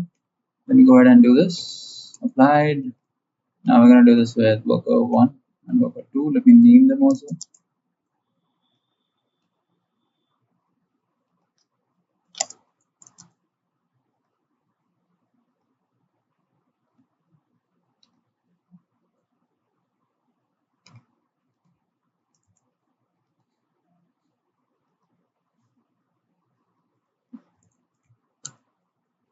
Oh,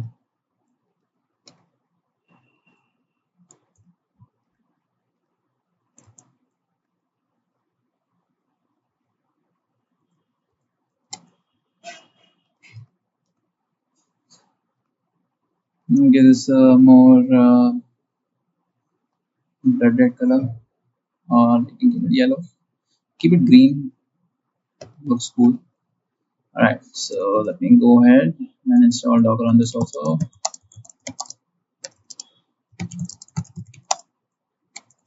Install app install.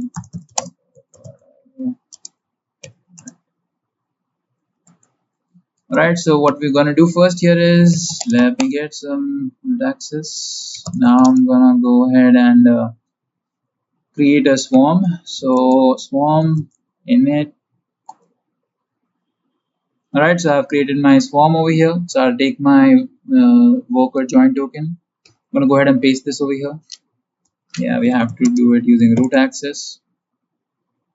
Right, so we have made this join. So let's docker install on this.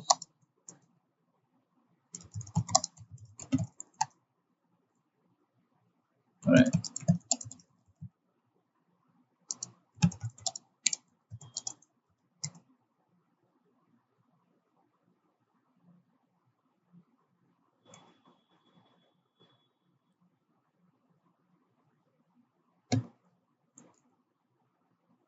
So you guys can do it with me also if you want. I already have the Docker compose file prepared. So I'll just explain to you guys how it works out. Well, it's not exactly mine. It is Stefan Prudence. We're going to be, using it. So I'll explain to you guys how this works out. Okay. All right.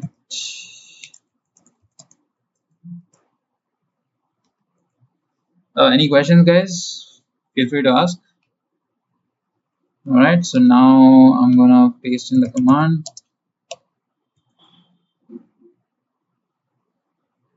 All right.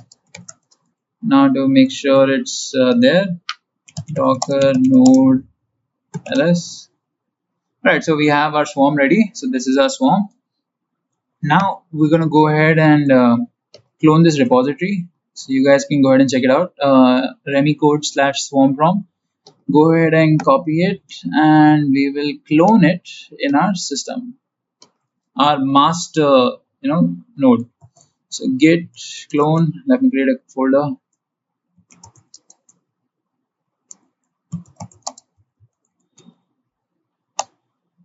All right. So we're gonna go ahead and clone this.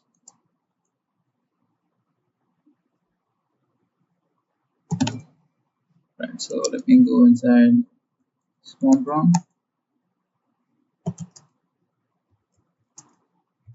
All right, so let you guys all the things over here.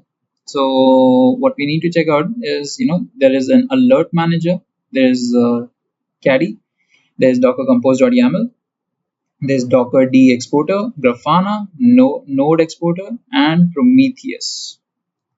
So let me open up docker compose.yaml file. All right, so guys, this file, right? So this is our important file over here. So you guys can see we have two network. We have one network that is net. It's an overlay network and it is attachable. Then we have volumes for Prometheus, for Grafana, and for Alert Manager. Since we'll be launching Prometheus and Grafana as containers, so if they go down, we want the data within them to be stored. So we'll be creating volumes for them. And then we have specific config files using which we want to create launch specific services. So we have these config files over here, and then we have the services. So we're going to be launching Docker D exporter. One second, guys, let me go ahead and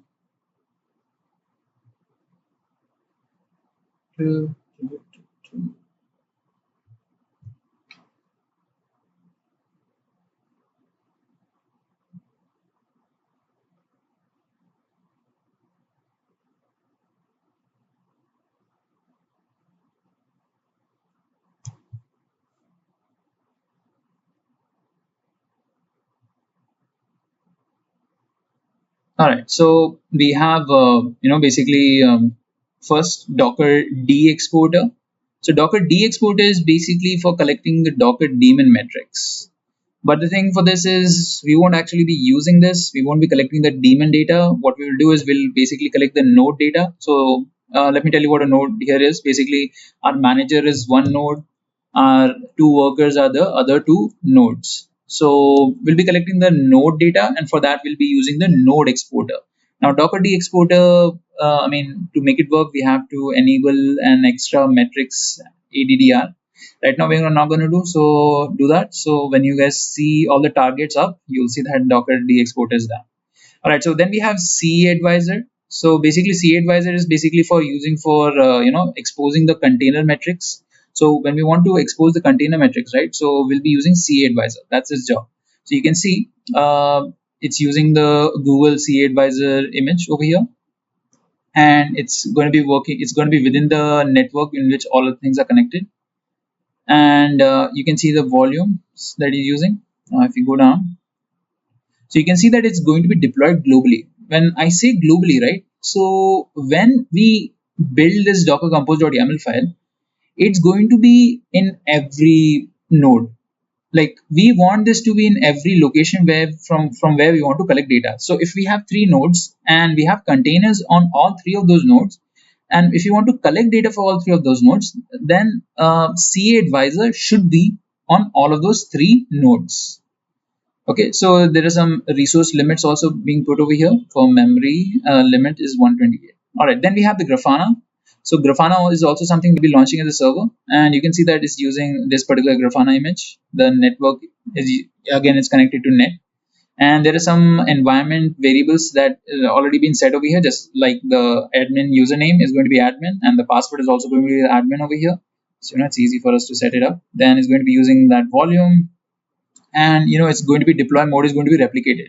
So this means that it will not be everywhere. It will be there where the resources are adequate, and it will be replicated over there. Only one replica over here.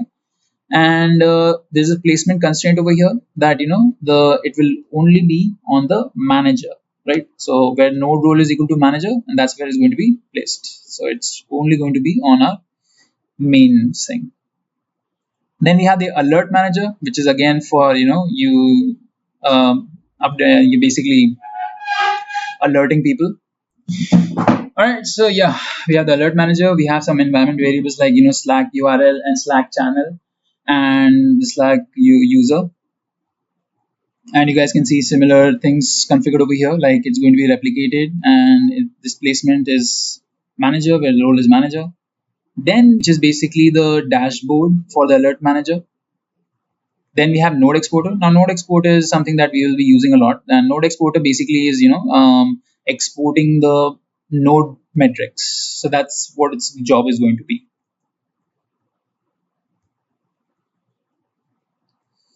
So it's going to be globally. So that means it's going to be deployed on every node. So we want to collect all the nodes data. And then we have Prometheus again. Now Prometheus is also part of the same network.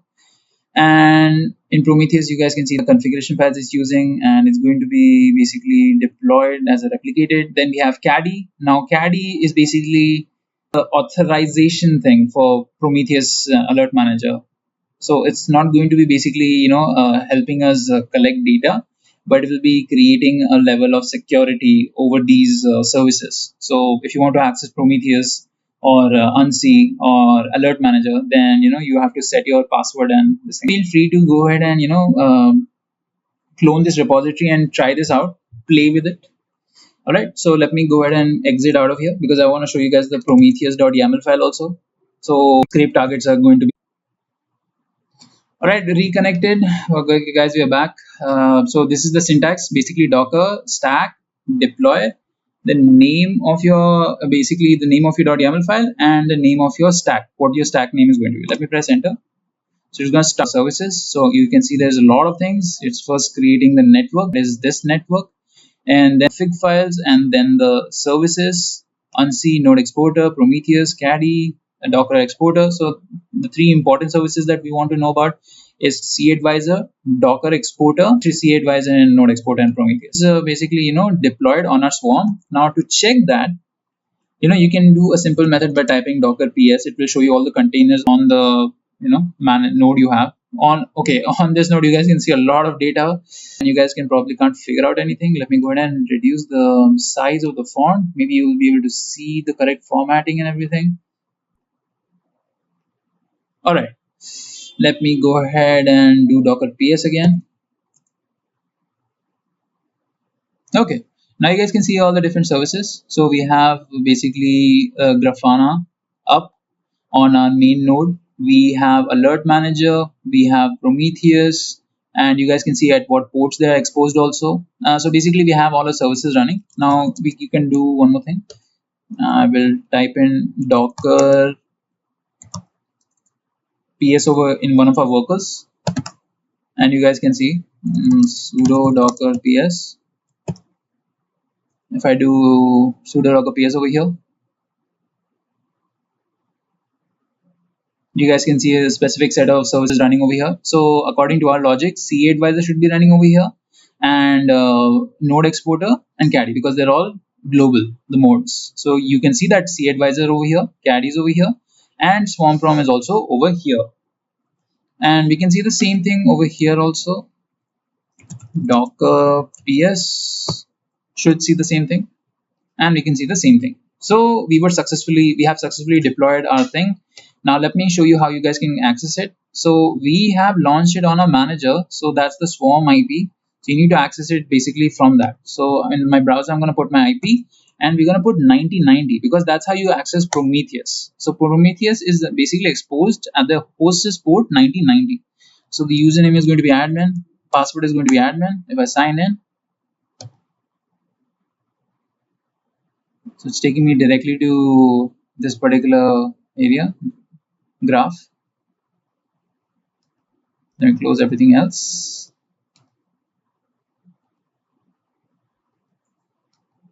While this is opening, we can go ahead and launch Grafana. Now Grafana opens at 3000 port. So our Grafana loaded faster. Right. So Grafana is loading. You can go ahead and enter the same username and password, admin, because it's being configured that way.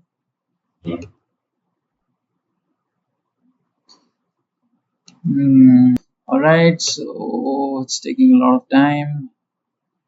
We can go ahead and check out 1900.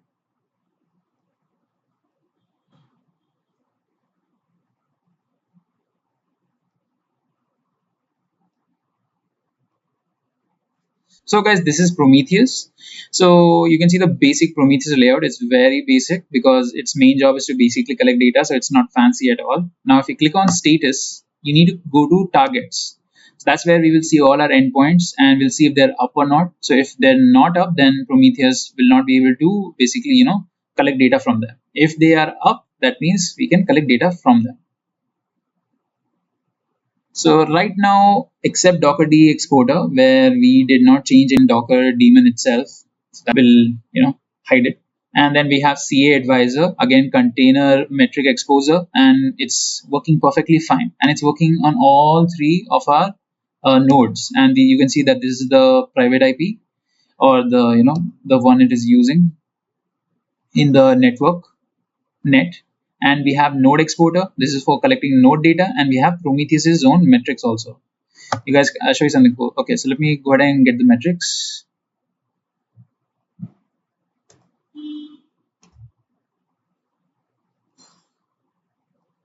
All right, so okay, so it's very slow. Let me go ahead and oh, we need to wait for Grafana to load because Prometheus directly. I'll show you guys how you can create graphs in your Prometheus itself. So if you want, you can go ahead and choose a particular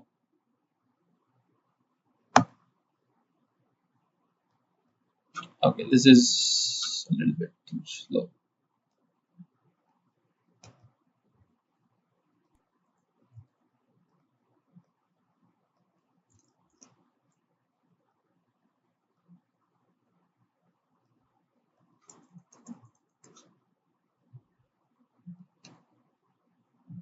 I want to show you guys the raw metrics because the internet is very slow. Okay, thank God. So the Prometheus metrics, you can check them out. Just take. You want to see handler request? Yeah, that sounds cool. So because it has a lot of requests, let me go ahead and execute this. So you guys can see on the console all the different logs you have of it, the metric of it, requests of it, and you can go ahead and create a graph. So today, guys, we'll be learning how to Dockerize a Node.js application. Now, there are a few things to keep in mind over here. Like, when we are saying Dockerizing a Node.js application, what we'll be doing is, using a Node.js image and basically trying to deploy a very simple software with that. So I just want to show you how the steps are going to be. So this might be very useful for someone who's very well acquainted with Node.js and wants to get ahead in using Docker. So it will be useful for you there. Now what I'm going to do is I'm going to go to AWS over here. Let me just quickly log in.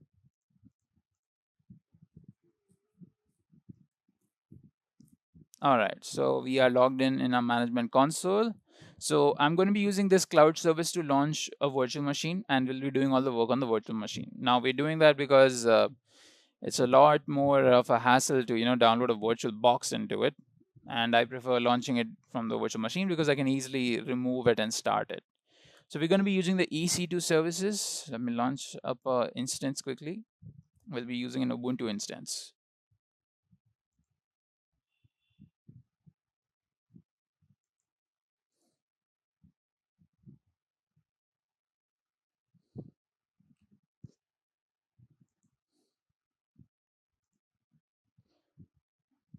So I'm going to choose all protocol network, all type network, because I don't want any compatibility issues in future. So let's just review our data. We are using Ubuntu Server 20.04 LTS, and we're using t2.micro. That's a free tier one. Security group is this is the correct one, and all traffic. Okay. So let me just launch this.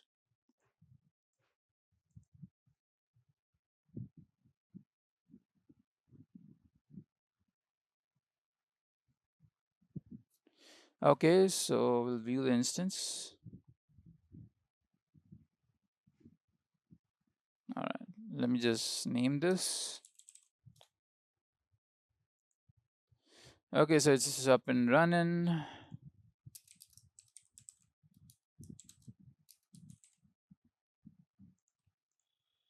Okay, so let me just bring up this. This is my SSH client. I'm basically logging into this instance using my SSH client. I already have my key configured over here, private key, so there shouldn't be a problem for me. I'll just open it up. Yes.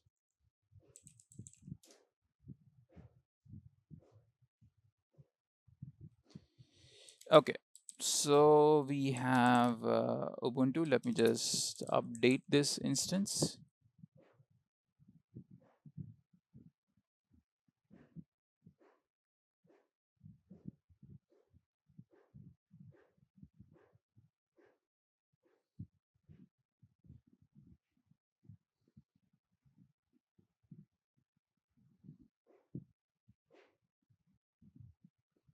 Okay, so now let me go ahead and install Docker. So again, guys, there are two methods to install Docker over here. One, we can use the apt repository directly. There is a version of Docker we can install from there. Or if you want, you can directly get the latest long-term support Docker version and you can install that. I would recommend the longer version if you're working in production environment. Actually, this is not a problem. It's just that there you can configure more things. And it's to be on the safer side.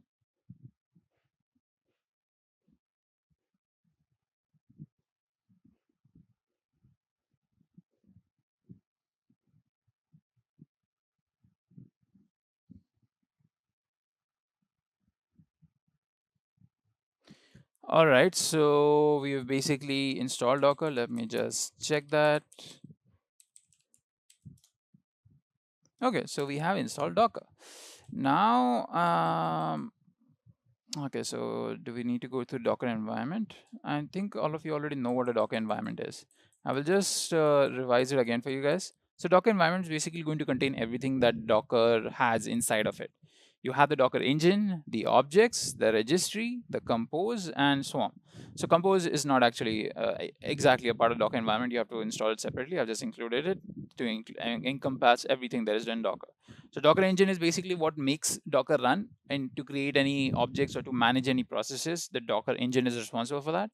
Docker objects are things like your images, your containers, your networks, your volumes, all of the tangible things that you create with Docker. And then you have Docker registry. So the registry is basically responsible for storing all the different types of images and different versions of images. And it's a remote registry generally. So, you can pull it and push to it from anywhere in the world. The Docker Compose is a service that allows us to create multiple containers at the same time. Now, generally when we use Docker, let's say I use the Docker run -it -d Ubuntu command. This will run Docker yeah, let me get root access. Now this will basically run Docker for me. Ubuntu image, it will basically create a Ubuntu container for me. So if I do a Docker ps sudo Docker ps, you guys can see a container is running. But the thing is, I use one command for this, like one command line. So what if I wanted to create like 4 containers with different specifications? To do that, I need to create something called a docker compose.yaml file. For that, we need to use Docker Compose. So for this, there is a separate installation also. And then we have Docker Swarm. Okay, so Docker Swarm is basically something that allows us to manage multiple containers that may be created. So this is an orchestration tool. Okay, so I hope that was clear. The architecture just basically show you guys how it works out. These are the command. Docker build allows you to basically, it tells Docker daemon to build an image of your specification by referencing Dockerfile. Docker pull basically allows you to pull a specific image that you have mentioned into local repository, and run allows you to basically run any images that you may have created, or any image that there already exists, into a container. Okay, so now let's talk about what is Node.js. Node.js is an open source, Java script runtime environment. What it basically does is it allows you to run a JavaScript code. It's like a framework for JavaScript. It basically, allows people to create JavaScript websites by allowing them to use a lot of common tools that are generally used. So you don't have to write stuff from scratch. So you use it as a platform to develop software, to create a lot of different types of software, right? Mainly web applications, and write the backend of the web application. Okay, so that is Node.js. So what we are going to be doing today is basically we'll be Dockerizing a Node.js app. So to Dockerize a Node.js app, what we'll do is we will write a Docker file that describes all the different things that we want inside of our Node.js app. Now, generally, we want to install npm also. That is a node package manager that is responsible for installing all the um, packages that we will require.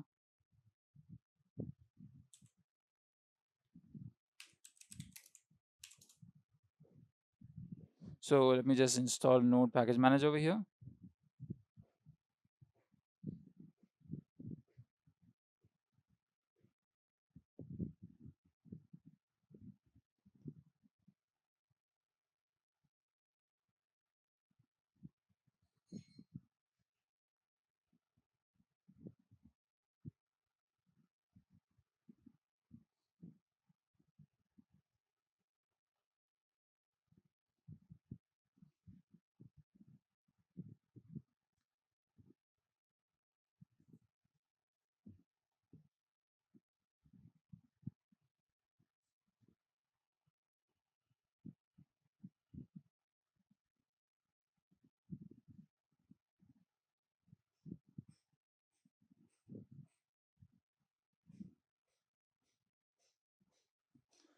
Okay, so it's almost complete.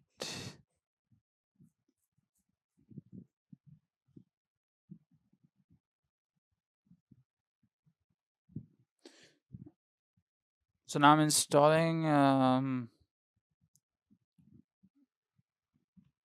npm. Once we do that, okay, what I'm going to do over here is I'm going to create a directory. Let's call it project. And within project, I'm going to run npm init. So this will allow me to create a package.json file. Now, a package.json file basically like a meta file that describes everything about your project. So name, I'm going to leave it as default. Version, we'll leave it as default. Description, this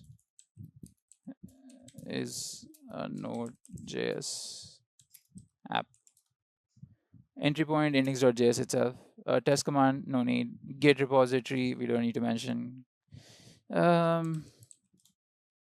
License, the same. So it will show you what kind of package.json you're creating over here. So this is the package.json we are creating over here. Basically, we have mentioned, all the necessary information that we wanted to mention. And then we'll just press yes. Okay, all right. So we do need to make a few changes in this package.json file. I just realized. Let me just go ahead and make those changes. Shouldn't have made this Ubuntu. Let's make it more relevant. Okay. And we will be starting this with server.js instead. And that scripts will be running is a different script than this. So we'll not be running this script. We'll be running a start script.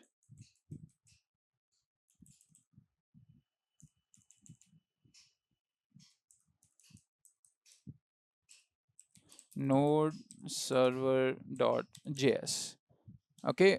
If you guys want a similar, let that be. Ahaha.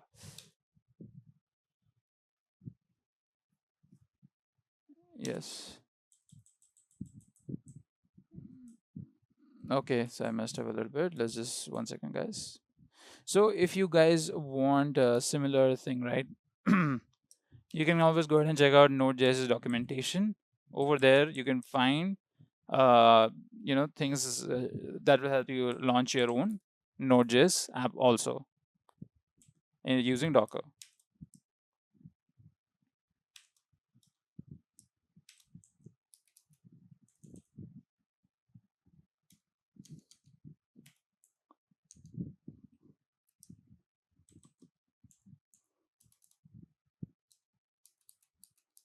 So mention express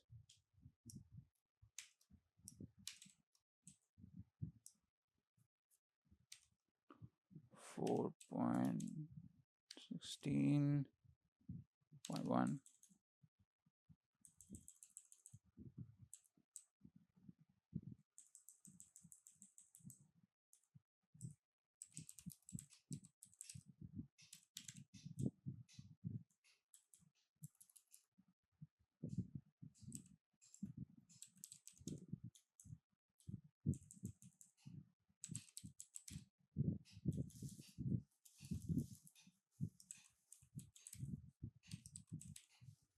Okay. All right. So we have created a package.json file. Okay, let's move it to project.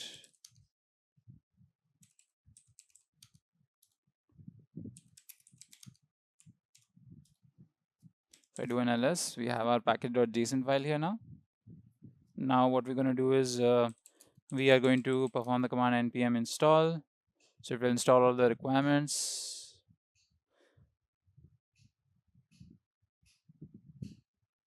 New version failed to parse package.json.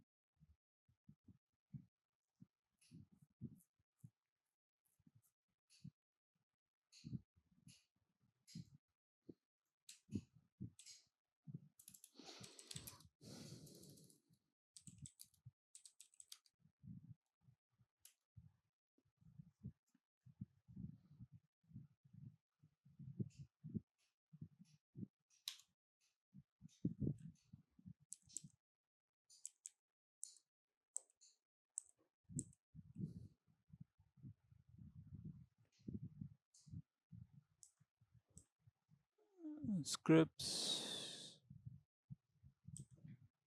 Start dependencies and express. What about the rest of it? Let's try this again.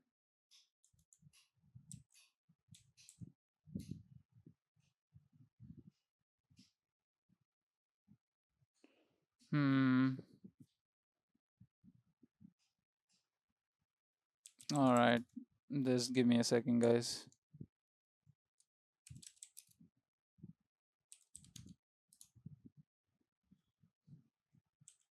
Name version is right, and description is right, mean is right, .js scripts is right,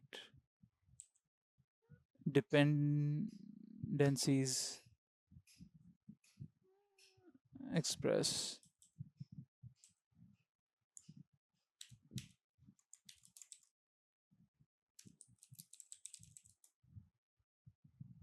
Okay, I don't know why it was giving us an error, but if we do an ls now, we should have a node modules and need to confirm if we have express installed inside of it. Okay, so we do have express installed inside of it. Okay, so we wanted to install express package for our node.js app, and it downloaded all the other modules also because they are requirements for express.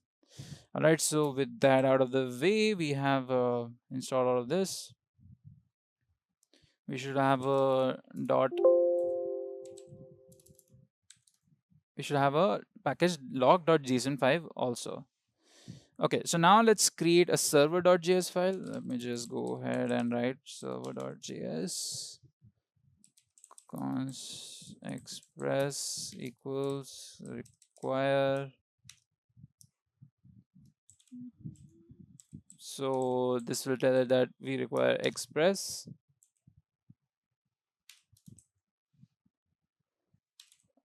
Since you're doing this by hand, you guys can follow me while doing this.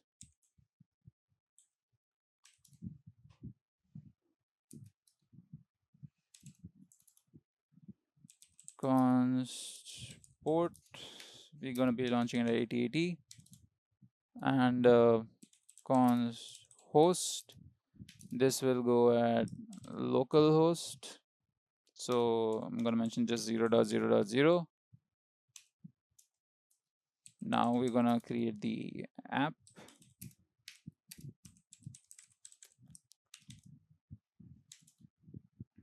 Okay, app.get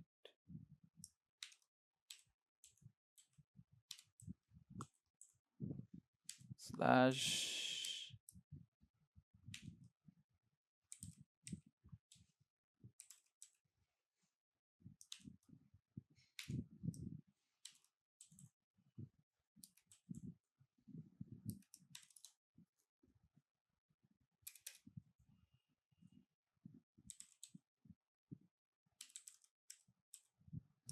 let's say a simple message that we want to send. Hi guys, hope you are enjoying the session. Okay, so we added a simple message. All right, so let's just close the brace, parentheses. All right, now just need to mention one more thing. App.listen port host console.log running on http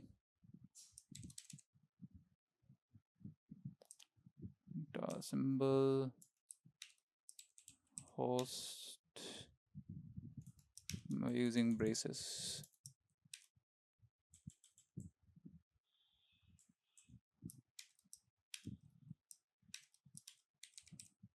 All right.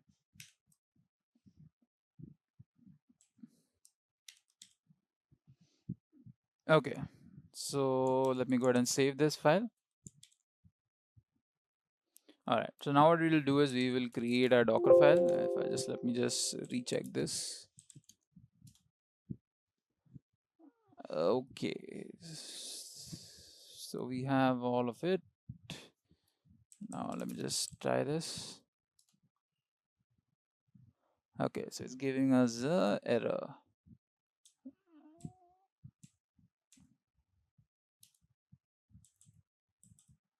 We did not mention const over here. Let's try that again.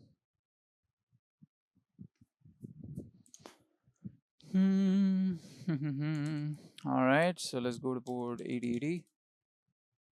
All right, so our Node app is working fine. Now we just have to transfer it into a Docker container. Okay, so let me just close this up. Okay, so we have all our files that we need. Now we will move on to the Docker part of it. So let me do that. Nano Docker file. So we'll create a Docker file for this. So let me mention we're using Node 10 work dir. So you're setting a working directory for this.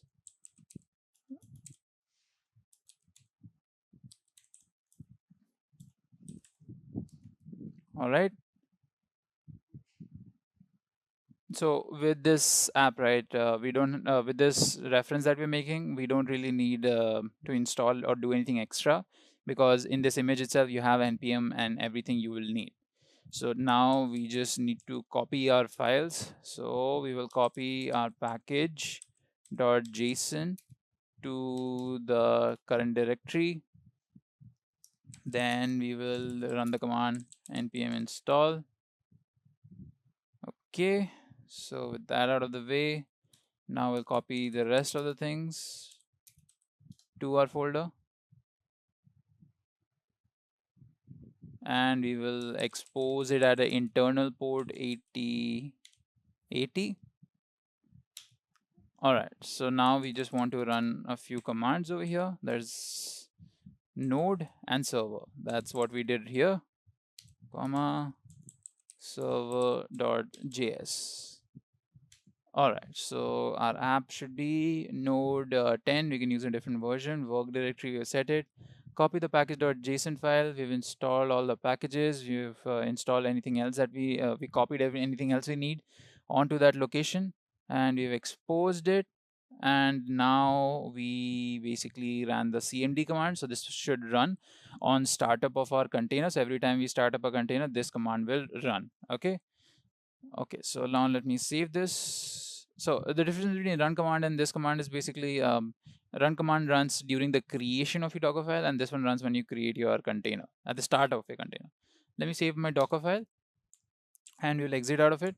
Now I will go ahead and build this Docker file. Docker build -t. Let us give this a good name. Docker Nodejs simple image. That's a way too of a long name, so let me just make it Nodejs image itself. So that's the name we're going to be using, and I'll mention the location of Dockerfile. All right, so it will start building. Right, we need root access. I keep on forgetting to add super user access sudo, and it will start downloading the node image for us.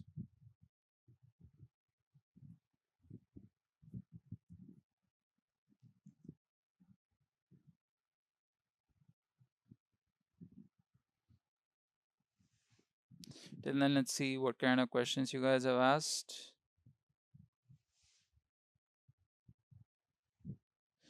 Rohan, I see Rohan's back again. Rohan, sure, go ahead and ask a question.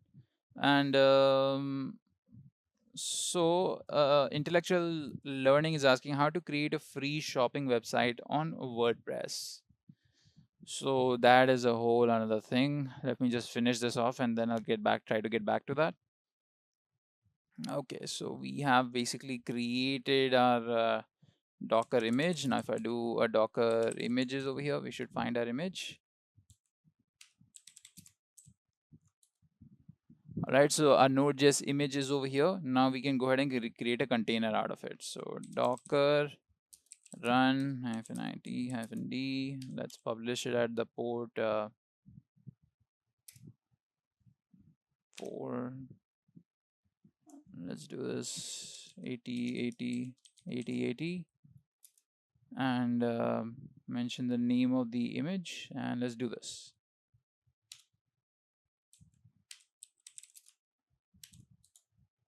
All right, so let's do a Docker PS.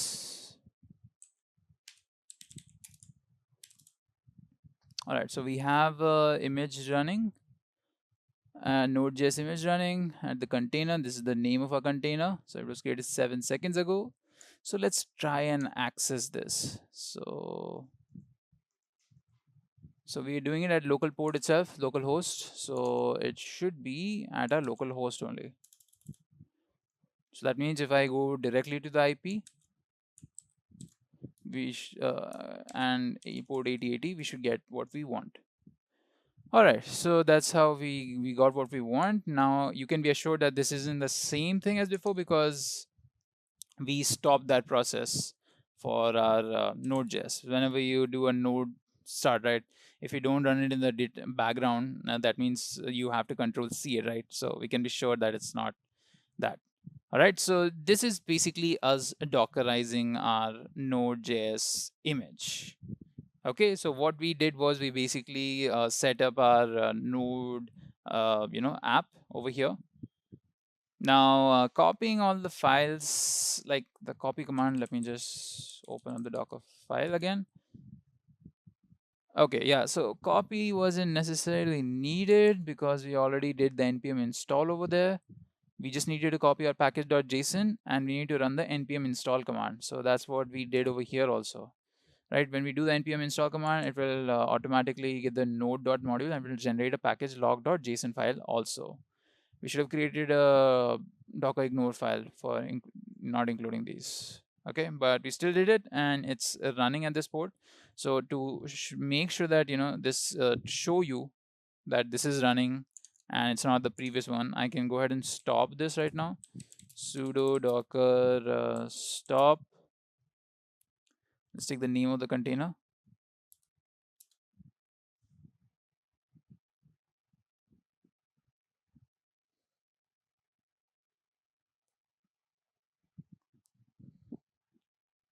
Okay, so we have stopped it. Let me just do a docker ps over here. All right, so we don't have that container running anymore. And if I go ahead and refresh this, I should not get anything at all. Yeah, so we're getting an error, right? And if we go ahead and restart it, sudo docker start, you guys will see that it's up and running again. Okay. Gunjan is asking, please show cmd command. I hope you're asking for the for the Dockerfile cmd command. So this is the cmd command. Yeah. So now if you guys want this file itself, you can go to the Nodejs documentation. There's a similar one over there. You can just get that also. Otherwise, if you want to copy it and use it, when the session gets over, it will be uploaded as a video. So you can just pause the video and note it down, right? Or if you've been following with me, I've been going pretty slow, so it shouldn't be a problem. To start off, let me give you guys a brief idea about both Docker and Kubernetes. Docker is an open source tool that allows us to create multiple containers that help in developing, building, testing, deploying, and monitoring applications. Whereas Kubernetes allows us to manage and control a cluster of containers. It allows us to scale, load balance, deploy, secure, and manage life cycle of containers. So you guys have a good idea about what Docker is and what Kubernetes is. And Docker Swarm basically is an orchestration tool just like Kubernetes. So let's go ahead and compare them. To compare them, we're going to go ahead and set a few criteria. So let's see this criteria. So the first is installation and setup, then connectivity / networking, availability, reliability, auto scaling, data volumes, GUI, that is the graphical user interface, then updates and rollbacks, scalability, load balancing, logging and monitoring, and deployment. So now let's go ahead and look at all of these different criteria one by one for each of these tools. All right. So with Docker Swarm, it is very easy to install Docker Swarm on your system, and the setup is also very simple. Hence, it is also very fast. Whereas with Kubernetes, it takes a lot of time and is a much more complicated process to both install Kubernetes and set it up. Now, the difference here is that, Docker Swarm is not as strong as Kubernetes. That's why it's so easy to set up. Whereas Kubernetes forms a more robust service. So that was installation and setup. Now let's talk about connectivity and networking. So with Docker Swarm, right, containers over different Docker hosts are connected to each other through the use of an overlay network. So you have multiple containers in different Docker hosts, and they can interact with each other by making use of an overlay network driver. Whereas when Kubernetes, right, all of the pods within a Kubernetes service can communicate with each other. So if they're inside of a pod, any container that is inside of one pod can actually talk to each other without any issues. So that's connectivity and networking, how it happens in Docker, Swarm, and Kubernetes. Availability and reliability. So Docker Swarm, replication is easy for all the services that are running in a Docker Swarm. Unhealthy replicas are replaced with healthy ones. This increases the availability of services. In Kubernetes, nodes and pods have high availability due to a similar reason, that is, it has high fault tolerance and it has replication, and failing nodes are replaced with healthy ones. So here you guys can see that both of these tools make use of replicas. Replicas are basically replications of certain services. They are fallbacks. If one of the replicas goes down, we have the other replica to basically back it up. So make sure that the downtime for application is as small as possible, that we always have an end product for the user. And Docker Swarm and Kubernetes both have this ability. But with Kubernetes, the fault tolerance is much higher than compared to Docker Swarm. Now, scalability. Now, scalability is important to measure because when you are a company that has, constant growth, you have to be able to expand your infrastructure and your services based on that growth. So let's see how Docker Swarm and Kubernetes handle scalability. So with Docker Swarm, right, it performs faster scaling up than Kubernetes. However, it does not form a strong cluster. Whereas with Kubernetes, the scaling is a bit slower than Docker Swarm, but it is much more stronger than it. So you can see that, if you have a certain requirement where you want to be able to scale very fast, then you choose Docker Swarm. But if you want a more robust cluster, that is almost all the time the requirement, then, you use Kubernetes. Both perform scaling, but Kubernetes forms stronger bonds in the pods and clusters they have. Whereas with Docker Swarm, it's not as strong. Data volumes. How do these containers within these different tools, utilize the data volumes? So in Docker Swarm, Docker storage volumes can be shared between multiple containers or a Docker Swarm. In Kubernetes, storage volumes can be shared between different containers, but only within a pod. You have multiple pods and you can only share data volumes within the containers in a single pod. Whereas in Docker Swarm, a volume can be shared between multiple containers over the whole Docker Swarm. So that's how it differs in sharing data volumes. The GUI, the graphical user interface for both of them. So with Docker Swarm, right, Docker Swarm offers no graphical user interface and has to be accessed and monitored from the terminal it is launched from. It needs an external dashboard if you want to, monitor any of the aspects of Docker Swarm. But with Kubernetes, it offers a comprehensive dashboard that can be used to monitor the pods and services launch. And it is very simple to understand and use. And it is actually very detailed. So, if you want to monitor any very different aspects or detailed aspects of Kubernetes, then you can make use of the dashboard that it provides you. Updates and rollbacks. So how easy is it to update a certain node or a certain container and roll back any new updates that may have crashed or are faulty?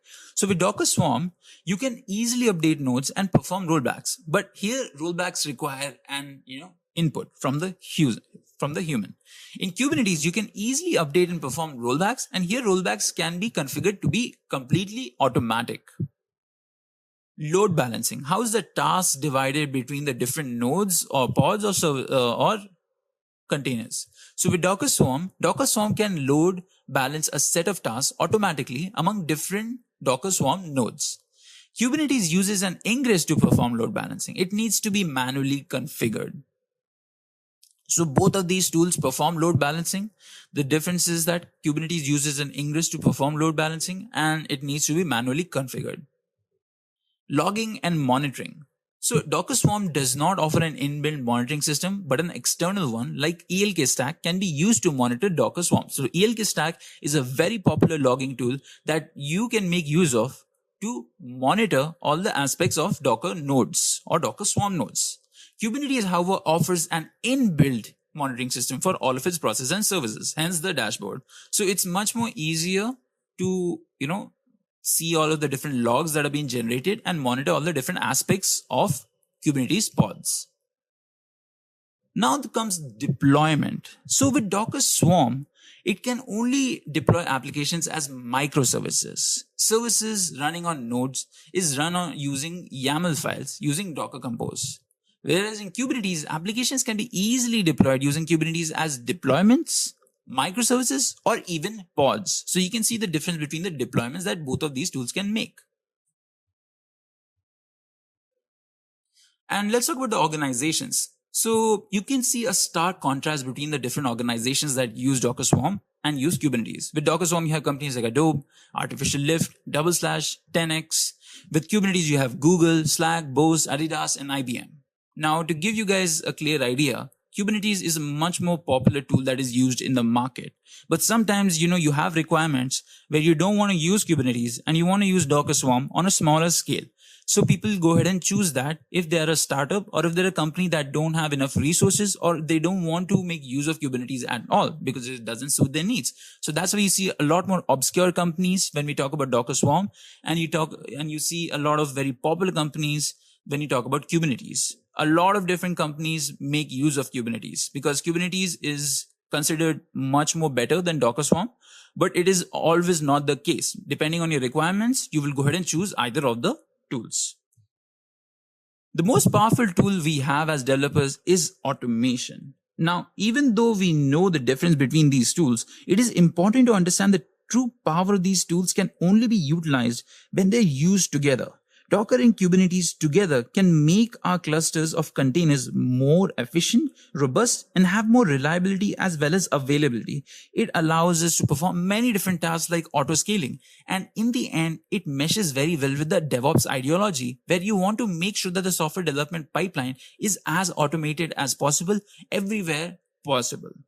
So if you look at Docker Swarm is an orchestration service within Docker that allows us to manage and handle multiple containers at the same time. It is also a cluster of multiple containers.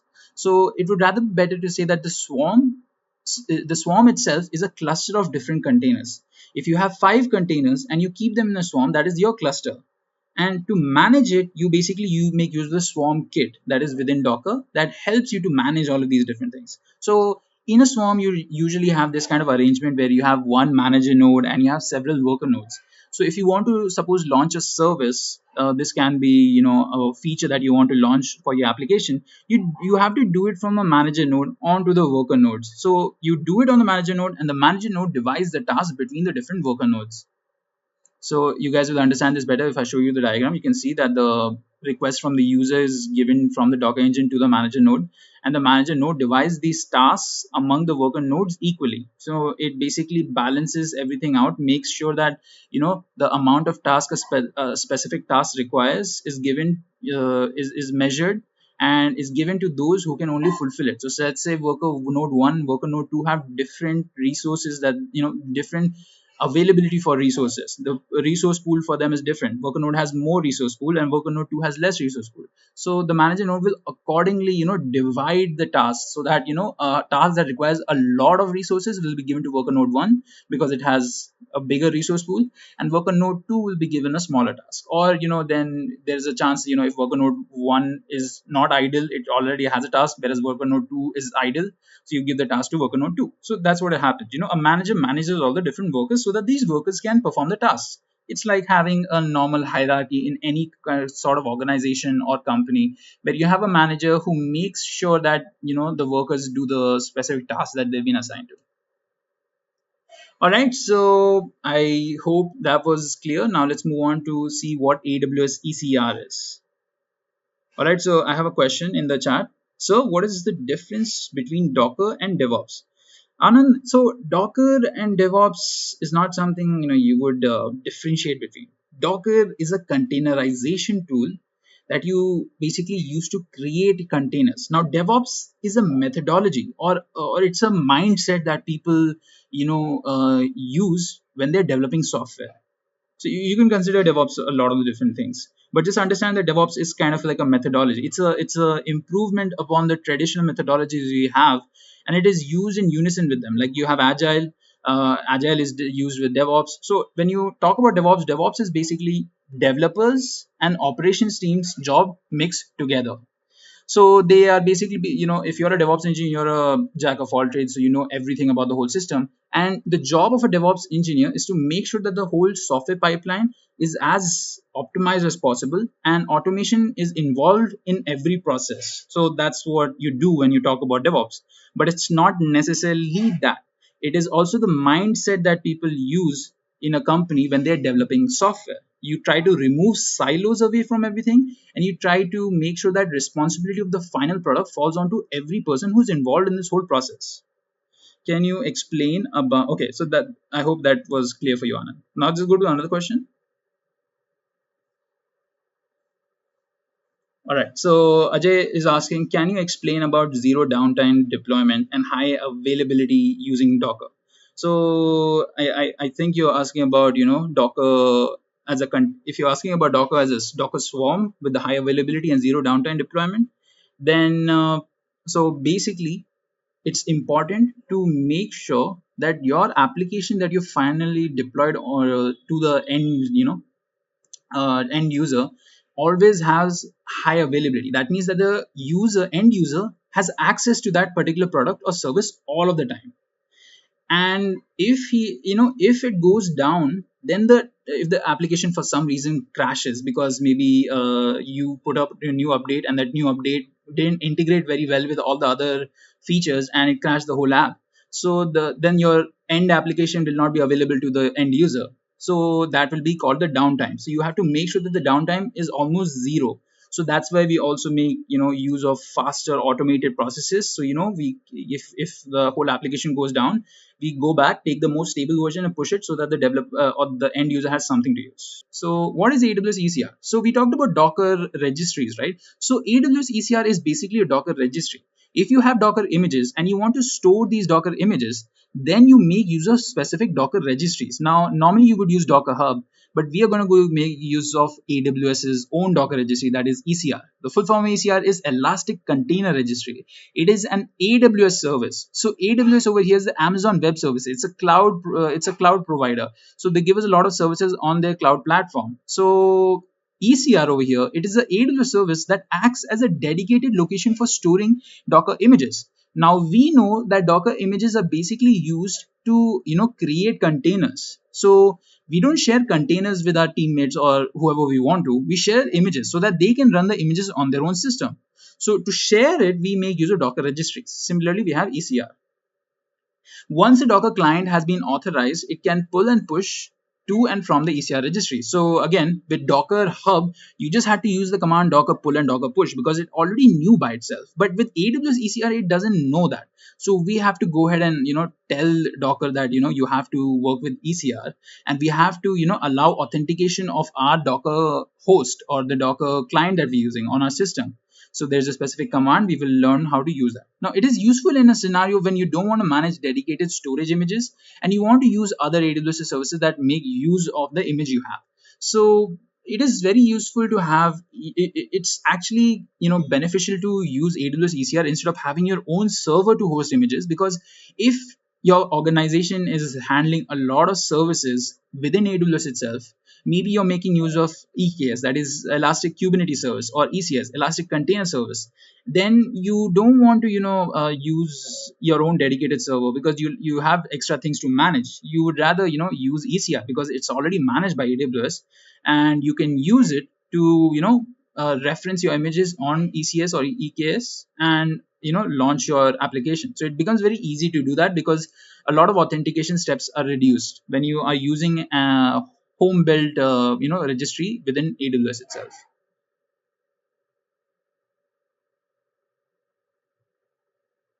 All right, so again, let me show you guys Docker registry. So once again, there's if possible, can you please go through the logics? Let us know. Okay, Paramveer, I'm going through a little bit fast because the demo is going to be a little longer. So if you want to check out about Docker in detail, I would suggest go ahead and check out our video on Docker. That is Introduction to Docker, where I talk about Docker in detail. So once you get to know about that, you can come back to this session and watch it as a video when it gets uploaded as a video later onward. Okay, so don't worry about it.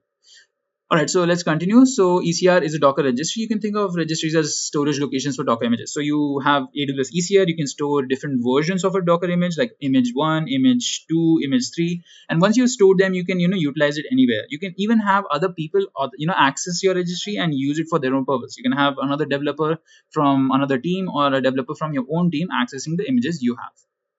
All right, so now let's talk about AWS ECS. So AWS also provides a service called ECS. So ECS's full form is basically Elastic Container Service. Now this Elastic Container Service is an AWS service. So again, just like ECR, it is something that the AWS platform gives us.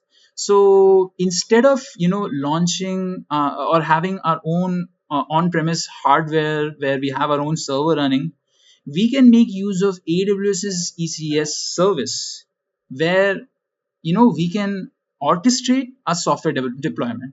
So generally before cloud was a big thing, people used to have their own on-premise hardware where they launched servers and they made it accessible through the internet, and that's where they deployed the software. But to remove that all of the hassle of keeping and maintaining your own servers, what you can do is just make use of ECS, that is Elastic Container Service. So which basically does not require you to maintain any of on-premise hardware. You just have to make use of the services that AWS is providing you, and they will take care of they will take care of all of the maintaining and keeping up. All you have to do is just pay them. Now we'll be using the free tier version, so don't worry about paying. I just mentioned this because big organizations have to pay for the services they use. Now it acts like any other orchestration tools like Kubernetes or Docker Swarm. So we have tools like Kubernetes and Docker Swarm, which are orchestration tools. Again, orchestration tools basically help you to orchestrate a set of Docker containers or containers in general. And ECS does the same thing. So it basically does the same thing, but it's a direct service that AWS provides us. And EKS is also something similar to this. It is Elastic Kubernetes Service. So you make use of Kubernetes in that. It allows us to deploy, update, roll back, scale up our software deployment. So it does all of these things that a normal orchestration tool does. So now let's talk about what are the different things we'll have to define when we start using ECS. Now it's gonna get a little overwhelming. Try to keep up, guys. Okay, so ECS, like I said, is a service and it allows us to orchestrate. So inside of the orchestration, when you want to, finally deploy your app, right? How will you do it? So there are 4 layers of configurations slash definitions you have to do when you basically launch up your cluster and you deploy your software on that cluster. So first you have to do the container definition. Inside of the container definition, you're basically providing the image that you're going to be using for your final application. So let's say you're using 3 images for 3 of the features that you have. Then you basically mention all of those 3 images in your container definition. Then we move on to task definition. So task definition is basically the specification of what kind of resources will your containers be using. And then we have service definition that basically tell us how many replicas or how many instances of a specific container we want. And then finally we have cluster definition that is basically forming the infrastructure, that is the platform or the stage on which we will launch our software. So you guys will get a little bit better understanding when we actually do it. So it's okay if you're a little confused right now. All right, so this is the basic diagram of how things go. So from ECR, we'll be pulling our images onto ECS, and then we'll be making either use of Fargate or EC2 technology within ECS. So ECS makes use of other services also. It makes use of ECR and it makes use of EC2 and Fargate. So Fargate is basically, okay, let me just give you guys EC2 and Fargate. So to do that, what I will do is I will come back to my AWS management console over here. So I'm right now in EC2 dashboard. So EC2 dashboard, if you guys have seen any of my previous videos, I am basically launching a server slash instance of Ubuntu on which I can start doing my work, right? So it's like a virtual machine that you're launching using the virtual cloud. This is the cloud platform that we have over here. So EC2 is that. EC2 basically allows us to launch virtual instances that we can make use of. Now, even during deployment, Amazon EC2 instances are used. That's why their EC2 is over here. So you can choose between EC2 and Fargate. Now the difference over here is that Fargate is completely managed by Amazon, whereas EC2 has some configurations of the infrastructure that we can manage. So you don't have to manage any hardware components with EC2, but you can SSH into these instances and configure them in such a way that they benefit your requirements as much as possible.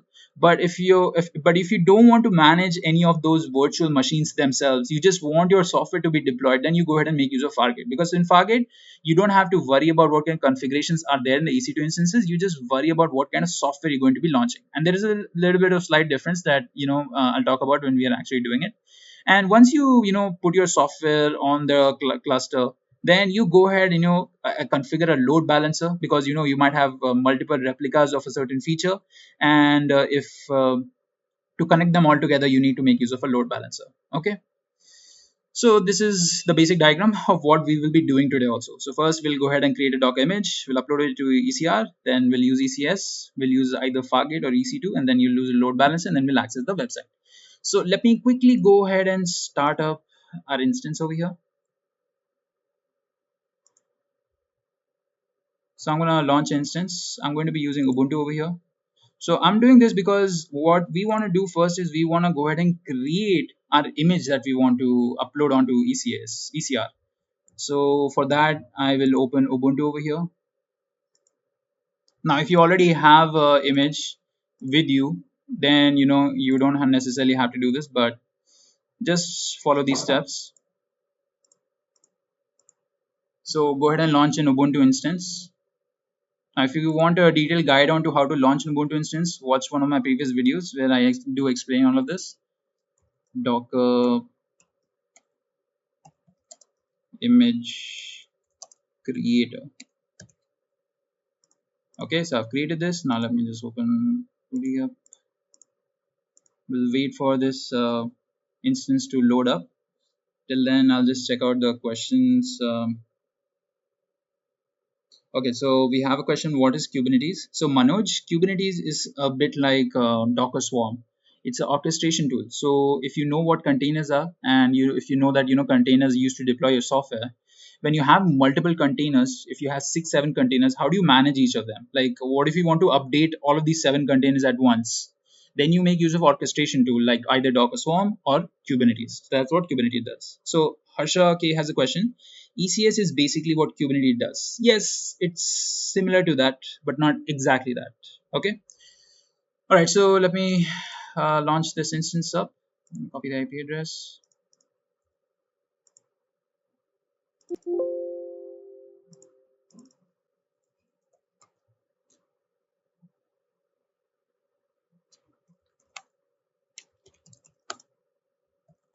All right. So we're going to go ahead and create our Docker image. So for that, I want to install Docker over here.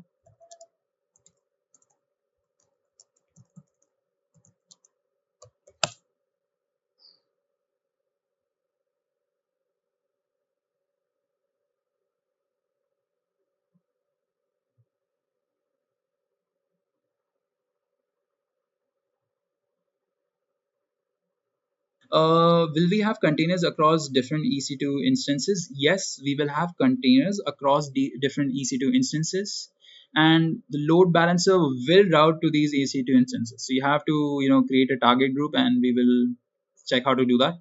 And these EC2 instances can be in different region, but you know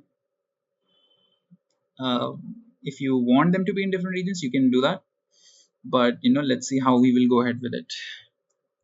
Right, so we have Docker installed, Docker hyphen version, we have Docker installed. Okay, so now what we're going to do is I'm going to create a new folder, project, and inside of this folder I'm going to go ahead and create a new file called nanoindex.html. So my file is going to be index.html. So we're just going to use some random code over here, the HTML code.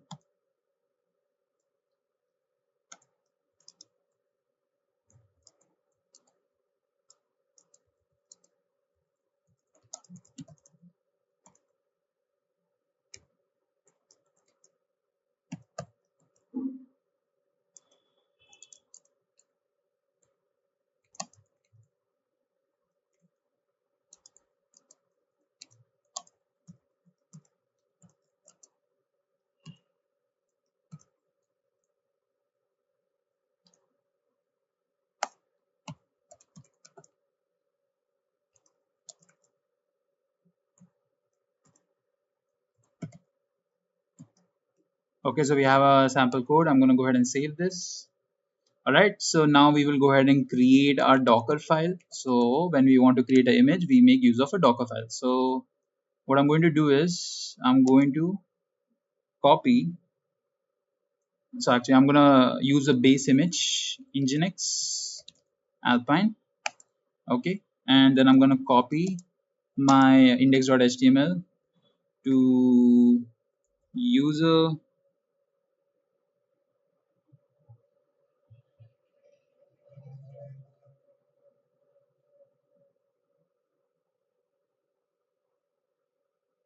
share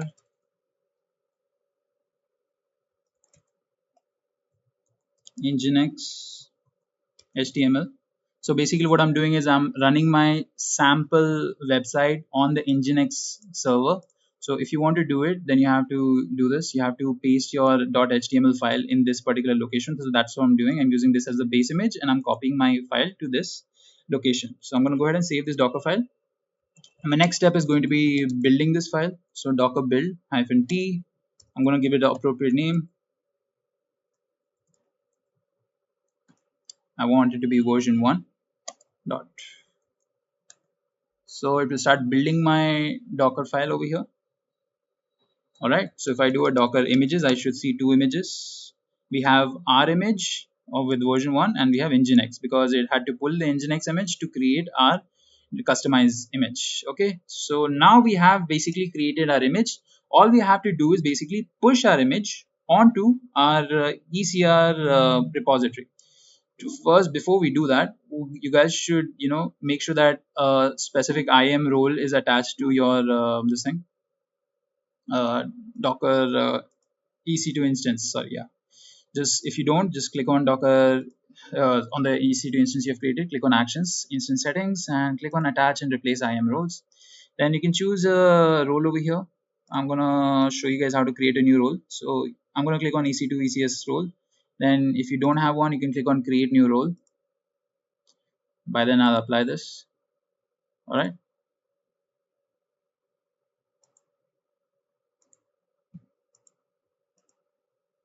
So IAM role is basically, what kind of user gets what kind of access. So we want to make sure that, our ECR can access this properly. Okay, this is taking way too long. All right, so here, yeah, you can go ahead and click on create a role and choose AWS service EC2 Lambda.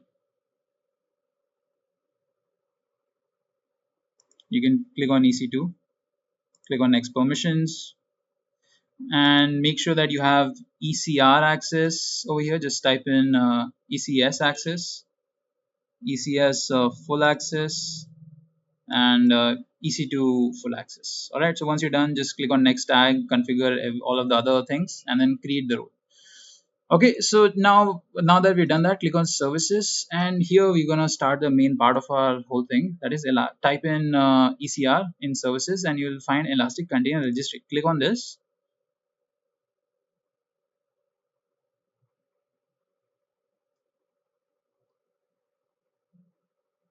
So it's going to take us to the container registry.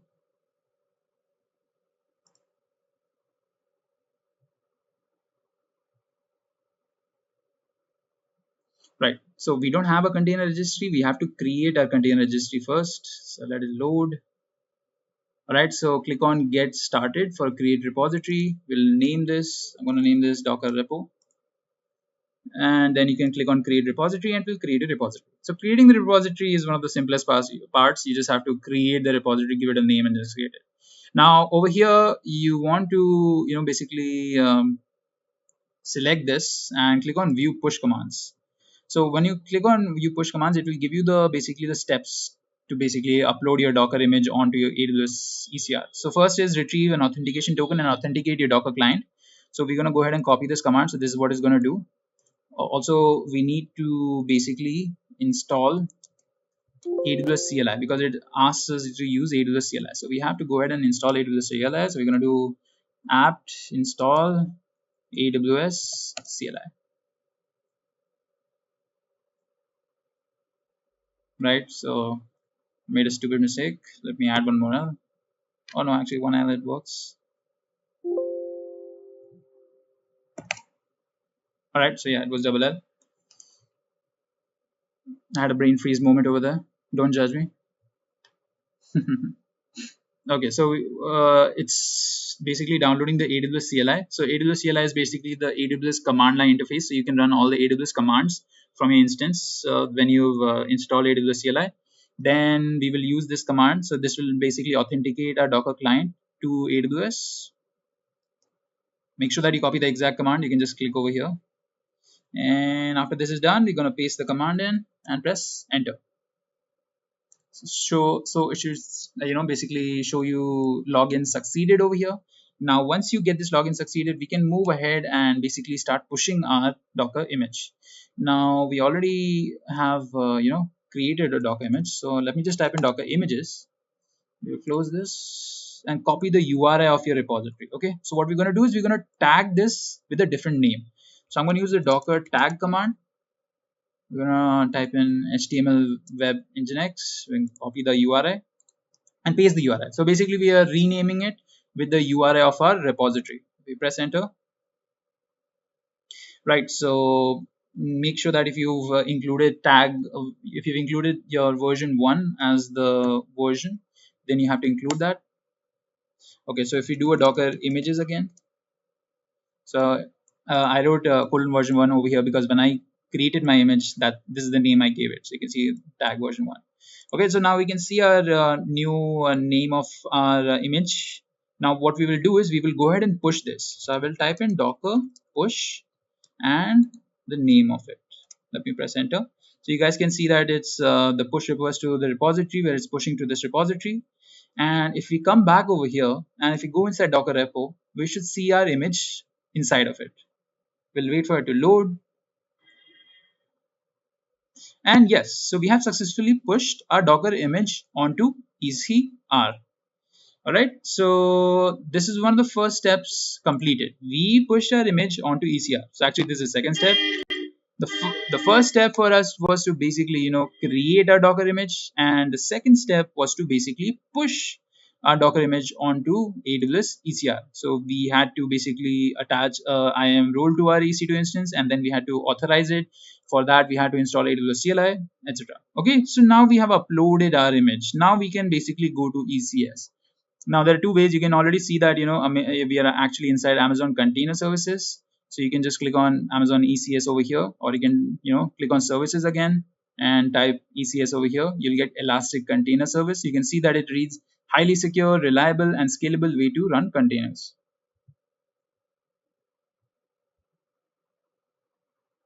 All right, I want to see if my image is running at all or not. So if I do Docker images, let me actually check if my image is running at all or not.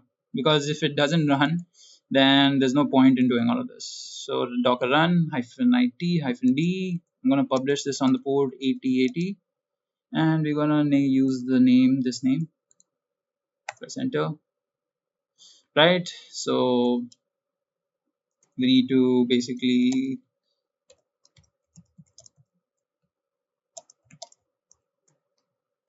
just ignore this command, guys.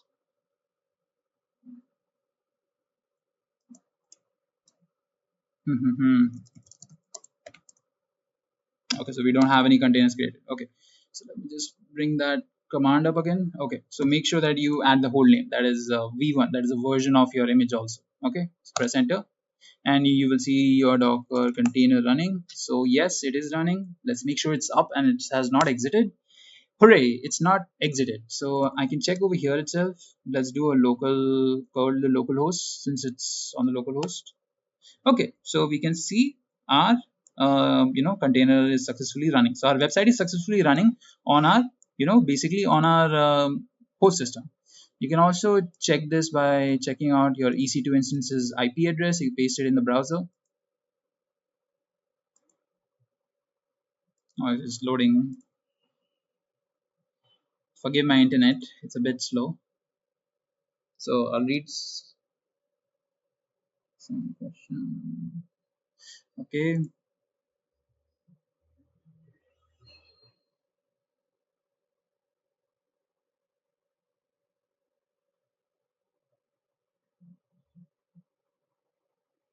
Okay, so over here, you copy the IP address, paste it.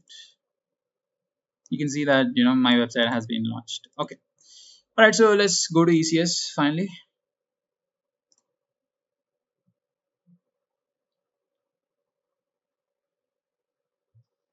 All right, so there are a lot of different things. Let me start off by showing you guys this. So Amazon ECS makes it easy to deploy, manage, scale Docker containers, running applications, services, and batch processes.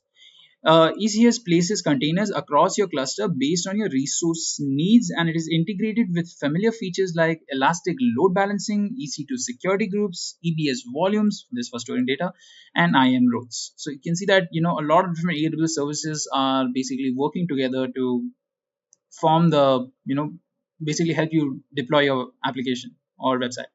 Let's click on get started. So this is easy for beginners. So over here, you guys can see again how the definitions happen, the layers of how it happens. You have first container definition, task definition, service, and cluster. So container definition is basically choosing an image for your container. So you guys, if you guys are working with this, just go ahead and choose any of the random ones. Or if you've created a container with me, you can click on configure over here for custom image, or you can choose sample app on nginx. Over here, I'm going to give this the name simple, or let's say sample website. Or no, I want to give it a name awesome website. And the image has to be the basically the URI of your image that is on Elastic Container Registry. So for that, we just need to copy the URI of the image. Till then, we'll give it the memory limits. I'll give it 512 MBs. Port mappings, we're going to give it 80. So over here, you guys can see it's written container port and the protocol. It's not given the host port because we are not managing it at all. So by default, it's going to be exposed at the default port, that is the IP address itself. We can configure this to be different if you want.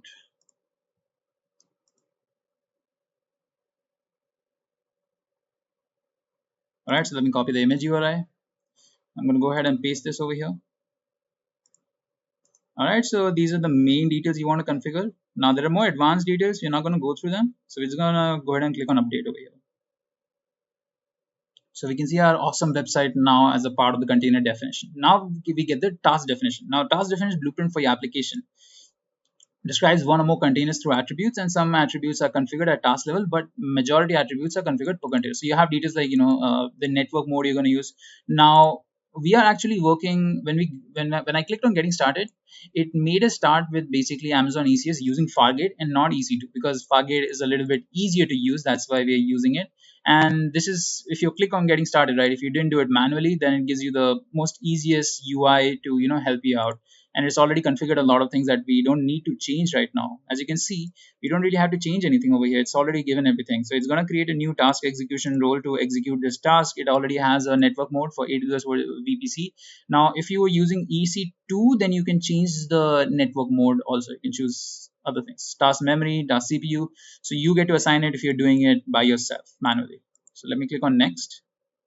So do we want a load balancer? Yeah, we can go ahead and click on this load balancer over here. So it will automatically create a new load balancer for us and even a new security group.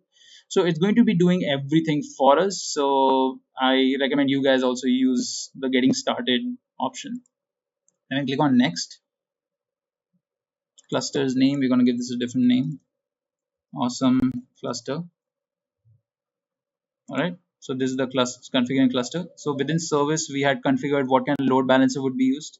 And you guys can also see in cluster service that number of desired tasks. We only can have one task. That means only one replica.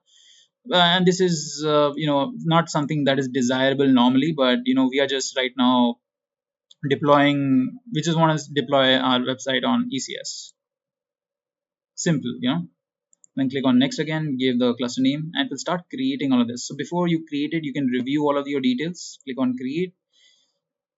All right, so it will start creating all of these. So it's going to take a few seconds for this, or maybe a few minutes. So I'm going to go ahead and answer any questions you guys have. Okay, so we have some questions over here.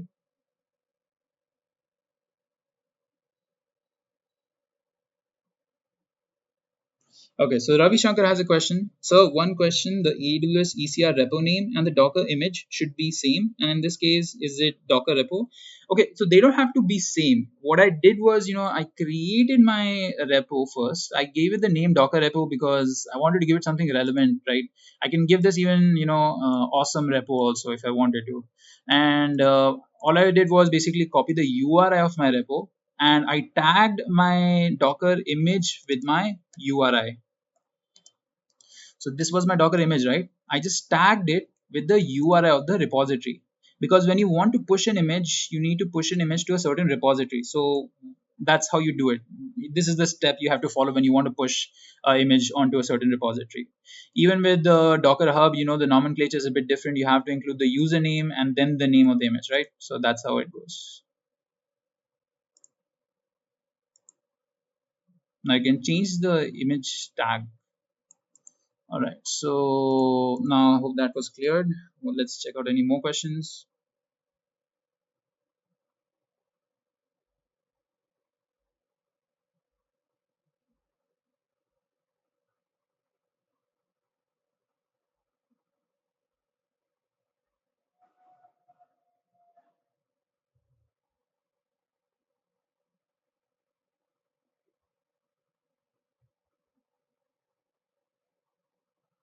Okay, so I have a question over here. Why nginx Alpine and not G Unicorn? Well, I use nginx because I felt nginx is very popular and it's very easy to work with. And I have not worked with G Unicorn, so that's why I did not use it.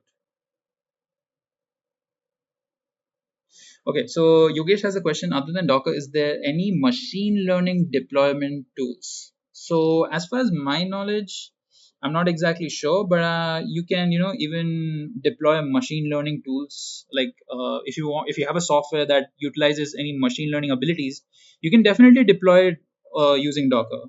There's no limitation over there. This limitation is your creative mind, how you can do it. How does ECS scale? Okay, so ECS scaling. So do you want to see it happen, or is it like a conceptual question? So I'm going to answer it conceptually over here. So ECS scale, right? So you can configure auto scaling, or you can give a predefined thing. So if you do auto scaling, it will automatically detect it by itself. Like if there are a large number of requests hitting your website, then it will automatically scale it up. Yes, Ravi, you can go ahead and use AWS ECR completely for free. All of this I'm doing right now is completely free. I'm not paying for a single dime. I'm not paying a single dime over here, a single rupee.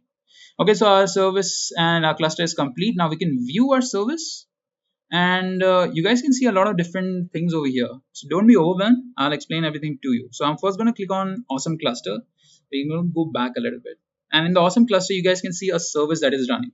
So our service is active. You need to make sure that the service type is a replica. So service basically defines how many replicas you'll have. So one was the only desired one, and one is running. And the launch type is Fargate. That means we're not managing any of the EC2 instances. If you click on tasks, you can see that we have one task running with a automatically created task definition. And in ECS instances, right now we don't have anything. You guys can go ahead and check the metrics and everything. Let's go back to services, because then I'll show you guys services. I'll show you guys how to basically access your website. So you can directly check out the tasks IP and access it using that. But since you have created a load balancer, we can just check out a load balancers DNS and access it using that.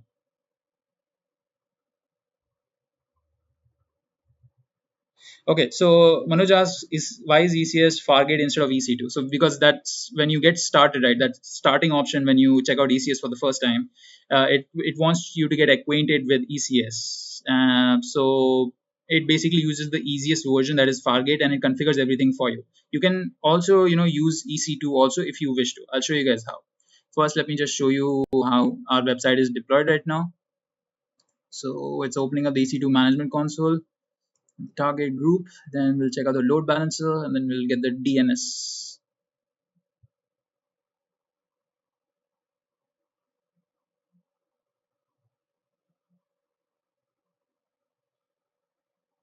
So this is a load balancer. Now normally if you're working with ECS, right, and you do everything manually, you have to create your own load balancer. But since we're getting started, it created a load balancer for us. So let me just answer a few more questions.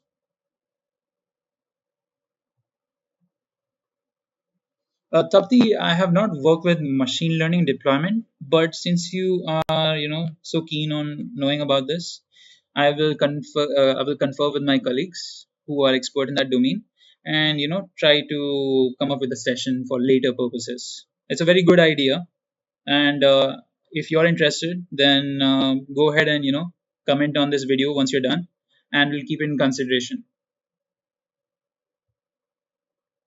All right, guys, while it's all loading, you guys can go ahead and ask me questions, because then it will take way too long if I wait for you to answer in the end.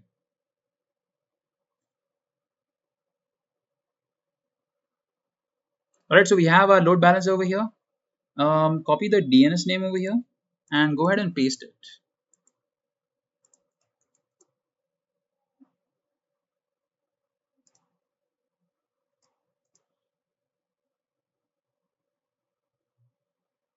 All right, so now that we pasted our DNS name here, you can see that my website has been deployed successfully. So this is how you would use ECS on a very basic and simple level. Now I want to show you guys how to basically go ahead and use the clusters and create it by yourself. Okay, we have Manoj answering. Yeah, AWS SageMaker is used. Okay. Yeah. Thank you for letting Tapti know. Okay, so let's go to first task definitions.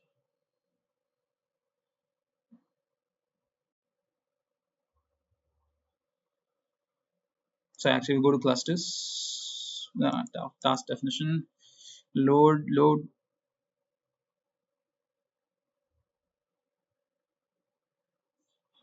All right, so we will start off by creating a new task definition itself. So this is automatically created. So what we will do is, we will try to do it ourselves now.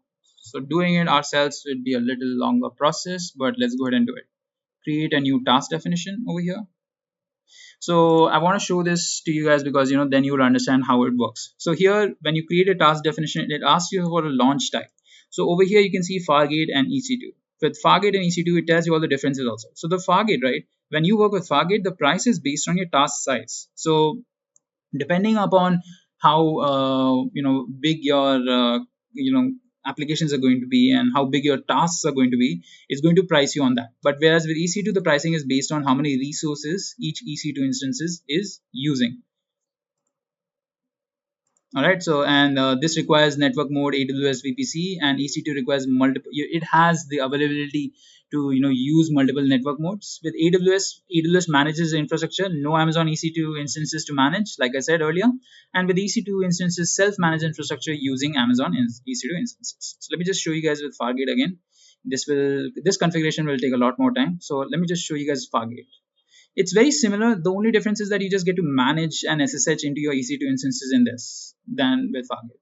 So click on next step, and we'll give it a definition, task definition name. I'm going to give this awesome, or let's give it a new name. Let's give it beautiful task. We're going to give it task role. So task role, guys can go ahead and choose ECS task execution role. So this is an IAM role that can use to make API requests to authorize AWS services. So if you make use of other AWS services like ECR or any other service, then you can go ahead and use your ECS task execution role. Then network mode you can leave as AWS VPC, and I don't think you can change it because it's Fargate. It has only one mode, that is AWS VPC. All right, so task execution IAM role, we're going to leave it as default. Task size, we can go ahead and make this 0.5 and make this 0.25 CPU. So as you guys can see in a task definition, we are defining what kind of network mode, what kind of task execution role, and what kind of memory and CPU needs to be used. So the task size allows you to specify a fixed size for your task. So you'll be priced basically based on your tasks, right? So task size required for tasks using Fargate launch type and is optional for EC2 launch type. Container level memory settings are optional when size is set. Task size is not supported for Windows containers. So this is for Linux containers. So let me go ahead and add our container. So you guys can see container definition. Now container definition is the over here. So let me go ahead and give this name again. So to differentiate it, I'm going to name this beautiful website, and we're going to copy the image URI again, paste it over here. We don't need private repository authentication because it can directly access AWS ECR without any problems. Again, we will set the memory limits to 512 MB. So this is like limits for how much your container can use. Then over here again with port mappings, you can see that only container port mapping is necessary.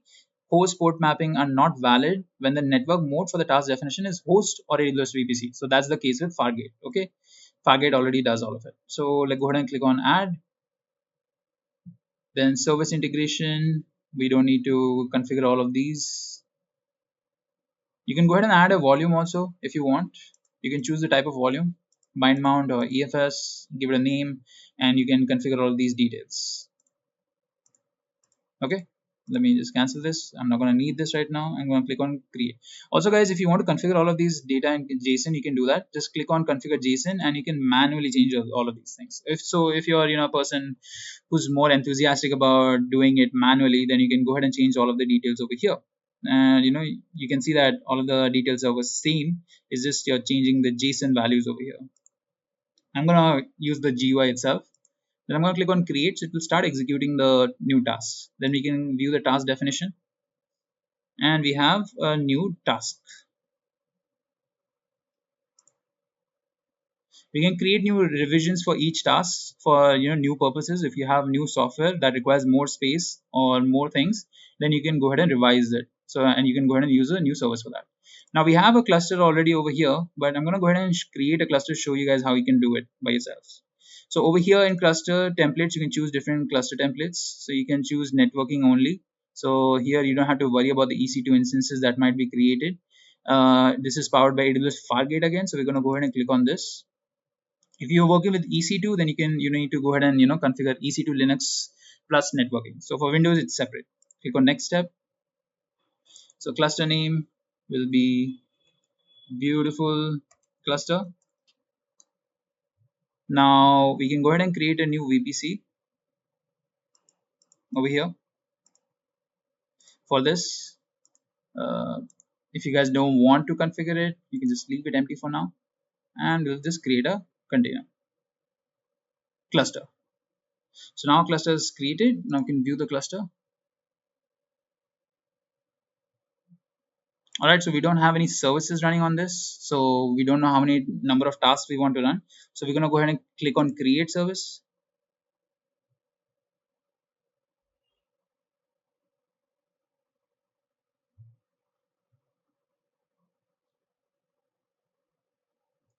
So again, I'm going to choose the launch type as Fargate. Task definition is automatically taken as beautiful task. We can change it to first run task, but we'll leave it a beautiful task. It has only one revision. Then the cluster is beautiful cluster. Service name can be beautiful service. Number of tasks, we can now define the number of tasks unlike previously. So I'm going to name here 3 tasks. So we're going to have 3 replicas of our task. That is our container. And if we scroll down, we will leave all of this as it is. Deployment type, we can keep it as rolling update. Click on next step.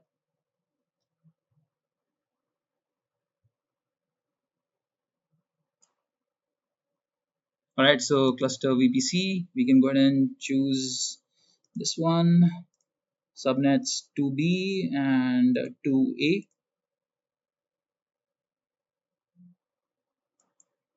Now, if you want to create a load balancer over here, you can do that. But right now, we're not going to create a load balancer because that is another 30 minutes of process. And this is supposed to be a 1 hour session. I'm sorry, guys. So we're just going to leave it none. And I'll show you guys how to directly access from the instance itself. And we can go ahead and click on next step. And here, so one of you guys asked for auto scaling, right? So this is where you can configure auto scaling. So you can configure your service with auto scaling, where you can have minimum number of tasks. You can set it to maybe 2. So suppose the number of hits that you're getting to your website is reduced a lot. Maybe you can change the number of tasks to 1 so that you don't eat up a lot of resources. And if you start getting a lot of hits and your current infrastructure can't handle it, so you can increase the number of tasks to 10. So over here, automatic task scaling property policies. You have target tracking and step scaling. So there are different types of policies that you can enable. Right now, we're just going to click on do not adjust the services desired count. I only show this because somebody asked for it. So I'm going to click on next step, and you can review your service. Then click on create service. So your service will start getting created, and we'll click on view service.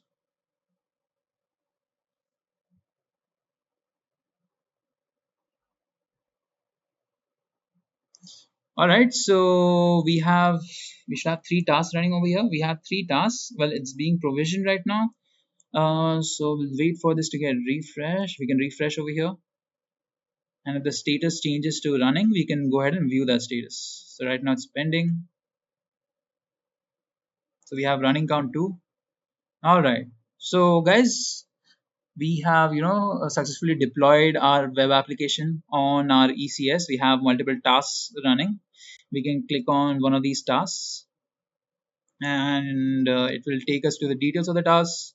And this is the IP address, public IP. So if you guys want to access it, just go ahead and copy this IP and paste it and go. And you can see that the website has been deployed successfully.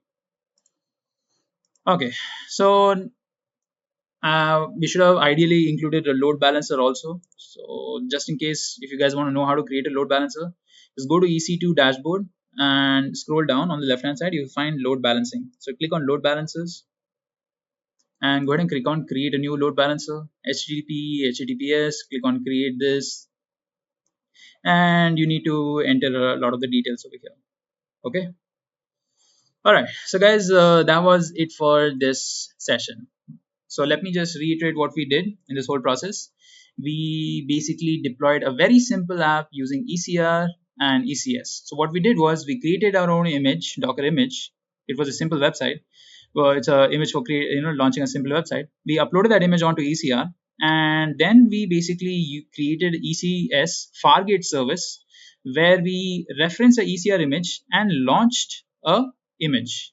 Now you can make use of load balances if you have multiple replicas, and load balancers basically divide the tasks, divide the hits on different tasks, so that you can equally based on how many resources one has available, based on that it gets divided. If one crashes down, the other is still available, so that improves our availability of our website also. Kubernetes tutorial. So guys, now we'll be learning about Kubernetes and what it really does. Now to give you guys a very small brief, Kubernetes is a container orchestration tool that helps us in software development in various different stages. So this was the agenda. Let us continue and start talking about the first thing we want to discuss, that is, why do we use Kubernetes? All right, so this is a very fundamental question. Why do we use Kubernetes at all? Now, to understand this, we have to understand software development. So I'm gonna bring you guys through a software development pipeline. So what is a software development pipeline at all? So take an example about car construction or automobile construction, and you would remember whenever you saw ads as a kid, or if you saw Discovery Channel as a kid, you'd see that there was a whole production line over which multiple car chassis would be going over, and there would be robots on each side coming in, welding in something or attaching a certain part, and doing a lot of different various alterations on the chassis until in the end you got the perfect car. So similarly, even in software development, you have a similar production line, but instead of a production line you would call it a pipeline. And in this pipeline you have different people playing different roles. You have the developers creating the code, you have the testers testing the code, you have the operations team making sure that the software is deployed to the end users. So you have a lot of different people playing different roles. So in a software development pipeline, you're basically they're showing the process of creating the software from the start of its life cycle to the end of its life cycle, right? So this is what a software delivery pipeline is. It allows you to deliver software to the end user. So let us look at a very standard software delivery pipeline, because that will help us know everything in a much more fundamental way without confusing us with any unnecessary intricacies or complications. So let us look at this. A standard delivery pipeline. So first we have a developer. Now the developer's role, as I stated earlier, is to create code. So he would basically sit down, write his code in his integrated development environment, making sure that every part of it runs. If there are any errors, he will try to resolve those errors, whether it is in the code or in the compiler, whether he needs another plugin for it, or whether it's something in his computer's environment that he needs to change. Basically, he will do everything there is to make sure that the code is running on his system. Now, Once the code is there, so that code will basically go to the next part of the pipeline. That is the building process. Now, in the building process, what really happens is your code becomes the software. So you have to understand that your code is not the software by itself. Your code is just a written set of instructions that will tell the machine to do a specific task. If you've written print hello world, you're telling the machine that you want to print the particular statement hello world. It is not a software that prints hello world. To make it into a software, you need certain dependencies. So those dependencies can be anything. They can be the extra libraries that you need to execute your code. They can be extra functions, the external functions that play a big part, or they can be particular tools or database, or it can be the environment. It can be any sort of thing. It can be a framework also. So all these dependencies are the things that basically make your code a software. So you take those dependencies and you take this code and you put it into a single executable file. You can call it an executable, you can call it a build file, you can call it a package, you can call it anything. But basically it is the software. Now, in the process where you are taking and combining the code and the dependencies together into one single package, that process is called the building process. Now that also happens on a particular machine, on infrastructure, because it also needs a place to happen, and using a certain build tool, whatever code you're using based on that. So this is again also a part of your software development pipeline where the code becomes the software. Now you have the software in your hand. It is the software that you can use for giving it to your end users, but that's not what you do. You don't directly give it to the end user. You have another player over here, that is the tester. Now the tester is responsible for testing the software dynamically. He makes sure that this particular software has all of those different parts that were decided in the planning phase. When you're developing software, you have a lot of different phases, and planning phase is one of the most important phase, where you basically look at the stakeholders requirements. If the stakeholder wants you to have a payment feature, you'll need to have a payment feature in your software.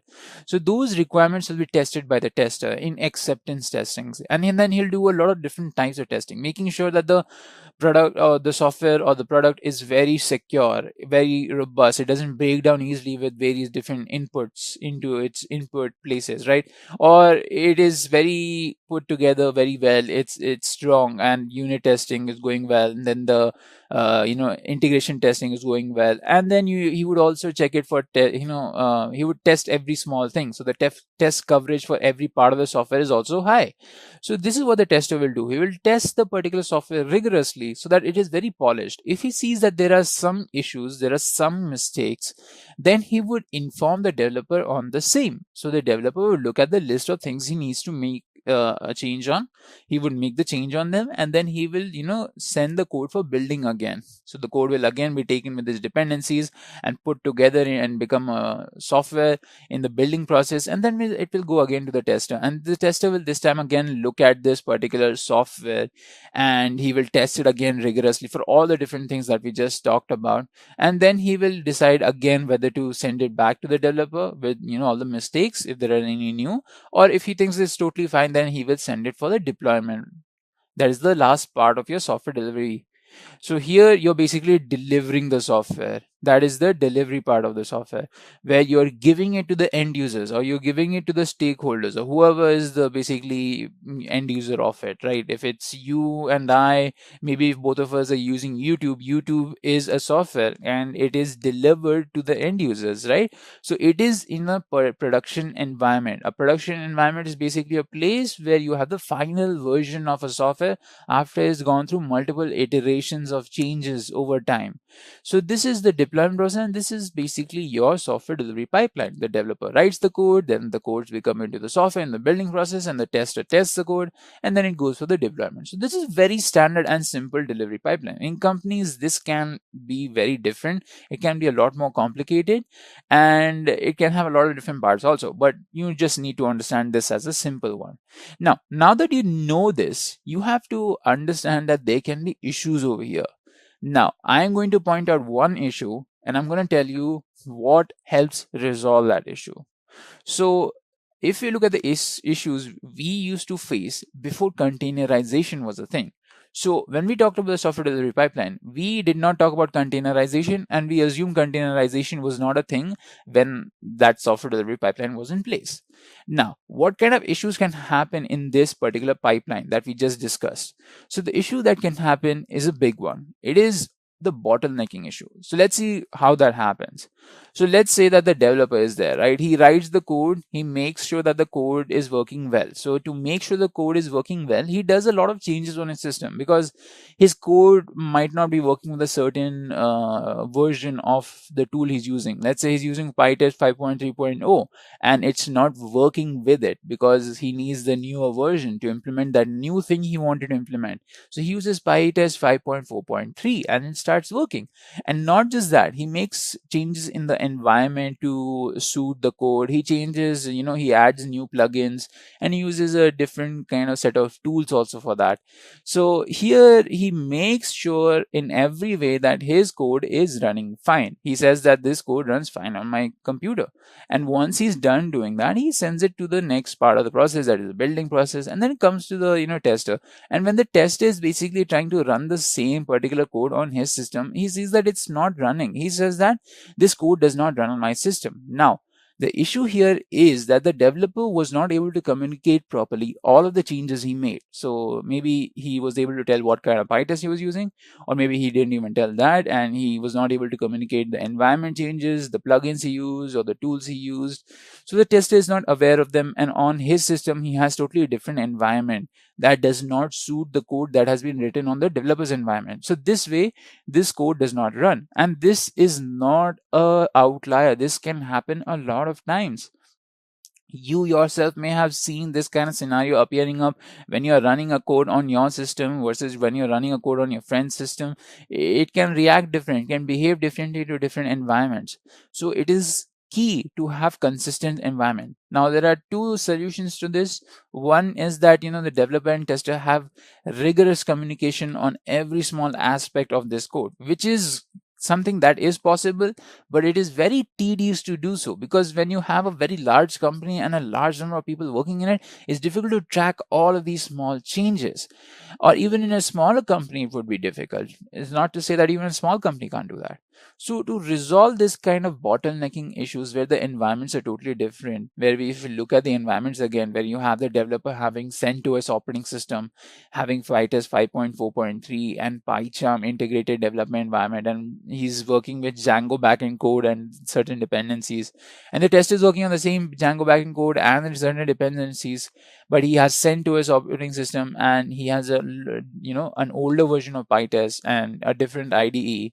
So even these kind of things can make a big change. You can have PyTest in this particular IDE, and if you have PyTest of older version in this IDE, then your code may not run. A good example is Java 8 and Java 11. The particular compatibility between the two is totally different. It's not very easy to convert the code from one to the other.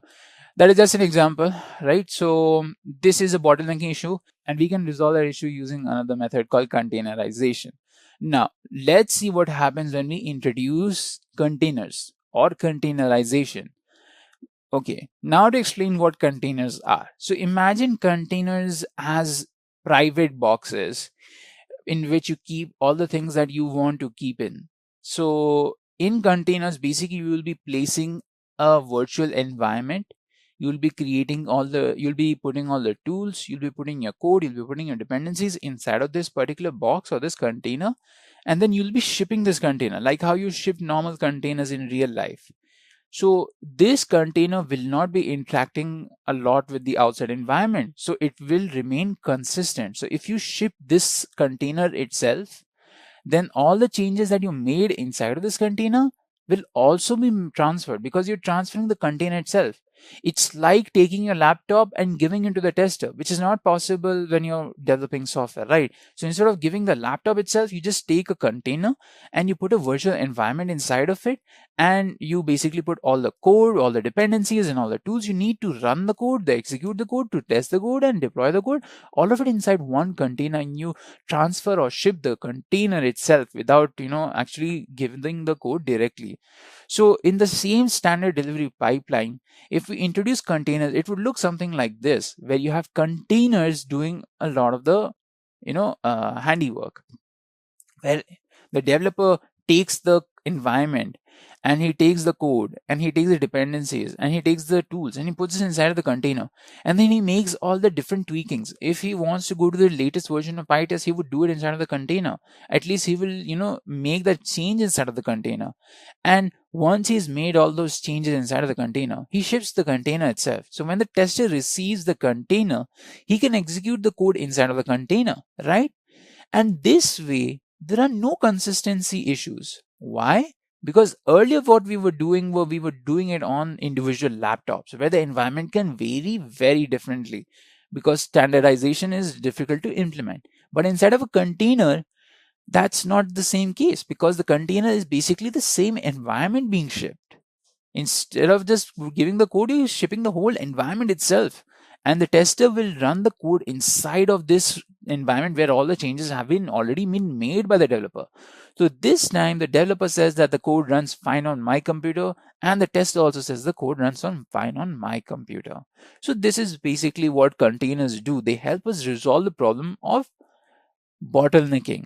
And bottlenecking can be very difficult thing for a software delivery process, because if you have a bottleneck in some part of your software delivery pipeline, you're not able to deliver your software. And these days the market is very hungry and it needs software consistently and continuously.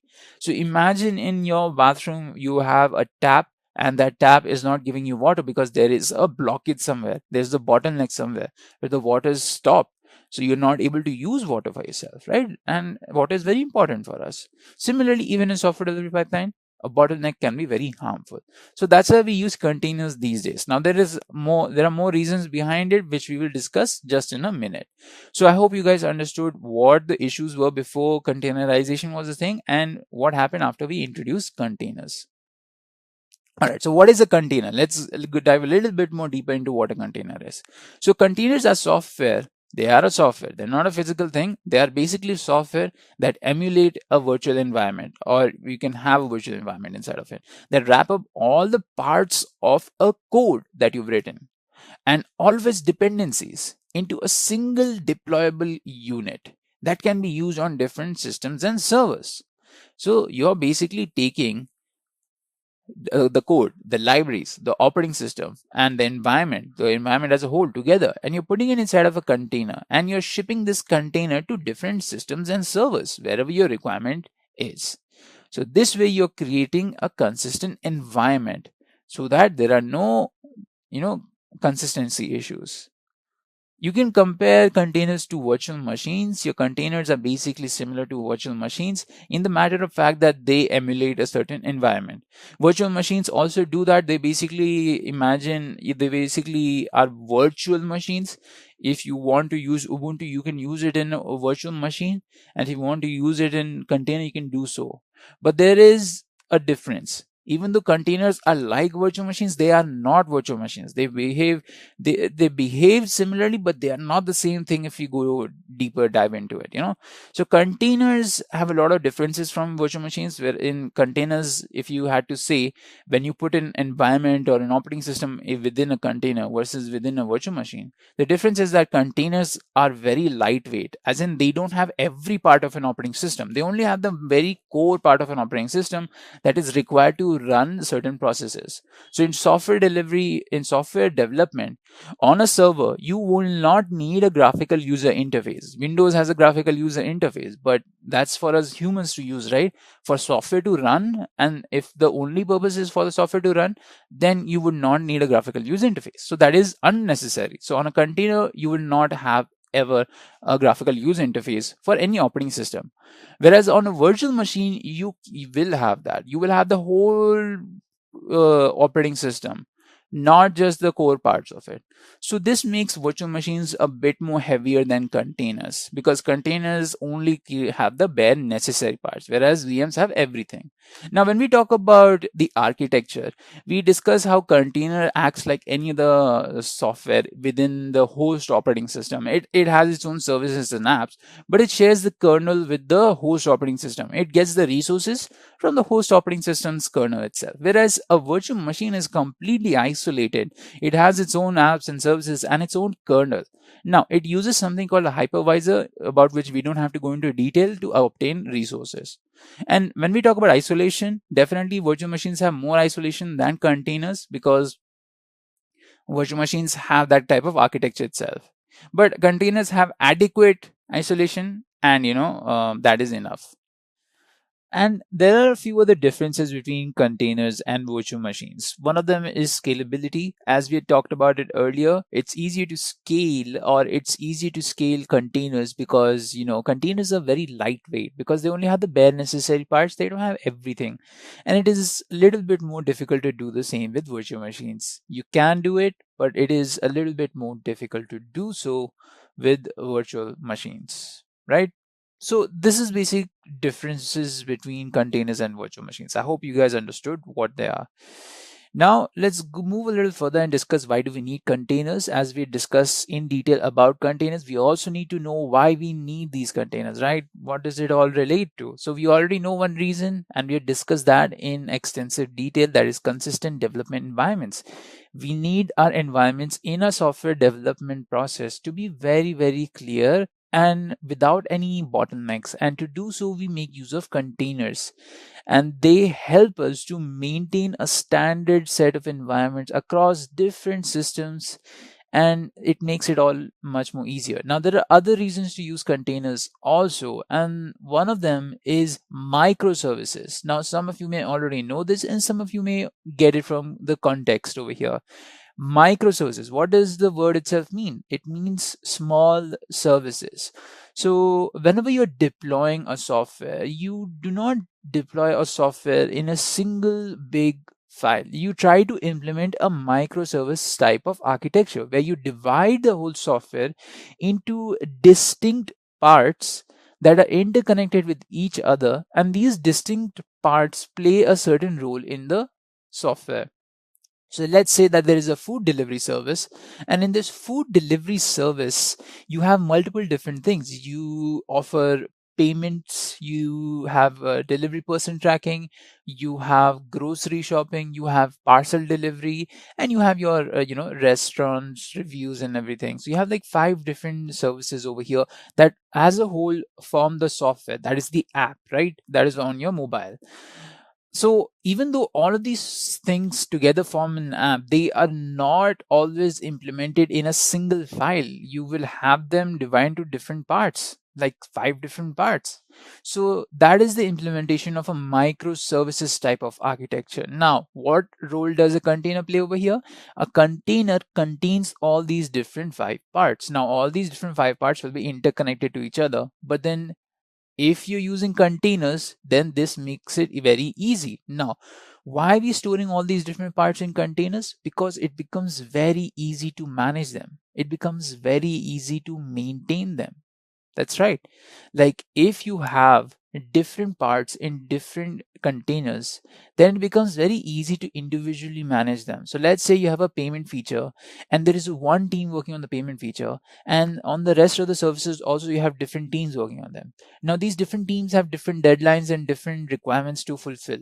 So they all have to only work on the individual service that they're working on, right? They don't have to update the whole thing whenever they have to push an update. They only have to update the small part. So that makes it easy when you're managing all of it using containers. You just push the new definition, and the container goes up, and it's updated. And containers were very easy to manage compared to your normal software. And we have special tools for that purpose. They're called orchestration tools that help us to manage all of these different multiple containers. So it becomes very easy, and scaling also becomes easier. If you want to scale, you want to add more number of servers for some particular service that you're offering, then it becomes easier to do so, right? That's why we implement microservices architecture, and that's why containers are used over here. If you're still a little bit confused about what it really does, do not worry, you will get the idea slowly as you learn more about Kubernetes, right? So over here we now get to the question, what does Kubernetes do over here? Because that is the main thing we want to study about, and we really haven't mentioned it a lot. Actually, we have talked about what is happening, and Kubernetes has a role in that. What is the role in Kubernetes over here? So Kubernetes is a tool that allows us to manage multiple containers at the same time. So if you have Kubernetes, you can manage multiple containers that have multiple different services within them very easily. So Kubernetes is an orchestration tool. It allows us to orchestrate all the different containers there are. Now, it is just like your music opera, right? Where you have one person, waving that stick. If you sing cartoons, or if you've actually been to some of these music symphony places or an opera where you have one person, so they're called orchestrators, right? They orchestrate the music by the swish and swish of their wands, right? Similarly, even Kubernetes is orchestrating, it's managing all of these different multiple containers. It's making sure that they're always up, they're readily available, they're very safe, they're very secure, and that you can manage or monitor them, all those kind of different things. We will learn more about all the different features of Kubernetes in detail later, but for now, understand what the role it plays over here. So it basically manages its sole job is to manage the containers, right? So that's what Kubernetes does. Okay. So generally, when you are using a microservices architecture, you would implement it in the end of your software delivery pipeline where you're delivering the software part. So you are delivering the software. So in your production environment, you have all these different multiple containers containing different services, and to manage, monitor, and maintain them, you use Kubernetes, right? So I hope it's clear what does Kubernetes do over here. Right. So how do we create containers? We can create containers using different set of tools, or different tools, not set of tools. So what kind of tools can you use for this purpose? So there are many different tools that you can use. There is Docker, there is LXD, and there is Rocket. Now, these offer multiple different features within them, but the most popular one over here is Docker. And we will be studying Docker. Now, the reason behind why we'll be learning and using Docker instead of any other is because it has become very popular. It was started around 2013, 2014, where the company called Docker came up with this this container creation tool called Docker, and it was very helpful, and people really liked it. Now, the idea of containerization is not something new, or is not something that Docker came up with. It has been there for some time. If you guys know about it, there used to be something called root containers that were there in early 2000s, but they weren't really widespread and not used that much. Now, because of various different factors, and because of how easy it is to use Docker, it has become an industry standard nowadays. Almost everyone who's implementing containers is using Docker containers, right? Because it is so easy to use Docker containers. All right, so that's why we will also be studying about Docker. So let us move on and discuss what is Docker. So Docker is a tool that helps in developing, building, deploying, executing software in isolation. And it does so by creating containers that completely wrap up a software. We've already know what containers are, and now we know what Docker is. Docker is a tool that allows us to create containers. So if you wanted to wrap up an application in different containers, you could do so with the help of Docker. Now, another thing about Docker is that it creates a layer of security over these containers. So the containers you create with Docker are a lot more secure and robust than any other, right? So now let us move on to discuss how does Docker create containers. So guys, I have to admit, I told you a lie. I told you that containers are the ones that are being shipped from one place to another in the software delivery pipeline, which is not entirely true. There is a certain perspective you have to take if you want that to be true. What really happens is that you're basically shipping the blueprint of that particular container. Now, what is a blueprint over here? So let us take an example. Let's say that you wanted to build a house. How would you go ahead building that house? Would you just take the cement and the bricks and then just start putting it together? I am 100% sure none of you can do it unless you are a civil architect. And if you are, what are you doing here? Well, anyways, so it is not easy to do so without having a plan in mind, right? You cannot go and build a house without having a full set of plan, deciding all the requirements you have, all the materials you need, all the resources you have, and all of those different things. And that's where a lot of times people use blueprints to decide how a house would look, what are the dimensions it will have, what is the materials it will use, and all of those things.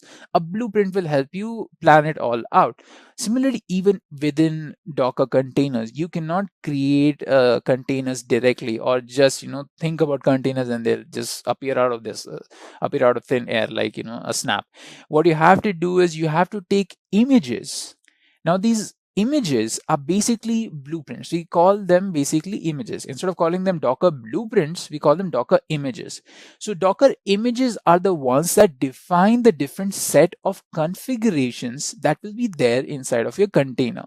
So let's say that there is a user and they want to create a container. So how will they do it? To do that, what they will do is they will take up a Docker image and they will reference it when they are creating a container using the Docker CLI. That is the command line interface.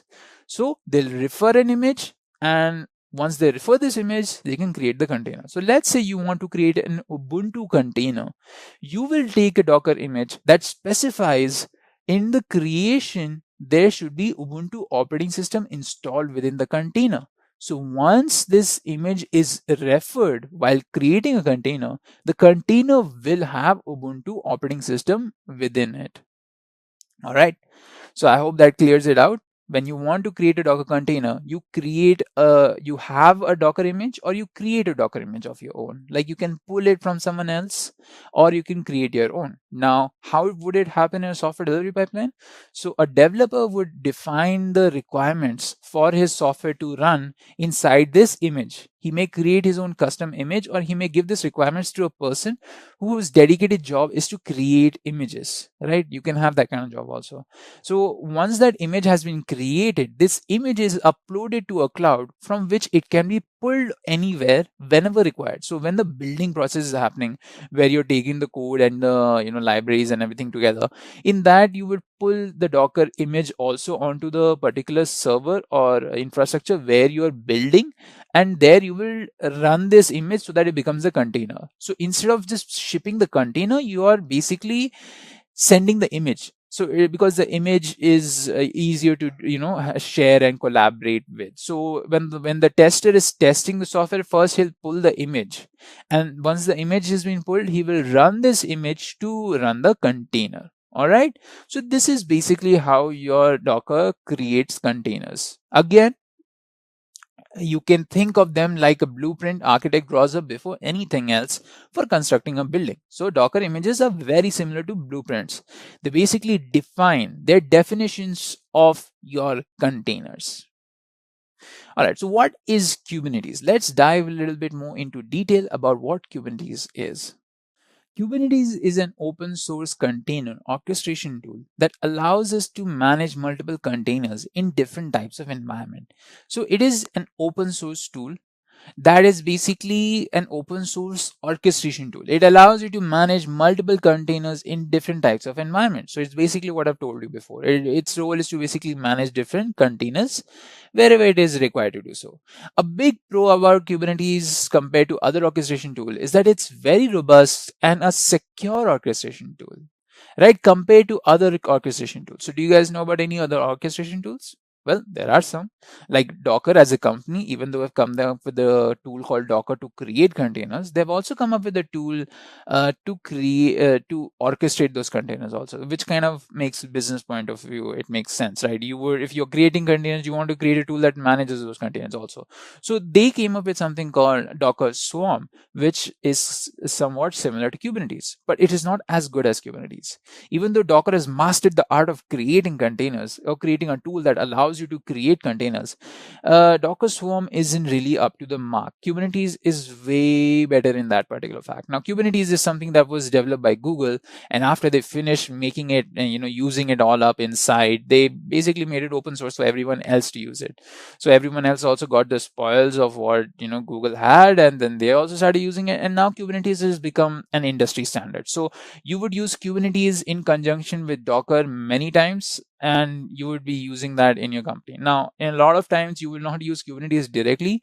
You will use Kubernetes-based services. So there are a lot of cloud providers like Amazon and Azure that provide you services such as EKS, that is Elastic Kubernetes Service. So that is basically Kubernetes but on cloud, and they've already established everything, they've configured everything, so you just have to go and put in your requirements, and then you can manage your Kubernetes from there. But the core stuff is same. Kubernetes is being used there also, and if you wanted to have it on your own server, then you can do it on your own server also. Not a lot of difference, right? Okay. So it is a very robust and secure tool. So that is a big plus of Kubernetes that people really like about it, is that it's very robust, as in it makes sure that whenever there is a container going down, there is always a backup there, and then it's secure that people are not easily able to penetrate the containers, because containers have very sensitive information. That is the source code of your software. If you don't want to reveal it to the public, or if you don't want to reveal it to any other company, then you want to make sure that it's very secure, that no one can just simply access it, all of it, right? So that doesn't leave us wanting much from Kubernetes. Well, obviously there will be future requirements, but Kubernetes is overall an amazing tool, right? So now let's look at the different features Kubernetes provides us, so that we get a better understanding of what Kubernetes does, at least theoretically. So the first thing that it helps us do is easy updates and easy rollbacks. Easy updates and rollbacks. So whenever you want to update, or pull back an update, then it becomes very easy to do so with the help of Kubernetes. So let's say that you have a certain feature that you want to implement in one of your services. So it's a payment service, and you want to implement a new security patch within that payment service. So it will be very easy to do so, because it's inside of a container, and you can update individual containers with the help of Kubernetes, and you basically put that patch in, and then you're very happy about it. But then after a few days, you get to know that the patch has a very big bug, so you pull that patch back. So when you pull that patch back, that's called a rollback. So you roll back a previous update. So when you roll back that previous update, it goes back to its original composition without having the new security patch, right? So it's very easy to update, and it's very easy to roll back for individual parts of a particular software when you're using Kubernetes. So that is one of the feature. And then storage distribution. Now, storage distribution is also important. When you have different services that share particular information, then you need something called a volume. So in Docker containers, you have something also called volumes, which are not the part of a container. You cannot store data within a container. So that is something that you need to know and understand, that when you create containers and when you put your software in your containers, that is the limit of it. If you want to store large scale data, you will not be able to do it on a container, because then it will reduce the efficiency of that container. So you use something called volumes. Volumes is another object of Docker that allow you to store data without affecting the performance of a container. So you can take a volume and connect it to a container and transfer all the information you want to inside of that volume, and then detach it and then attach it to another container, so that you can transfer the information, or you can make sure that this particular container has a lot of access to a lot of data, and you can have other containers also having a lot of access to a certain volume. So it becomes very easy to share and store data over there. Secret handling. Now, secret handling is also a very important aspect of Kubernetes, because you'll be managing and looking at different kinds of secrets when you're working with software. When you're discussing about handling sensitive information, Kubernetes, shows its boasting hand, where it tells you that it can very easily manage secrets. And there is a best practice to be followed when you're talking about secrets. You never store them within a container. You use orchestration tools for this purpose, because if you're storing it within the container, it becomes very vulnerable. It becomes a security vulnerability. If somebody is able to access that container, they'll be able to take that information and use it against you. So there are things like SSH keys, your passwords, your authorizations, so tokens, and all of those different things. So you have a secret handling feature of Kubernetes that allows you to easily and safely manage all of the different sensitive informations or secrets. Then you have heals itself. Now, heals itself is also a very important feature. So when I talk about heals itself, imagine a cluster of different containers. And in this cluster of containers, you have your software, 5 containers, and inside of this, you have 5 services. Let's say that one of the services, that is the, let's take that example of the payment service again. And that payment service, right? So imagine that you put in the new patch and it makes it vulnerable, and it makes it not vulnerable, it makes it crash. So the payment feature crashes and the whole container crashes because of that. So when it crashes, what you do is, instead of having that container up, that specific container up, you have a backup ready that goes in its place. So that is called self-healing. So a Kubernetes will make sure that if any container is on the verge or if it crashes, then there is a backup, and that it heals itself, that it brings something to make sure that the product is functioning as well as possible. That's why it keeps replicas of its pods. And we will discuss what pods are and what replicas are more into detail later. And load balancing. Now, load balancing is also important. You need to manage the kind of traffic that is going from one particular service to another. So you need to manage how much capacity there is. So Kubernetes is also very good at doing that. And again, easy scaling. So scaling is an important matter when you're working in a big company and when you're working with a software that has millions of users that vary from time to time. What do? Do you set up like a million servers and then just spend that much money, even though at one point of the day you don't have million customers, you only have like 100,000 customers, you're losing money over there. So scaling is like a cost effective method. It means that you remove certain extra servers when there is no need for it.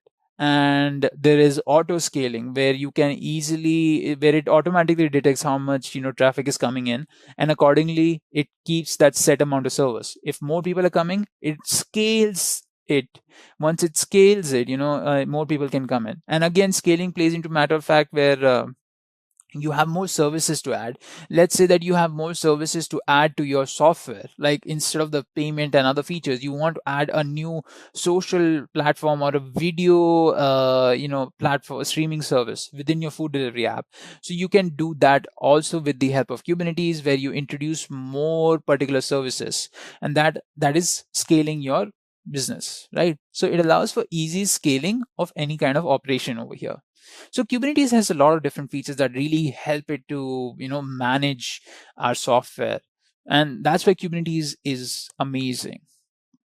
So how does Kubernetes really function? So let us go ahead and understand how does it do what it does. We know what it does, but we do not know how does it do it.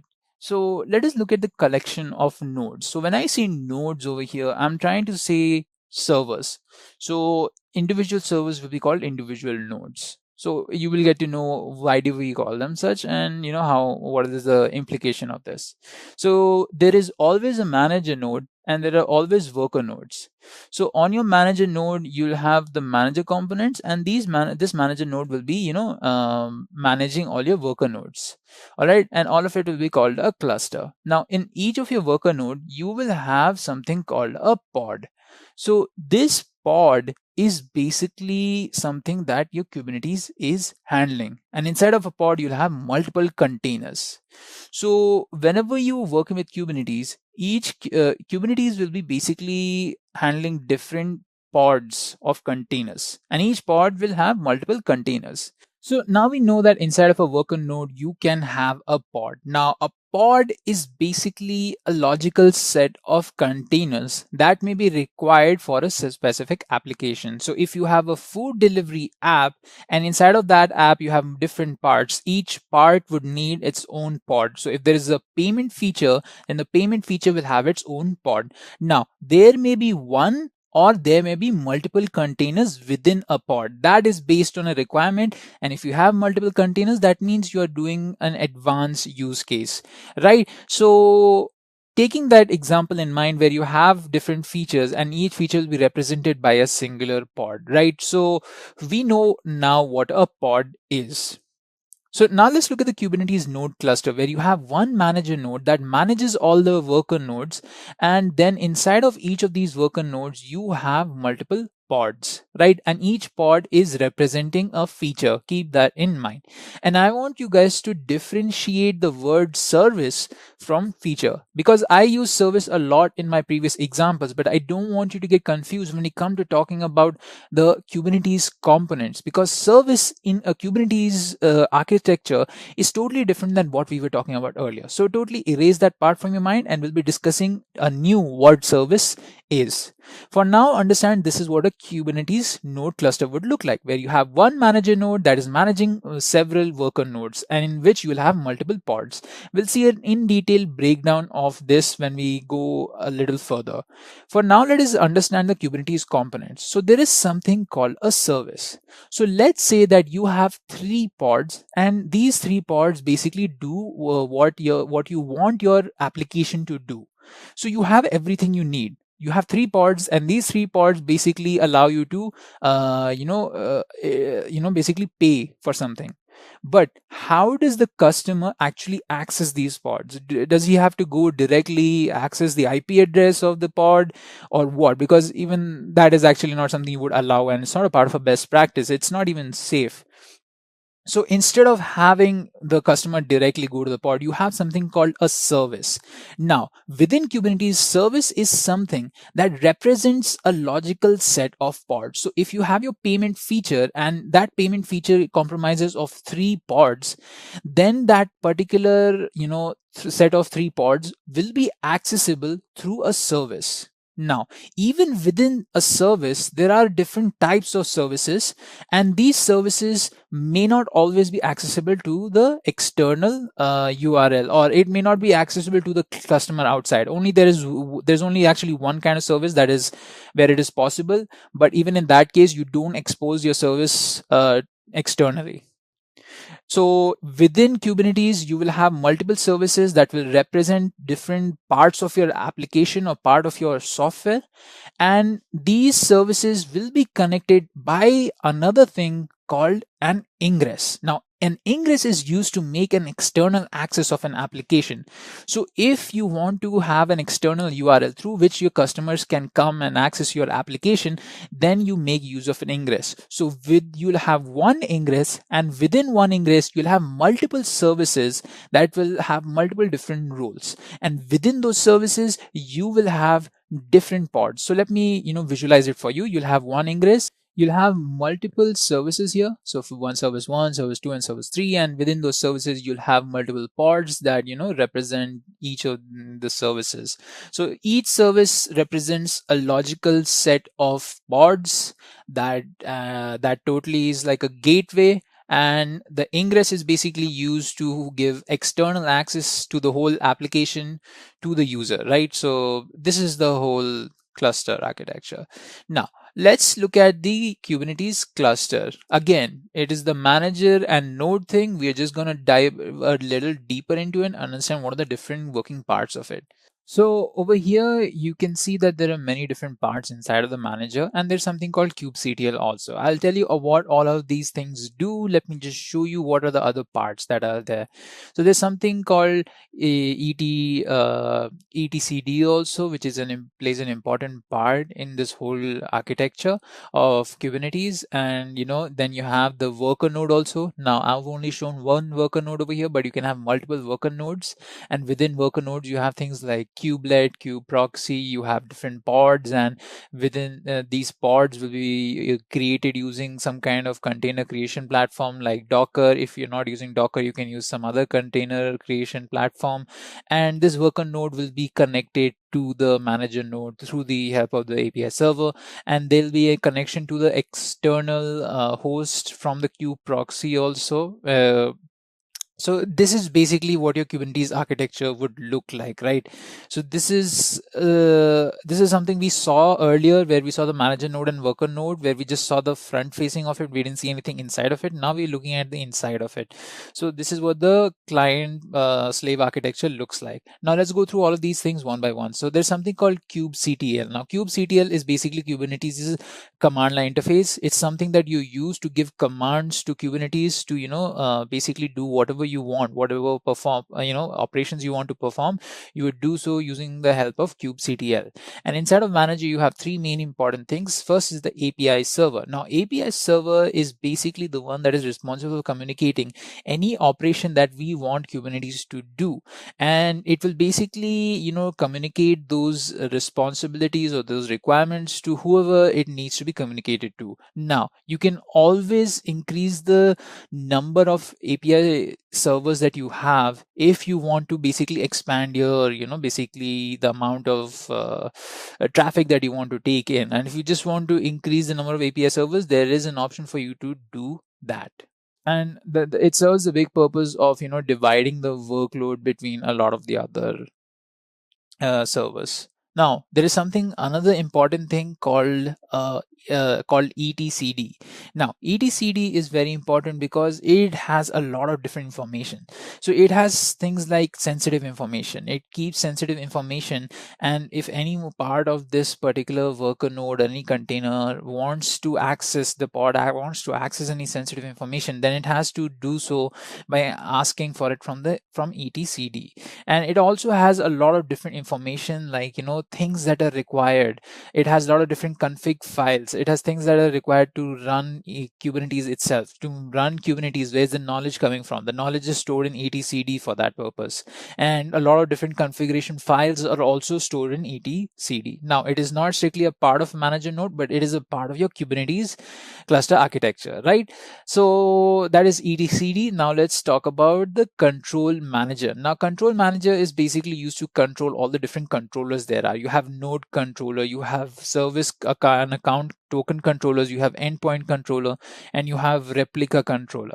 Now node controller is basically something that is responsible for managing and taking care of the nodes. If a node goes down, then it makes sure that the node comes back up. Replica controller is responsible for making sure that the replicas are available and can be used if you want to increase the number of them. And then service account and token controllers are basically used for making sure that the tokens are available for the purpose. And endpoint controllers that basically allow or make sure that all the different pods have different endpoints, and all the different services are able to talk to each other using those different endpoints. So it's responsible for that. Then there is something called a scheduler inside of the manager node. Now the scheduler basically helps in scheduling all the different processes, and it also helps in basically load balancing between the issue the requests that are coming in. So that is basically our manager node.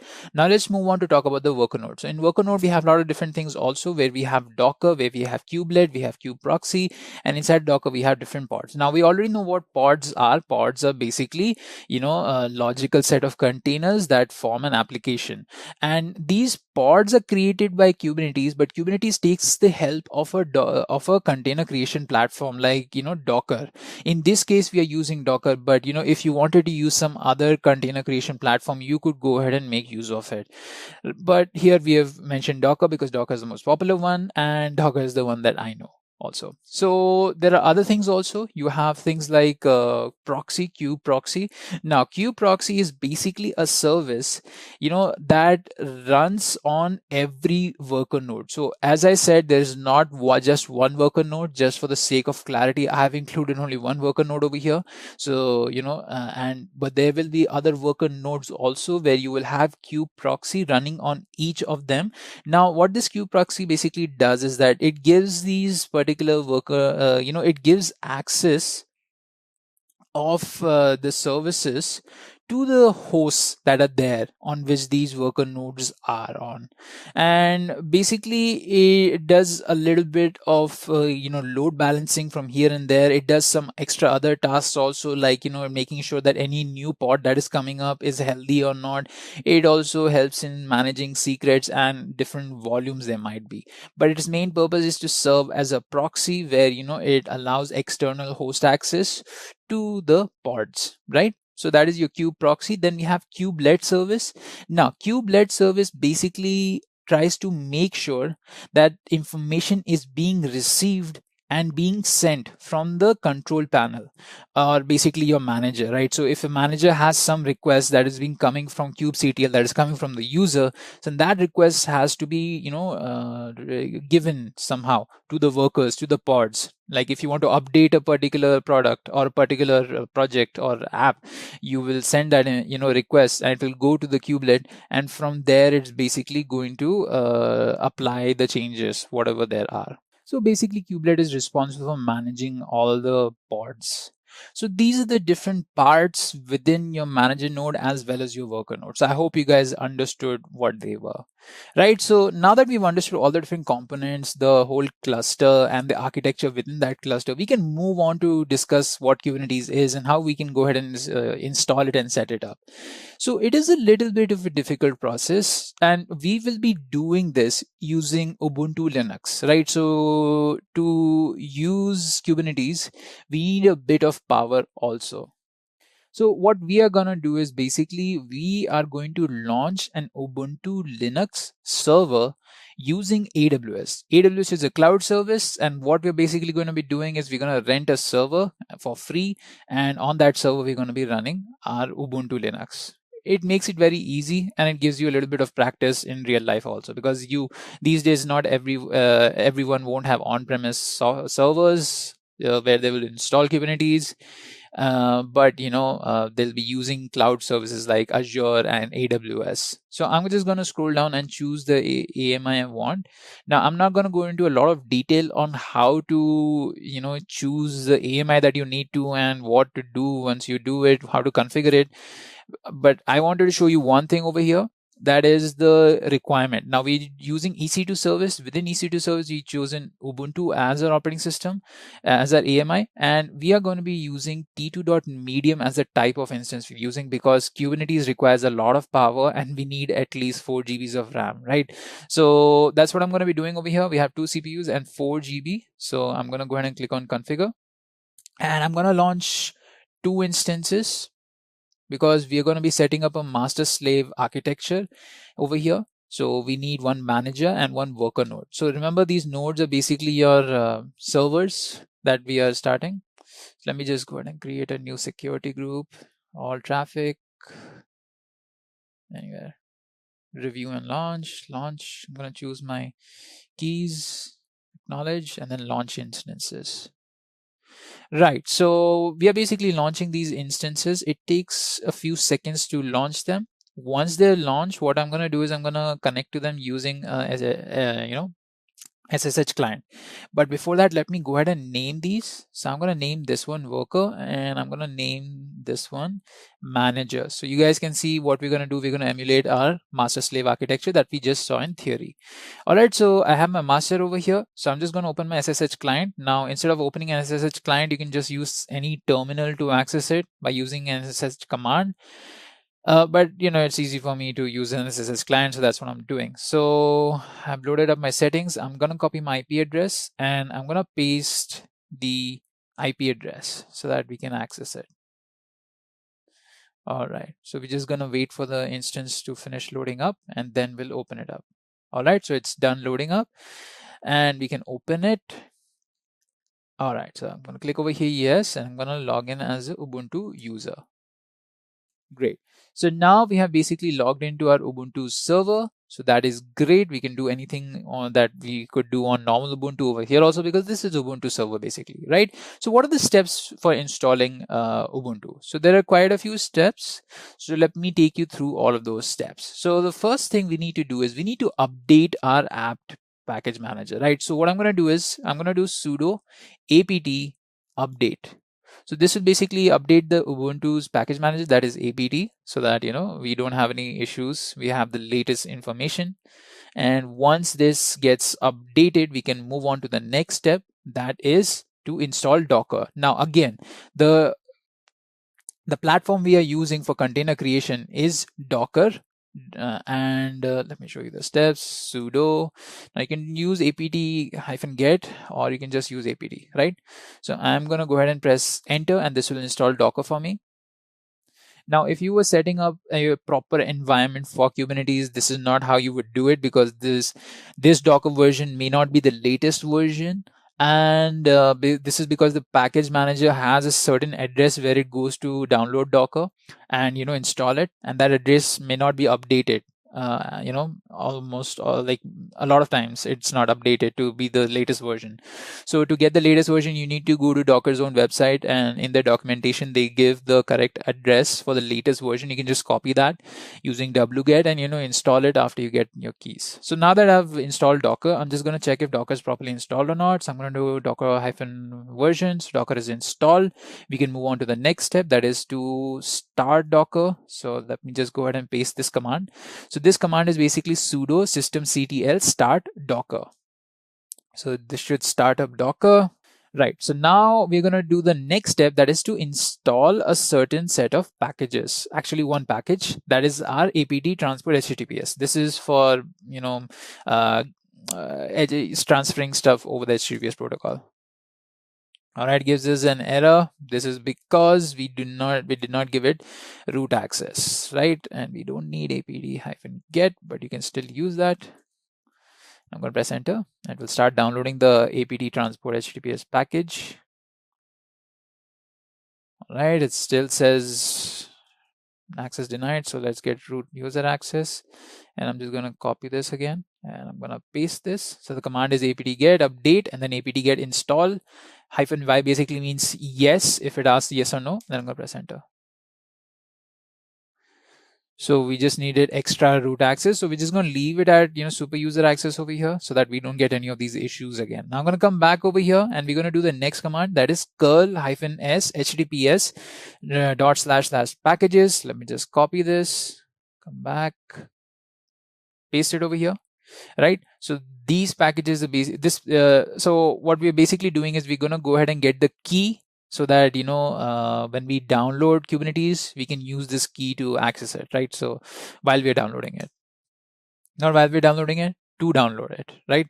So we added the key to apt. Now apt key has that particular key in it, so it says okay, this is what you should be getting also. If you don't get it, then look at the command again and copy it correctly, come back, scroll. So over here, then we'll use the next command, that is apt add repository. So now what we're doing is basically we're pasting the address into apt package manager where Kubernetes is. So this is the address where we're going to get Kubernetes, and we're going to be adding it to apt package manager. If I press enter, you can see that it has updated apt to now have Kubernetes also with it. Great. So now we can go ahead and directly install Kubernetes. So to install Kubernetes, what we're going to do is we're going to install kubeadmin and kubelet and kubectl. So let me just go ahead. I already explained to you what these things are, and press enter.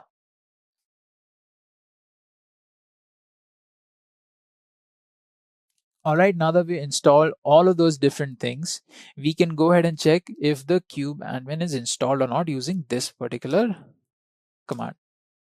All right, so this means that our kubeadmin is installed, and we can go ahead and do all the other processes. All right, so our next step is going to be initializing a cluster, a Kubernetes cluster. To do that, I'm going to go ahead and use this command. Now I will explain to you this command, or what we can do is we can just type in kubeadmin init, right? And press enter. So you can see that it has started the process. Now this is a big process. It is using Kubernetes version 1.2.20.2. It's running all the pre-flight checks over here. In pre-flight checks, it does a lot of different checkings, like it checks if Docker is there or not. I don't know why it's saying Docker service is not enabled, because we specifically had a command to enable our Docker. Now it will do all the other pre-flight checks, and it will use the It is creating the admin.conf file, kubelet.conf file, controllermanager.conf file, scheduler.conf file over here. It's writing Kubernetes configurations, and basically it has started it up. Now it's telling us your Kubernetes control panel has initialized successfully. To start using Kubernetes cluster, you need to run the following as a regular user. So these are the commands that we should be running as a regular user. So let me go ahead and copy these commands.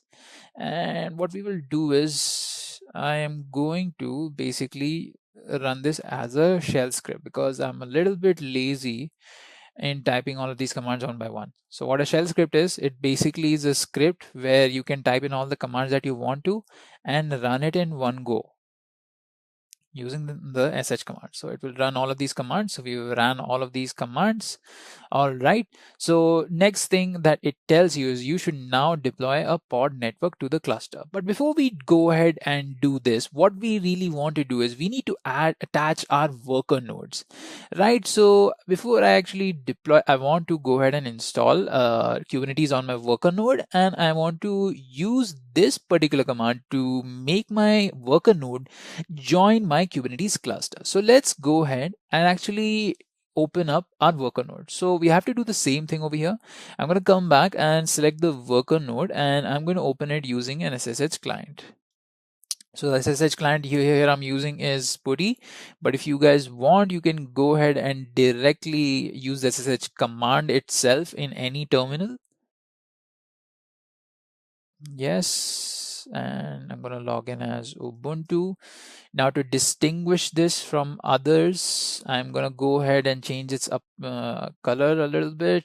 Modify, we'll make it cyan, right? So now it's a bit different. Now it looks like a worker, right? Okay, so we're going to go ahead and switch to root user access, and I'm going to go ahead and type in all the commands that we wanted to use to install Kubernetes. So apt update.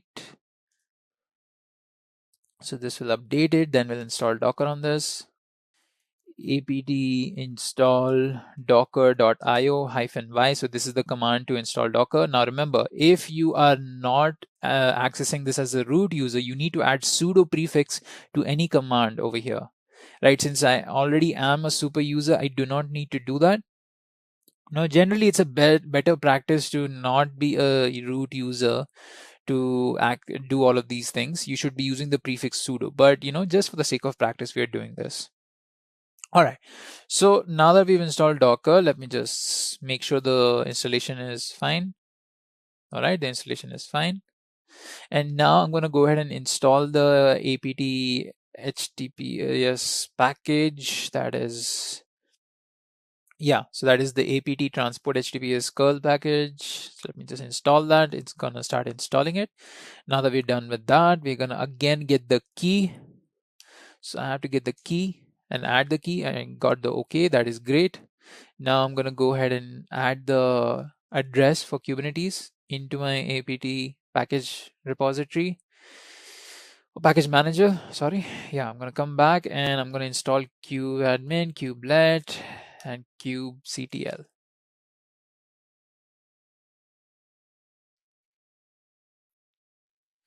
Right, so we've installed Kubernetes over here also. Now we just need to type in a kubeadmin command to see if it's installed or not.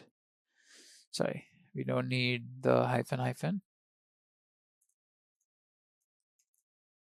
Right, so we have Kubernetes installed. Now our next step is to basically make this worker node join our Kubernetes cluster. So we do have a cluster over here. Now to join this cluster, that's what it says. Then you can join any worker nodes by running the following command. So it gives you the command. So you can just copy the command and go ahead and paste it in your worker node. So you can have more than one worker node. You can have 2-3 worker nodes. I decided to have only one worker node. So this error is coming up because of a very specific issue that I missed out. So whenever you're using kubeadmin to create, a cluster, what you really need to do is you need to use this command. That is kubeadmin init and then you need to add this flag that is -pod -network -ccidr equals to 10.244.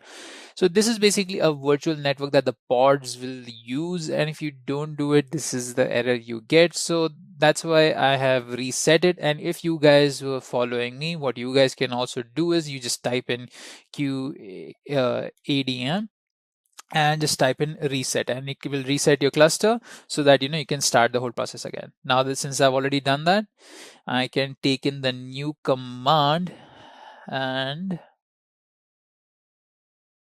right, so I'll take in the new command. Let me just copy this properly, come back over here, paste the new command, and then press enter. So you guys can see that it's running the pre-flight checks again. All right, so now we have another working node on our cluster. So if I come back over here and if I do a kubectl get nodes and press enter, so you will get this error because we did not do that initialization again. So let me just copy these commands and play them. Enter them.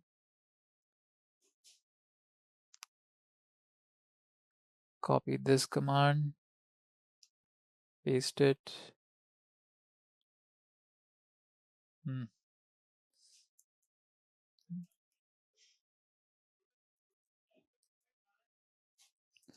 .sh, right? Let me just execute it. We already have that file. So if I execute it, yes, I want to, yes. All right, so it's done. Now let me use the command kubectl get nodes, and you can see that I have 2 nodes over here, right? So both of these nodes are there. This one is not ready, that's fine.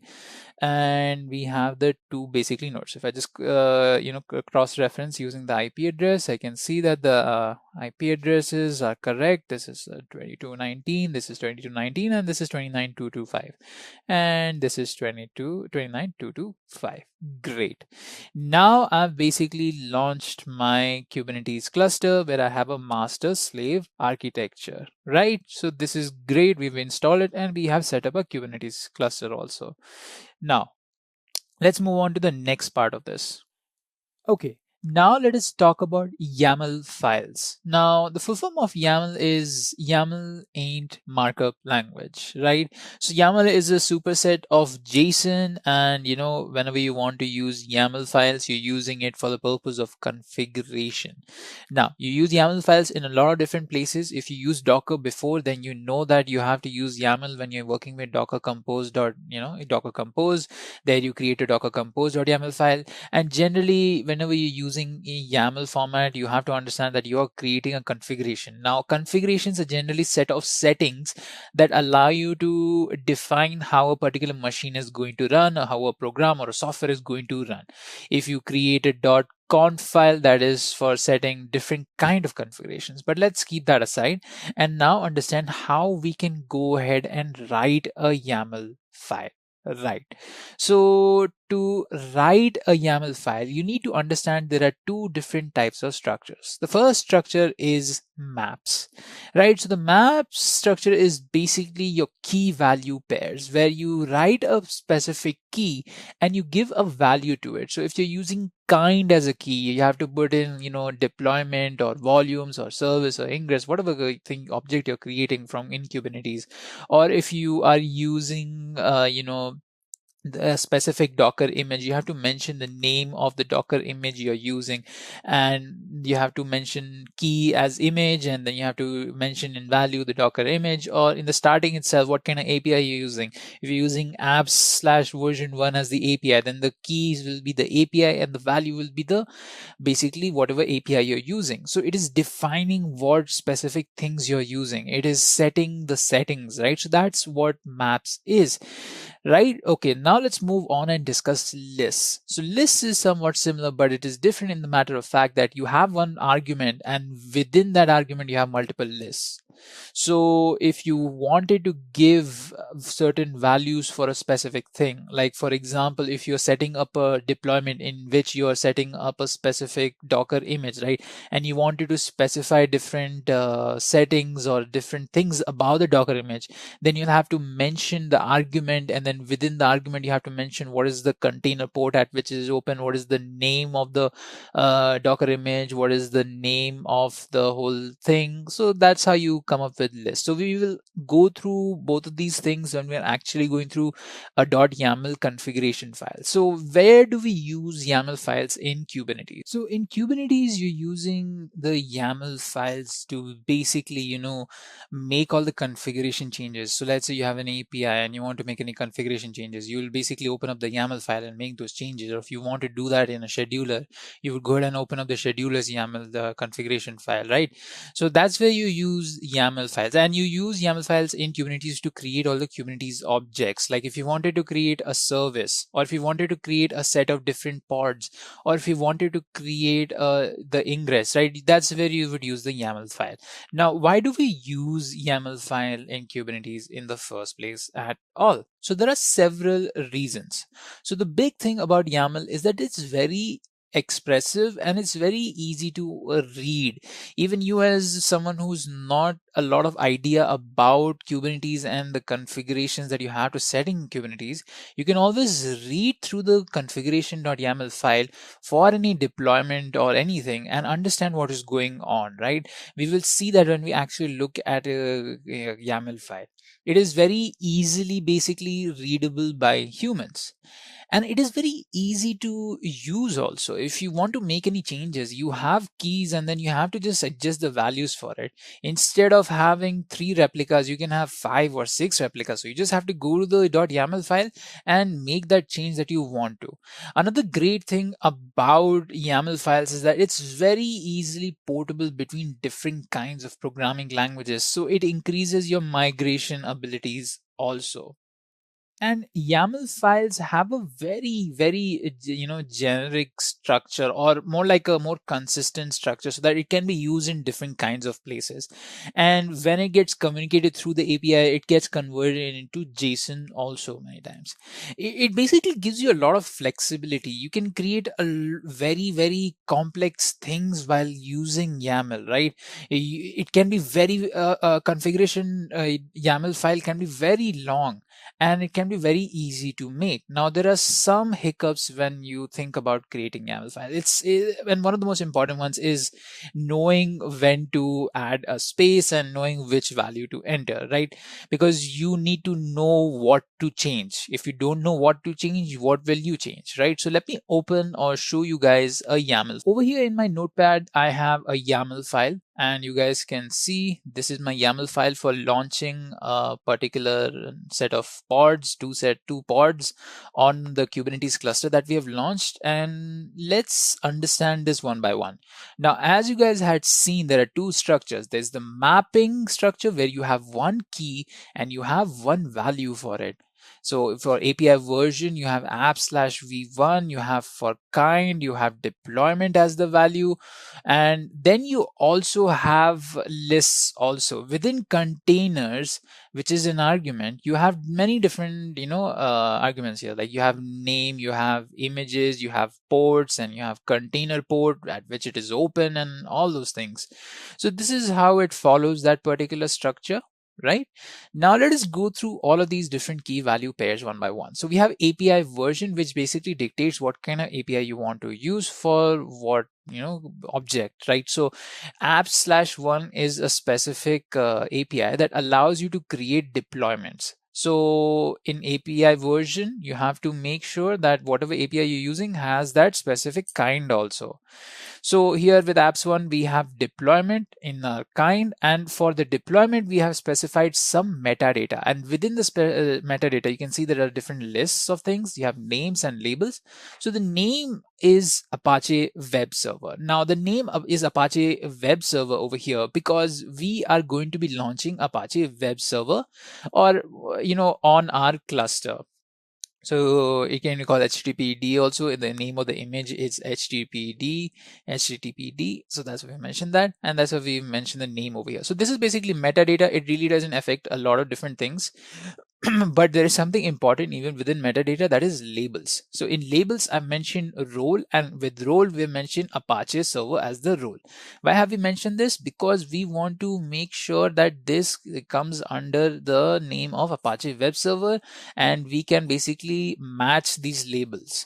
So when we specify how many replicas we want to use, right? Let's say we want to use 2 replicas. That's what we mentioned for replicas over here.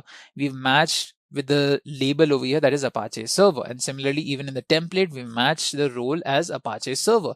So if we had different roles, then we could, basically assign different roles and match them with different roles. All right.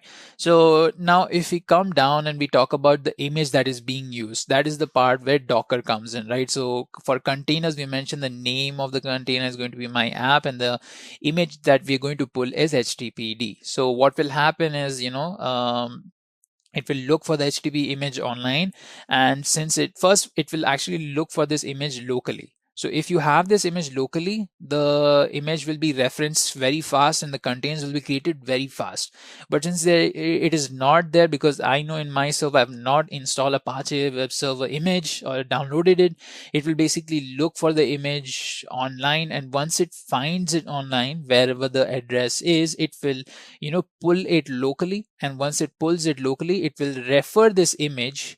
It will use Docker for the purpose of referring the image and then creating a container out of this image. Since we've mentioned the image to be HTTPD, then the container that Docker will create, the 2 containers that Docker will create, are basically your HTTPD containers that have Apache web server downloaded and installed in them. And we also mentioned the port at which the container ports are exposed. So 80 is the default port. That means if the container has a specific IP, then it is open at the default port. If you just mention the IP, you're able to access it. So this is basically how you would go ahead and define a particular YAML file to create a deployment. So let us actually use this, right? Let's try to deploy this. So let me bring up my manager node over here, and let's go ahead and open up an editor. And inside of this editor, I'm gonna name this fun.yaml. Yeah. So over here, I'm gonna go ahead and take all of these configuration settings and paste them. So as you can see, it is very clearly visible what is what, and it's very readable and understandable because it's just key value pairs and lists. So it's very easy for us to read, and it is very simple to use also. Now, since we have pasted our particular key value pairs over here in our fun.yaml, we can go ahead and apply this configuration using a certain command. So let me go ahead and save this, Control O, enter, Control X. So we have a fun.yaml over here. Great. So we can go ahead and apply this. But before that, I just wanted to tell you guys when you're writing in YAML file, it's better always to do it in some kind of editor. So if you work with Visual Studio Code to write any of your code, or if you're using IntelliJ, or if you're using Eclipse, or whatever code editor you're using, even if it's Notepad, it's better to use a code editor to write a YAML file, because even a small indentation error, right? Indentation would be the space you have over here. Even if there's a small indentation error, it will not run properly. So that is one hiccup about YAML files, where you need to have very, very specific indentation and no unnecessary indentation, right?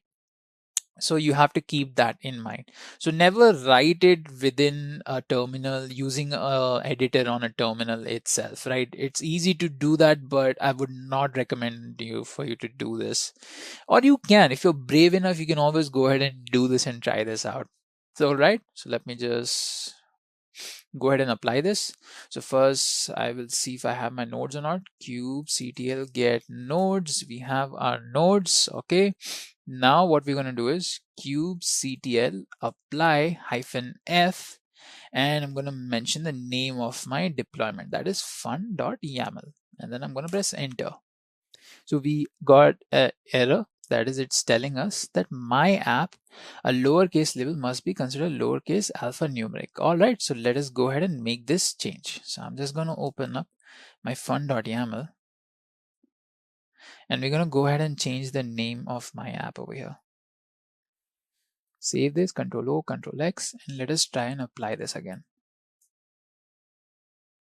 All right, so it has created our deployment. So you can use kubectl create -f also, but I've used apply, and it has created our deployment. Now to see whether our pods have been created or not, we can use the command kubectl get pods on the manager.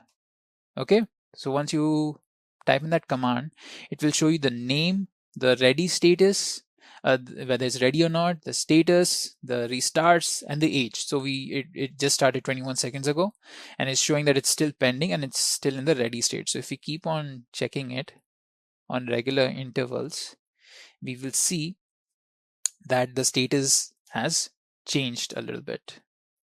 Let us wait for a few more seconds, and we can see that the status will change.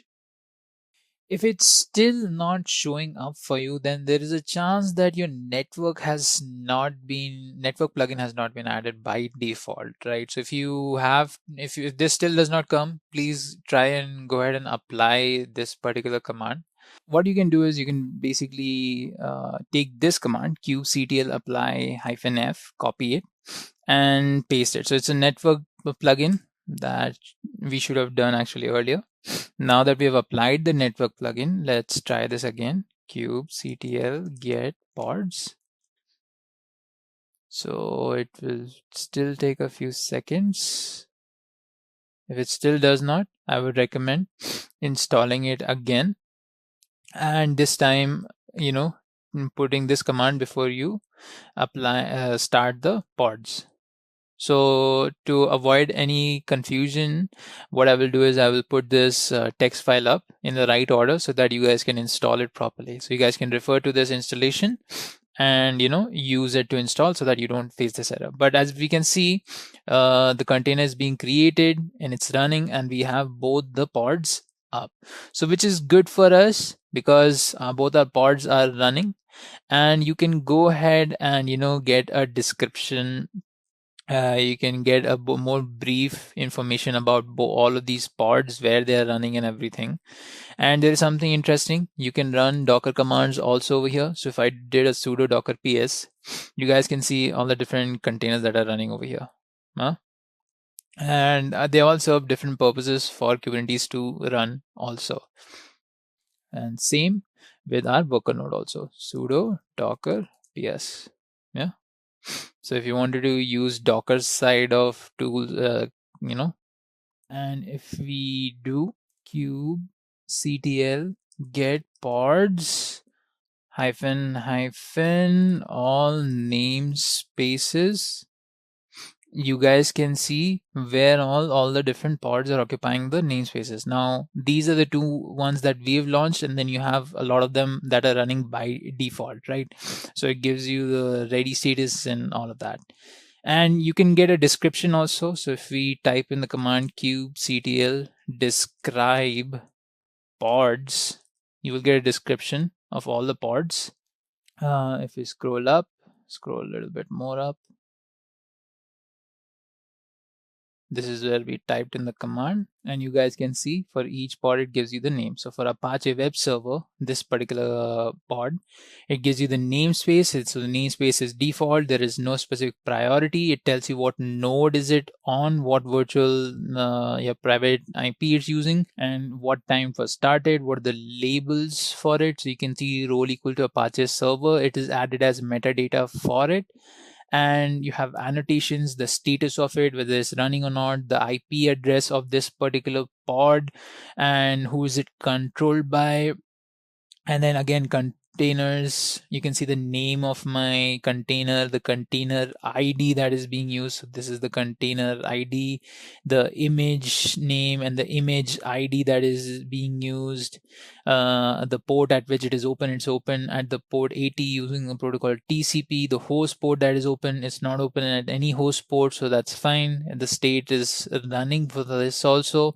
And if we scroll down, you can see a lot more different things that if we go into detail, we can have a whole another session just talking about these details, right? So if you come down, you can even see the events where it sees the warning where it failed scheduling. So this probably happened in the starting when it wasn't running, and then you can see it normal, and then it's scheduled, and then it starts talking about the other apps, right? And then it was finally created. So if you come down, it tells you about both of them, both of the pods that we created. Now we can go ahead and try and do this kubectl describe nodes also. So this will give us information about the nodes that we are running. So we have one manager node and one worker node, and you can similarly see a lot of information coming in. So if you keep on scrolling up, you can see there's a lot of data. So this is where we typed in the command. It gives you the name, it gives you the IP, whether there are any roles, what labels there are, the annotations that we use, the creation timestamps, the lease and holder identity, conditions, then what are the things that happen, events, address, capacity. It has 2 CPUs and how many pods allocatable. It has allocatable 110 pods. That's what it means by that. And if you keep on scrolling down, it shows you system information. So this is basically the system information. The OS image, we're using Ubuntu, and we're using container runtime version. So this is the container runtime architecture. So we're using Docker for this purpose. If you had used maybe Rocket or LXD, then it would show that particular version over here, and show the proxy version and kubelet version also over here. All right. So this is how you get the information for it, and gives the information for both the nodes that you have in your cluster. Now you can do this for n number of nodes that you have, but that isn't really intuitive, as to say. So Kubernetes is something that you can launch on your local systems, and you can set it up for local purposes also, but is generally used for deployment. Now deployment is, as I had explained earlier, you're giving the product to the end users, and to give it to the end users, you have to make sure that your service is running, and you have to create service and ingress for that also. So maybe in another session and tutorial, we can explain how to create that, as that is a little bit more complicated process and out of the scope of today's tutorial. So to guys reiterate what all things we learned in this particular tutorial was, we learned what Kubernetes did to resolve an issue we had. We learned that software development is a process, it's a complicated process, and even in a simple pipeline, you can have bottlenecking issues that needed to be resolved. So we resolved it using containers, right? And when you had multiple containers, you can have your software divided into multiple parts and implement a microservices type of architecture. And when you want to manage and maintain such an architecture or such a deployment, you need to make use of an orchestration tool, because containers can be easily managed with the help of orchestration tools.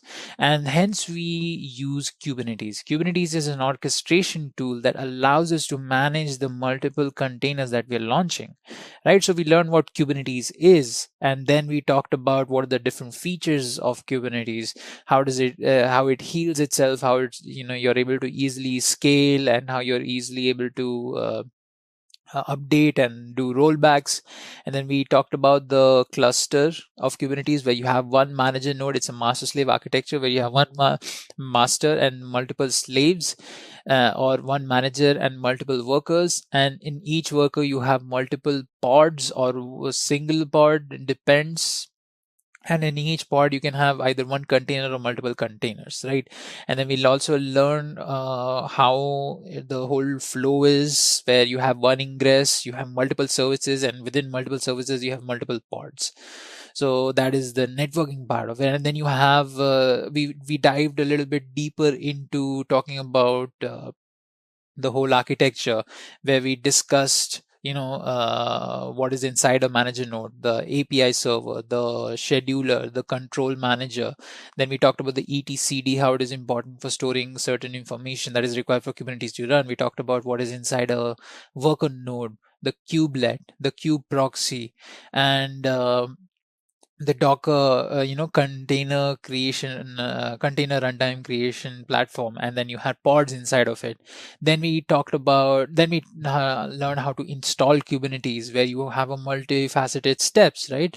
And we also learn how to basically use YAML files to put up deployments. We learn what a YAML file is and how it helps us to launch deployments or put deployments on clusters, right? And we did that for Apache HTTPD server. So that's what we learned in this tutorial. Java is a programming language that you use to make a lot of different kinds of software. You have different kinds of software that you make from it, like desktop applications, like your normal software, your web-based applications, and many more examples. All right.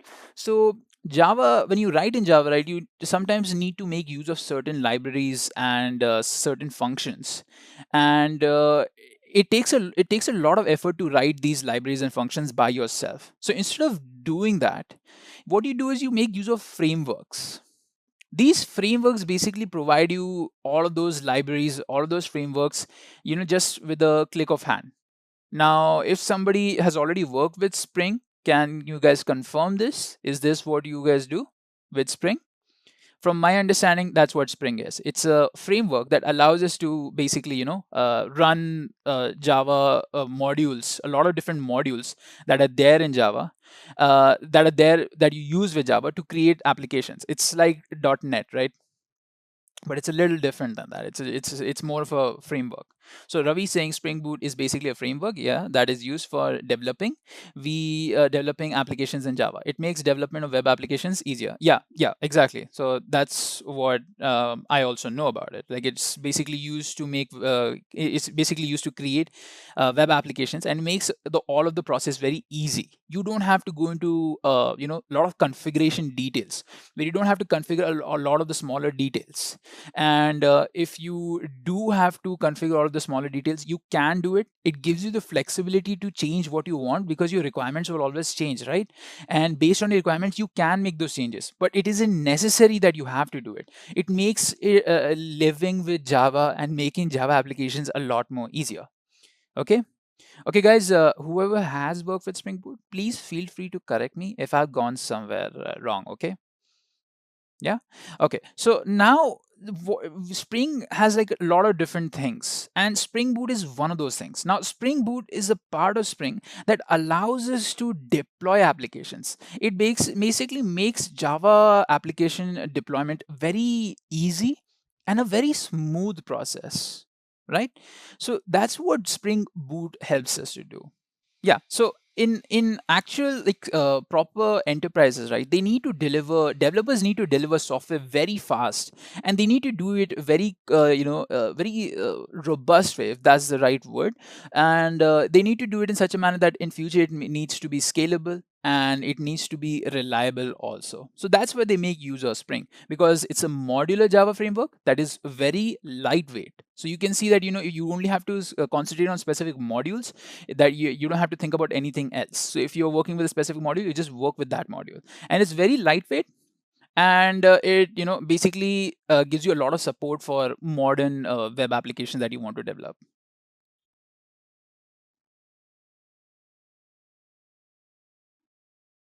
And you have supportability for a lot of different technologies with Spring also. All right, so yeah, so Spring is out of the way. Now let's just concentrate on Spring Boot. So Spring Boot, you basically use to deploy Java web applications as microservices.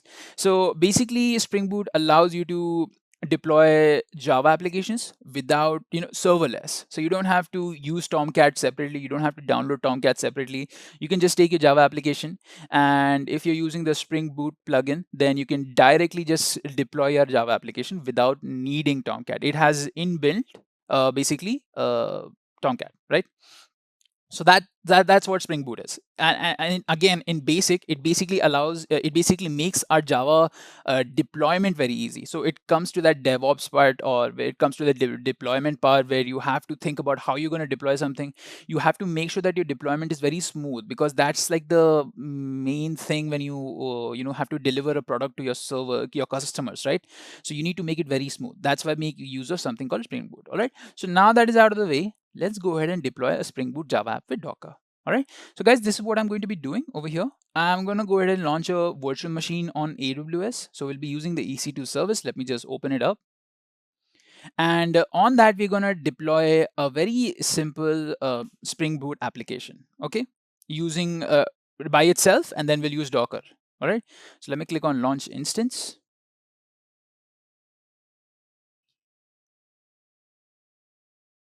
Let me come down. We'll open up Ubuntu. All right, so we'll be using t2.micro. That should be enough.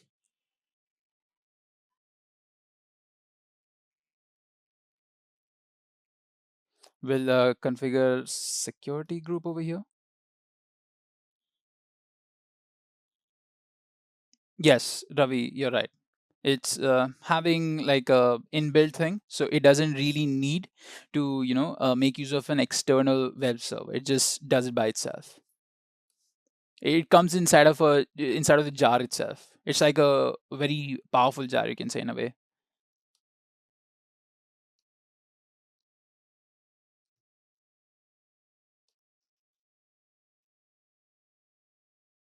All right, so we have set up our VM. Now let me just launch it. So guys, we'll be using Ubuntu VM. So we'll be launching it on Ubuntu in Linux, okay?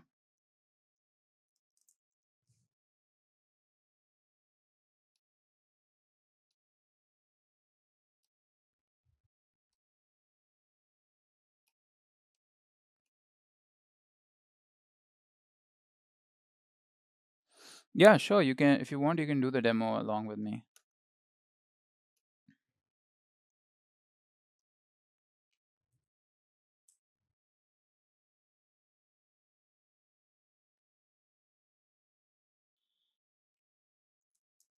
All right, so what we're going to do first is we're just going to update the instance.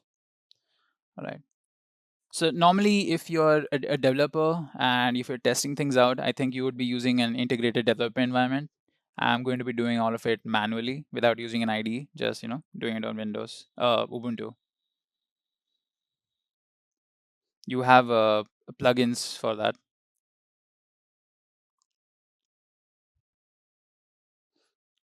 Now you can install Spring Boot separately and make use of it. But what we're going to do is we're going to install Maven, and we're going to use a plugin that is available through Maven to work with Spring Boot. Okay.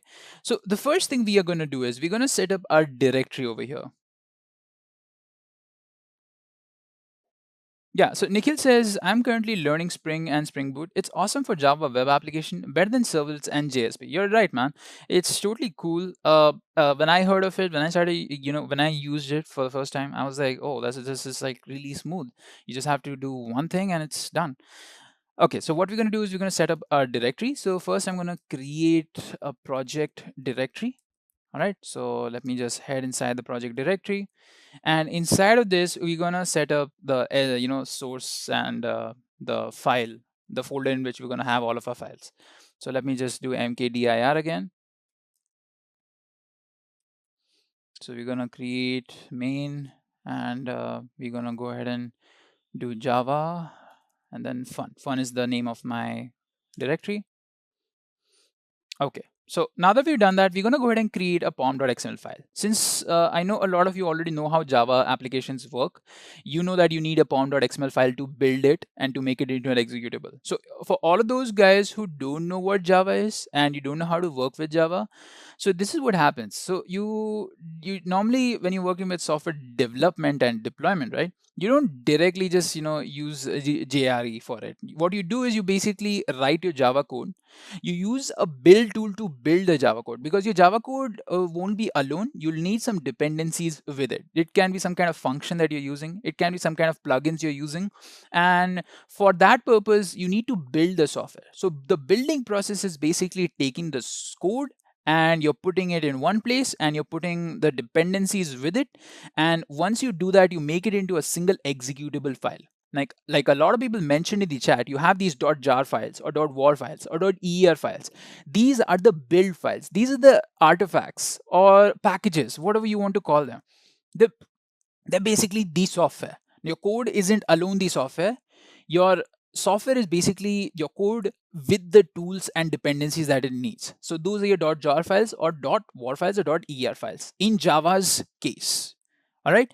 Okay, so we have created this directory, right? So now what we're going to do is we're going to create a file called pom.xml file. So pom.xml files are basically files in which you mention how you want your code to be built. Like you want to mention some specifications on how you want your code to be built, right? So to do that, you create a pom.xml file. So let me just go ahead and get my configurations. I'll just show you guys the configuration once I paste it in. Hey, hi Kamal. Hope you are enjoying the session. All right, so guys, this is my pom.xml file. You can see my model version over here. The group ID I'm using is org.framework. Artifact ID is going to be GS Spring Boot Docker. All right, so okay, so we'll let it be that. The version is going to be 0.1.0. All right, I just want to change the artifact ID.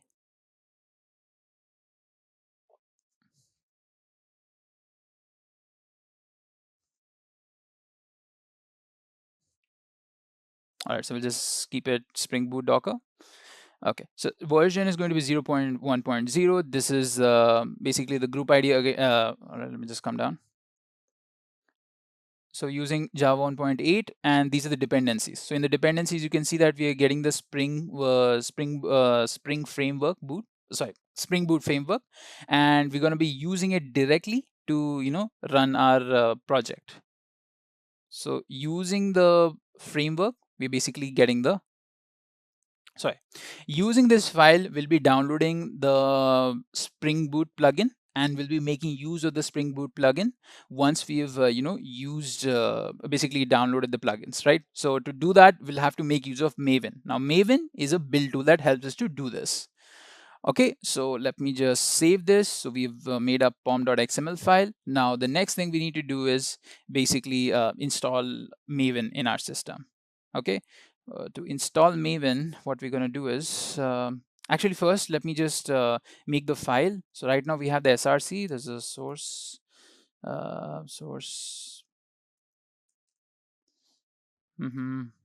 yeah, main.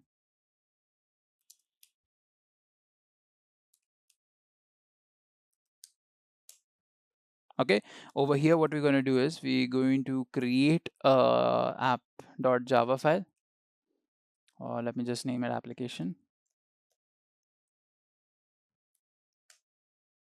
Okay, so let me just paste the code that I have over here. So this is a very simple code over here. You guys can go ahead and copy this too. And you know what? I'll tell you guys a very easy way to get a sample package. There's something called Spring Initializer. You can generate a sample package for yourselves. All right. So, or if you want this code, go ahead and check out the documentation. You can even find it over there also. So let me just copy this code. What this code does is basically prints out the statement, hey guys, hope you are enjoying the session. So that's what it's going to be doing. And we're going to be doing it by using Spring Boot. All right, so let me just save this Java application. All right, so we have done that. Now what we're going to do is install Maven in our system. So let me just head to OPT. And over here, we are going to install Maven. To install Apache Maven, we're going to get the latest version. Let me just download it from here. Copy the link address. Use the wget command to get the Maven file. Right, so we just need sudo access, root access. So it will install, download Maven for us.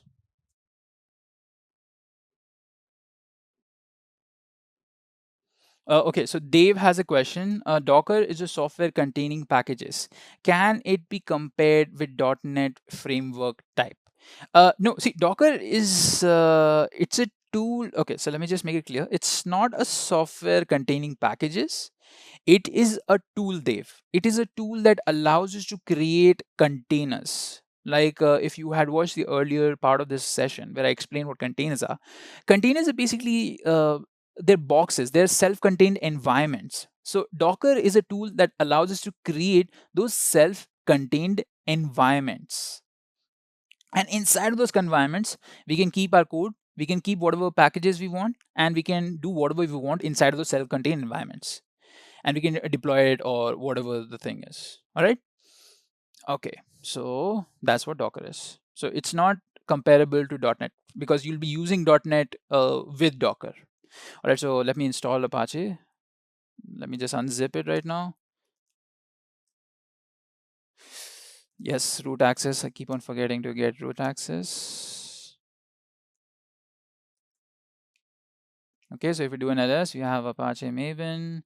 We head to bin. Okay, over here, if we do a /mvn, our version, it should not work because I have not downloaded Java. Yeah, so we don't have Java. So what we're going to do is we're going to go ahead and install Java over here. So sudo apt install open jdk -8 -jdk. When you're installing Apache Maven, right, you need Java for that. To always make sure that you have Java, you can check if you have Java or not. One second. Sudo.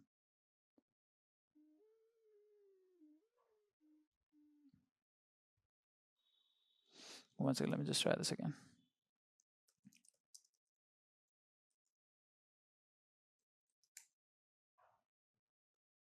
So we'll just update the instance. Okay, now let me go ahead and install Java. Sudo apt install open jdk -8 -jdk. Yes. So if you want to check what version of Java you have, just type in Java -- version in your system.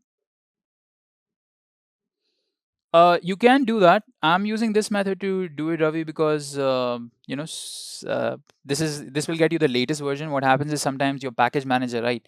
So the Debian, whatever package manager we're using for Ubuntu, I forget the name, will basically you have one of Maven, in its repository from which you can pull, but it may not be the latest version or it may not be your preferred version. So if you want a preferred version for Maven, right, what you can do is you can just type in whatever version you want, Apache Maven on Google, and download that version. Right now we're getting the latest stable version, that is 3.6.3. Okay, so once we've gotten Maven over here and we have Java, if I do a /mvn version again, you guys can see Apache Maven is working because we have installed Java. All right, so now what we're going to do is we are going to make this global. To make this global, we need to we're going to need to put it in the path variable, environment variable, so it can be accessible from everywhere.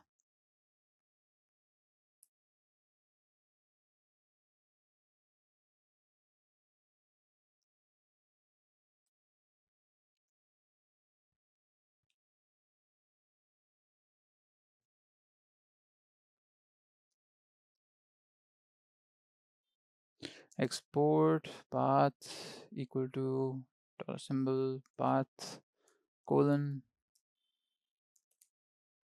opd Apache. Just copy it directly from here.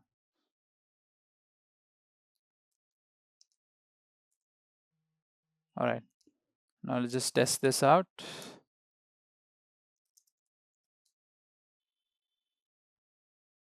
All right, so it's working fine. So basically we made Maven available from everywhere. Now we're gonna head back to our project folder. Okay. All right, so basically we've installed Maven, and what will happen over here is basically Maven will read through the pom.xml file. It will understand what are the plugins, and one of the plugins is going to be our Spring Boot plugin, and it will download it, and then we're gonna run our Java app directly without having to install Tomcat over here. So let me do that. We can do mvn package. So this will create our package.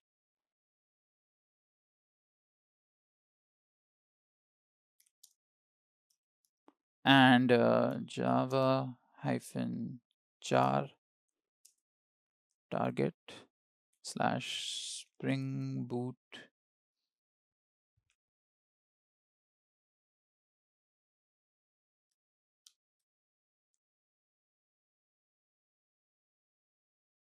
dot jar.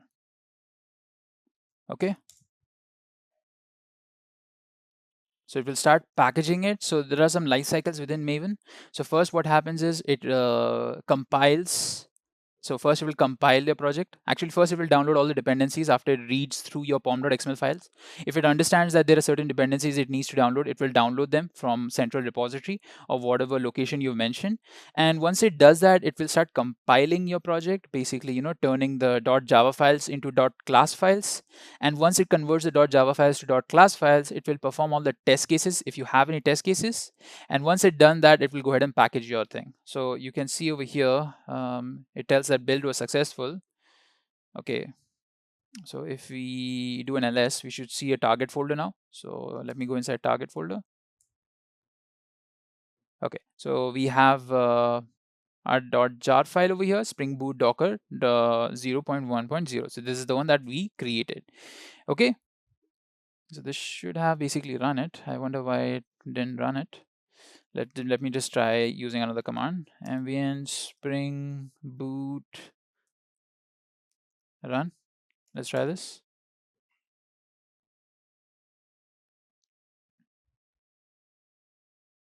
All right, so now we're basically running it. Okay, so we have the application running at the port 8080 by default. Okay, so this is basically us running our app using Spring Boot. So all I did was use the command mvn spring boot run. Okay, all right. So let's just open up our browser over here. Let me copy the IP address. Now, if you're using your own system, you need to do localhost. I hope you guys are aware of it. Then we'll head to the port 8080. And we see the message that we wanted. Hey guys, hope you're enjoying the session. So guys, this is our basic deployment of the Spring Boot Java application. But this was without Docker, and you guys can see over here that it tells us that it was complete initialization and everything. And you see, normally if we wanted to do it, we would have to use Tomcat and everything, etc. But what Spring Boot does over here is it does it by itself. It does a lot of automatic configuration by understanding what our environment is.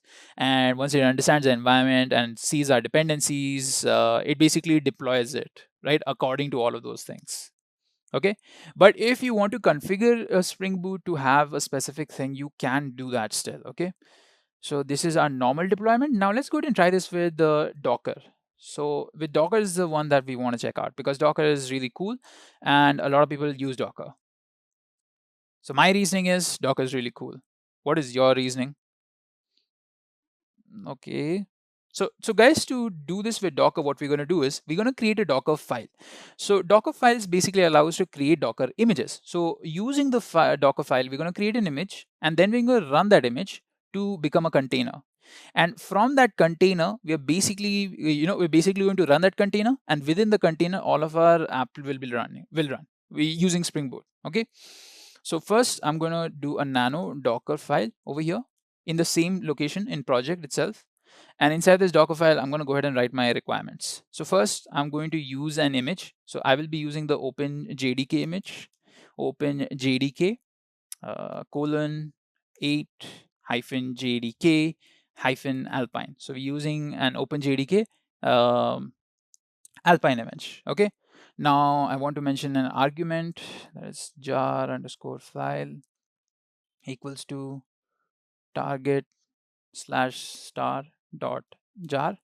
So this is basically me assigning argument over here that I will be using later. That argument equals to the target slash star. So what this is basically going to the target directory within the current directory. So it will check if there's a target directory in project, and if it finds it, it will go inside and it will look for a .jar file. It will look for all the .jar files. Okay, and it will put them in the jar file argument over here.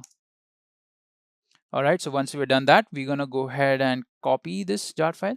So the copy instruction basically allows us to copy files from our source directory.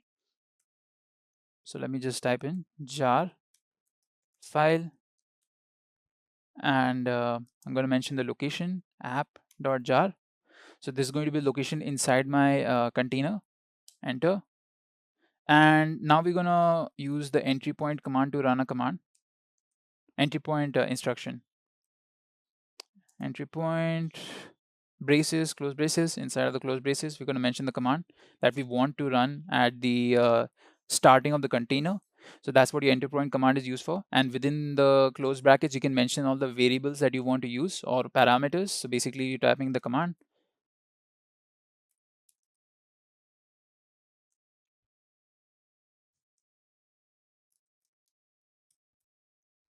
All right. Okay. So let me go ahead and save this. Control O, Control X. All right. So we've created a Docker file. Now we just need to install Docker. So Docker installation is very easy. You just need to type in sudo apt install docker.io. So this time, Ravi, we're using the package manager file because it's going to be very easy. -y.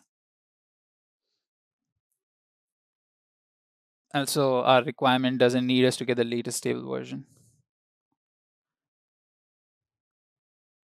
Once we get this, once we get Docker into our system, we're gonna go ahead and run this file using the command docker build command. Okay, and when you're doing the docker build command, you can mention the specific name that you want for your image. And if you want to upload it to Docker Hub, you know the format. You need to enter your username first and then your image name. So let me do docker build. Okay, actually, let me check the Docker version over here. All right, Docker install. Now I'll do a Docker build. And Docker build, I'll give the name for this. Now this is my username for my Docker Hub account. That's why I'm giving this. So I can later upload this image. You can have your whatever your username is. Sprint boot image and then dot. All right. So let me just create this. Okay, yeah. So we need to get root permission. So basically this in the end is mentioning the location of the Docker file. Since I mentioned dot, it will look in the current directory itself and it will create the Docker file. But if you to mention the pathway to your Docker file. So you guys can see all the steps happening. First, it basically got the OpenJDK Alpine image. It pulled it into our local system. And once it pulled it, it went to step 2. That is basically assigning the jar file argument with the actual jar that we have created. So you can only run the build command after you created the package, the .jar package using mvn package. Okay, so I would recommend you guys follow the same steps if you're watching the video after the live session has been completed. And then your step 3 will happen where it will copy the jar file using this command and it will take it from the source to the destination. So our destination is going to be app.jar. All right, and then in entry point we're basically going to be running the command when the container is created using the command java jar app.jar. All right, so once it's done, we have created a Docker image. So if you do use a Docker images command. All right, so it use a Docker image command. You guys can see that this is my image that has been created over here.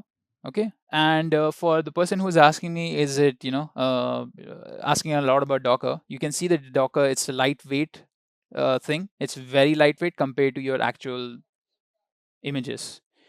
Okay, so now we've created a Docker image for our application. We can go ahead and basically deploy this or run this. So it's a very simple command, that is sudo docker run. We're going to mention the port at which we want it to run. I'm going to mention 8080 because it's pretty cool. And then we are going to mention our image name. Let me mention the image name. Now, if you want this to run in background, you can go ahead and mention the -d tag to run it in the detached mode. But I'm just going to enter like this so you guys can see the whole process of what's happening here. You can see that Spring Boot is being activated. It will check for a profile. If you guys have a profile, you can enable those profiles also as a command.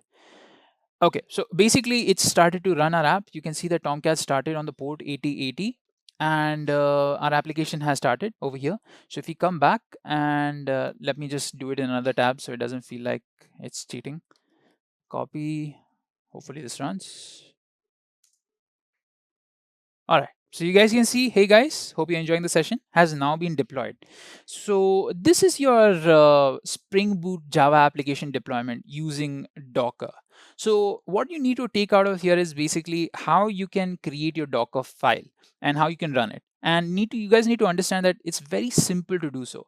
Now it may look complicated if you're not acquainted with all of these different technologies. Then I would definitely recommend checking out all our other videos that do tell you about Docker and Spring.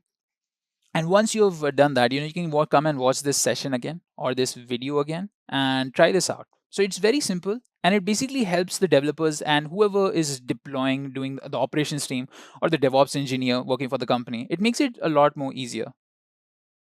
So Dave is saying, yeah, got a bit delayed while joining session. Don't worry, Dave. You will have this session available after the video, after the session has completed. You can come back and always watch it. So there's not a problem over there. All right. So this is our basic deployment. Now, it wasn't anything fancy, but I did want to show you guys that even, it's a very simple process where you just have to understand the very fundamentals of Docker and Spring Boot, and you can just deploy an app.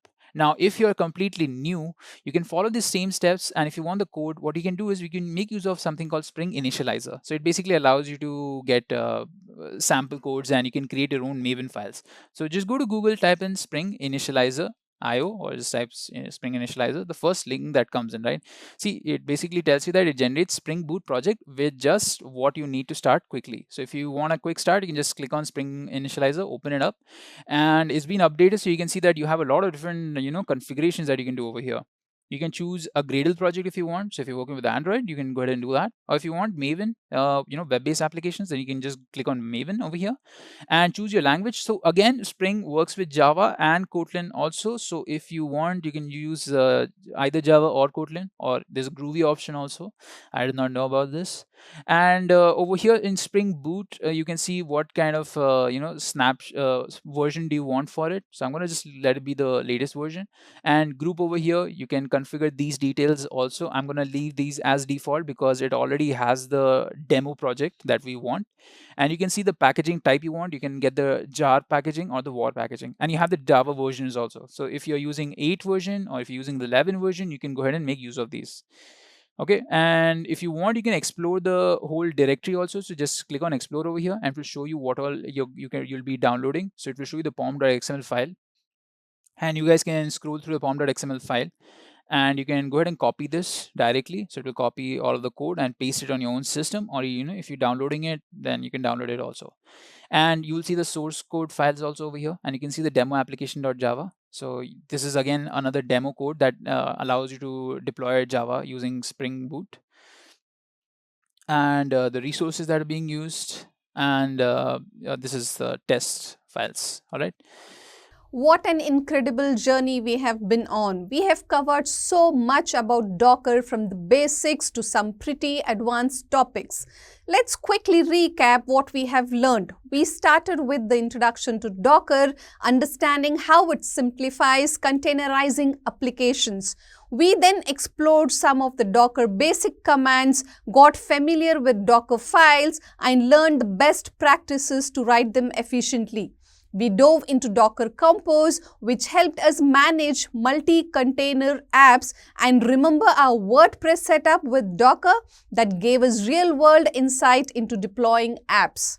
Then for those on Docker for Windows, we covered how to set up everything smoothly.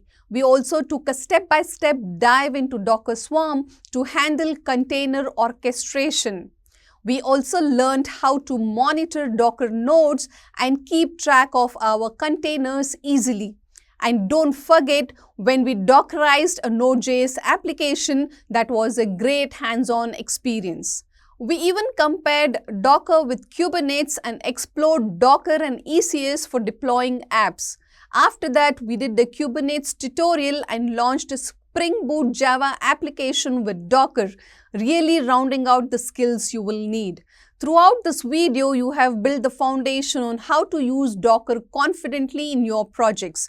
But remember, Docker is just the beginning. Whether you're deploying apps, scaling services, or managing multiple containers, you now have the tools to take your development into the next level. So what's next? Keep experimenting, build more complex applications, and maybe even dive deeper into the world of Kubernetes or explore Docker Swarm further. The possibilities are endless, and now you have got the skills to unlock them. Thank you for sticking with me on this Docker journey. If you found this video helpful, don't forget to share it, and if you have any questions, feel free to reach out to us. Until next time, happy coding and see you in the next video.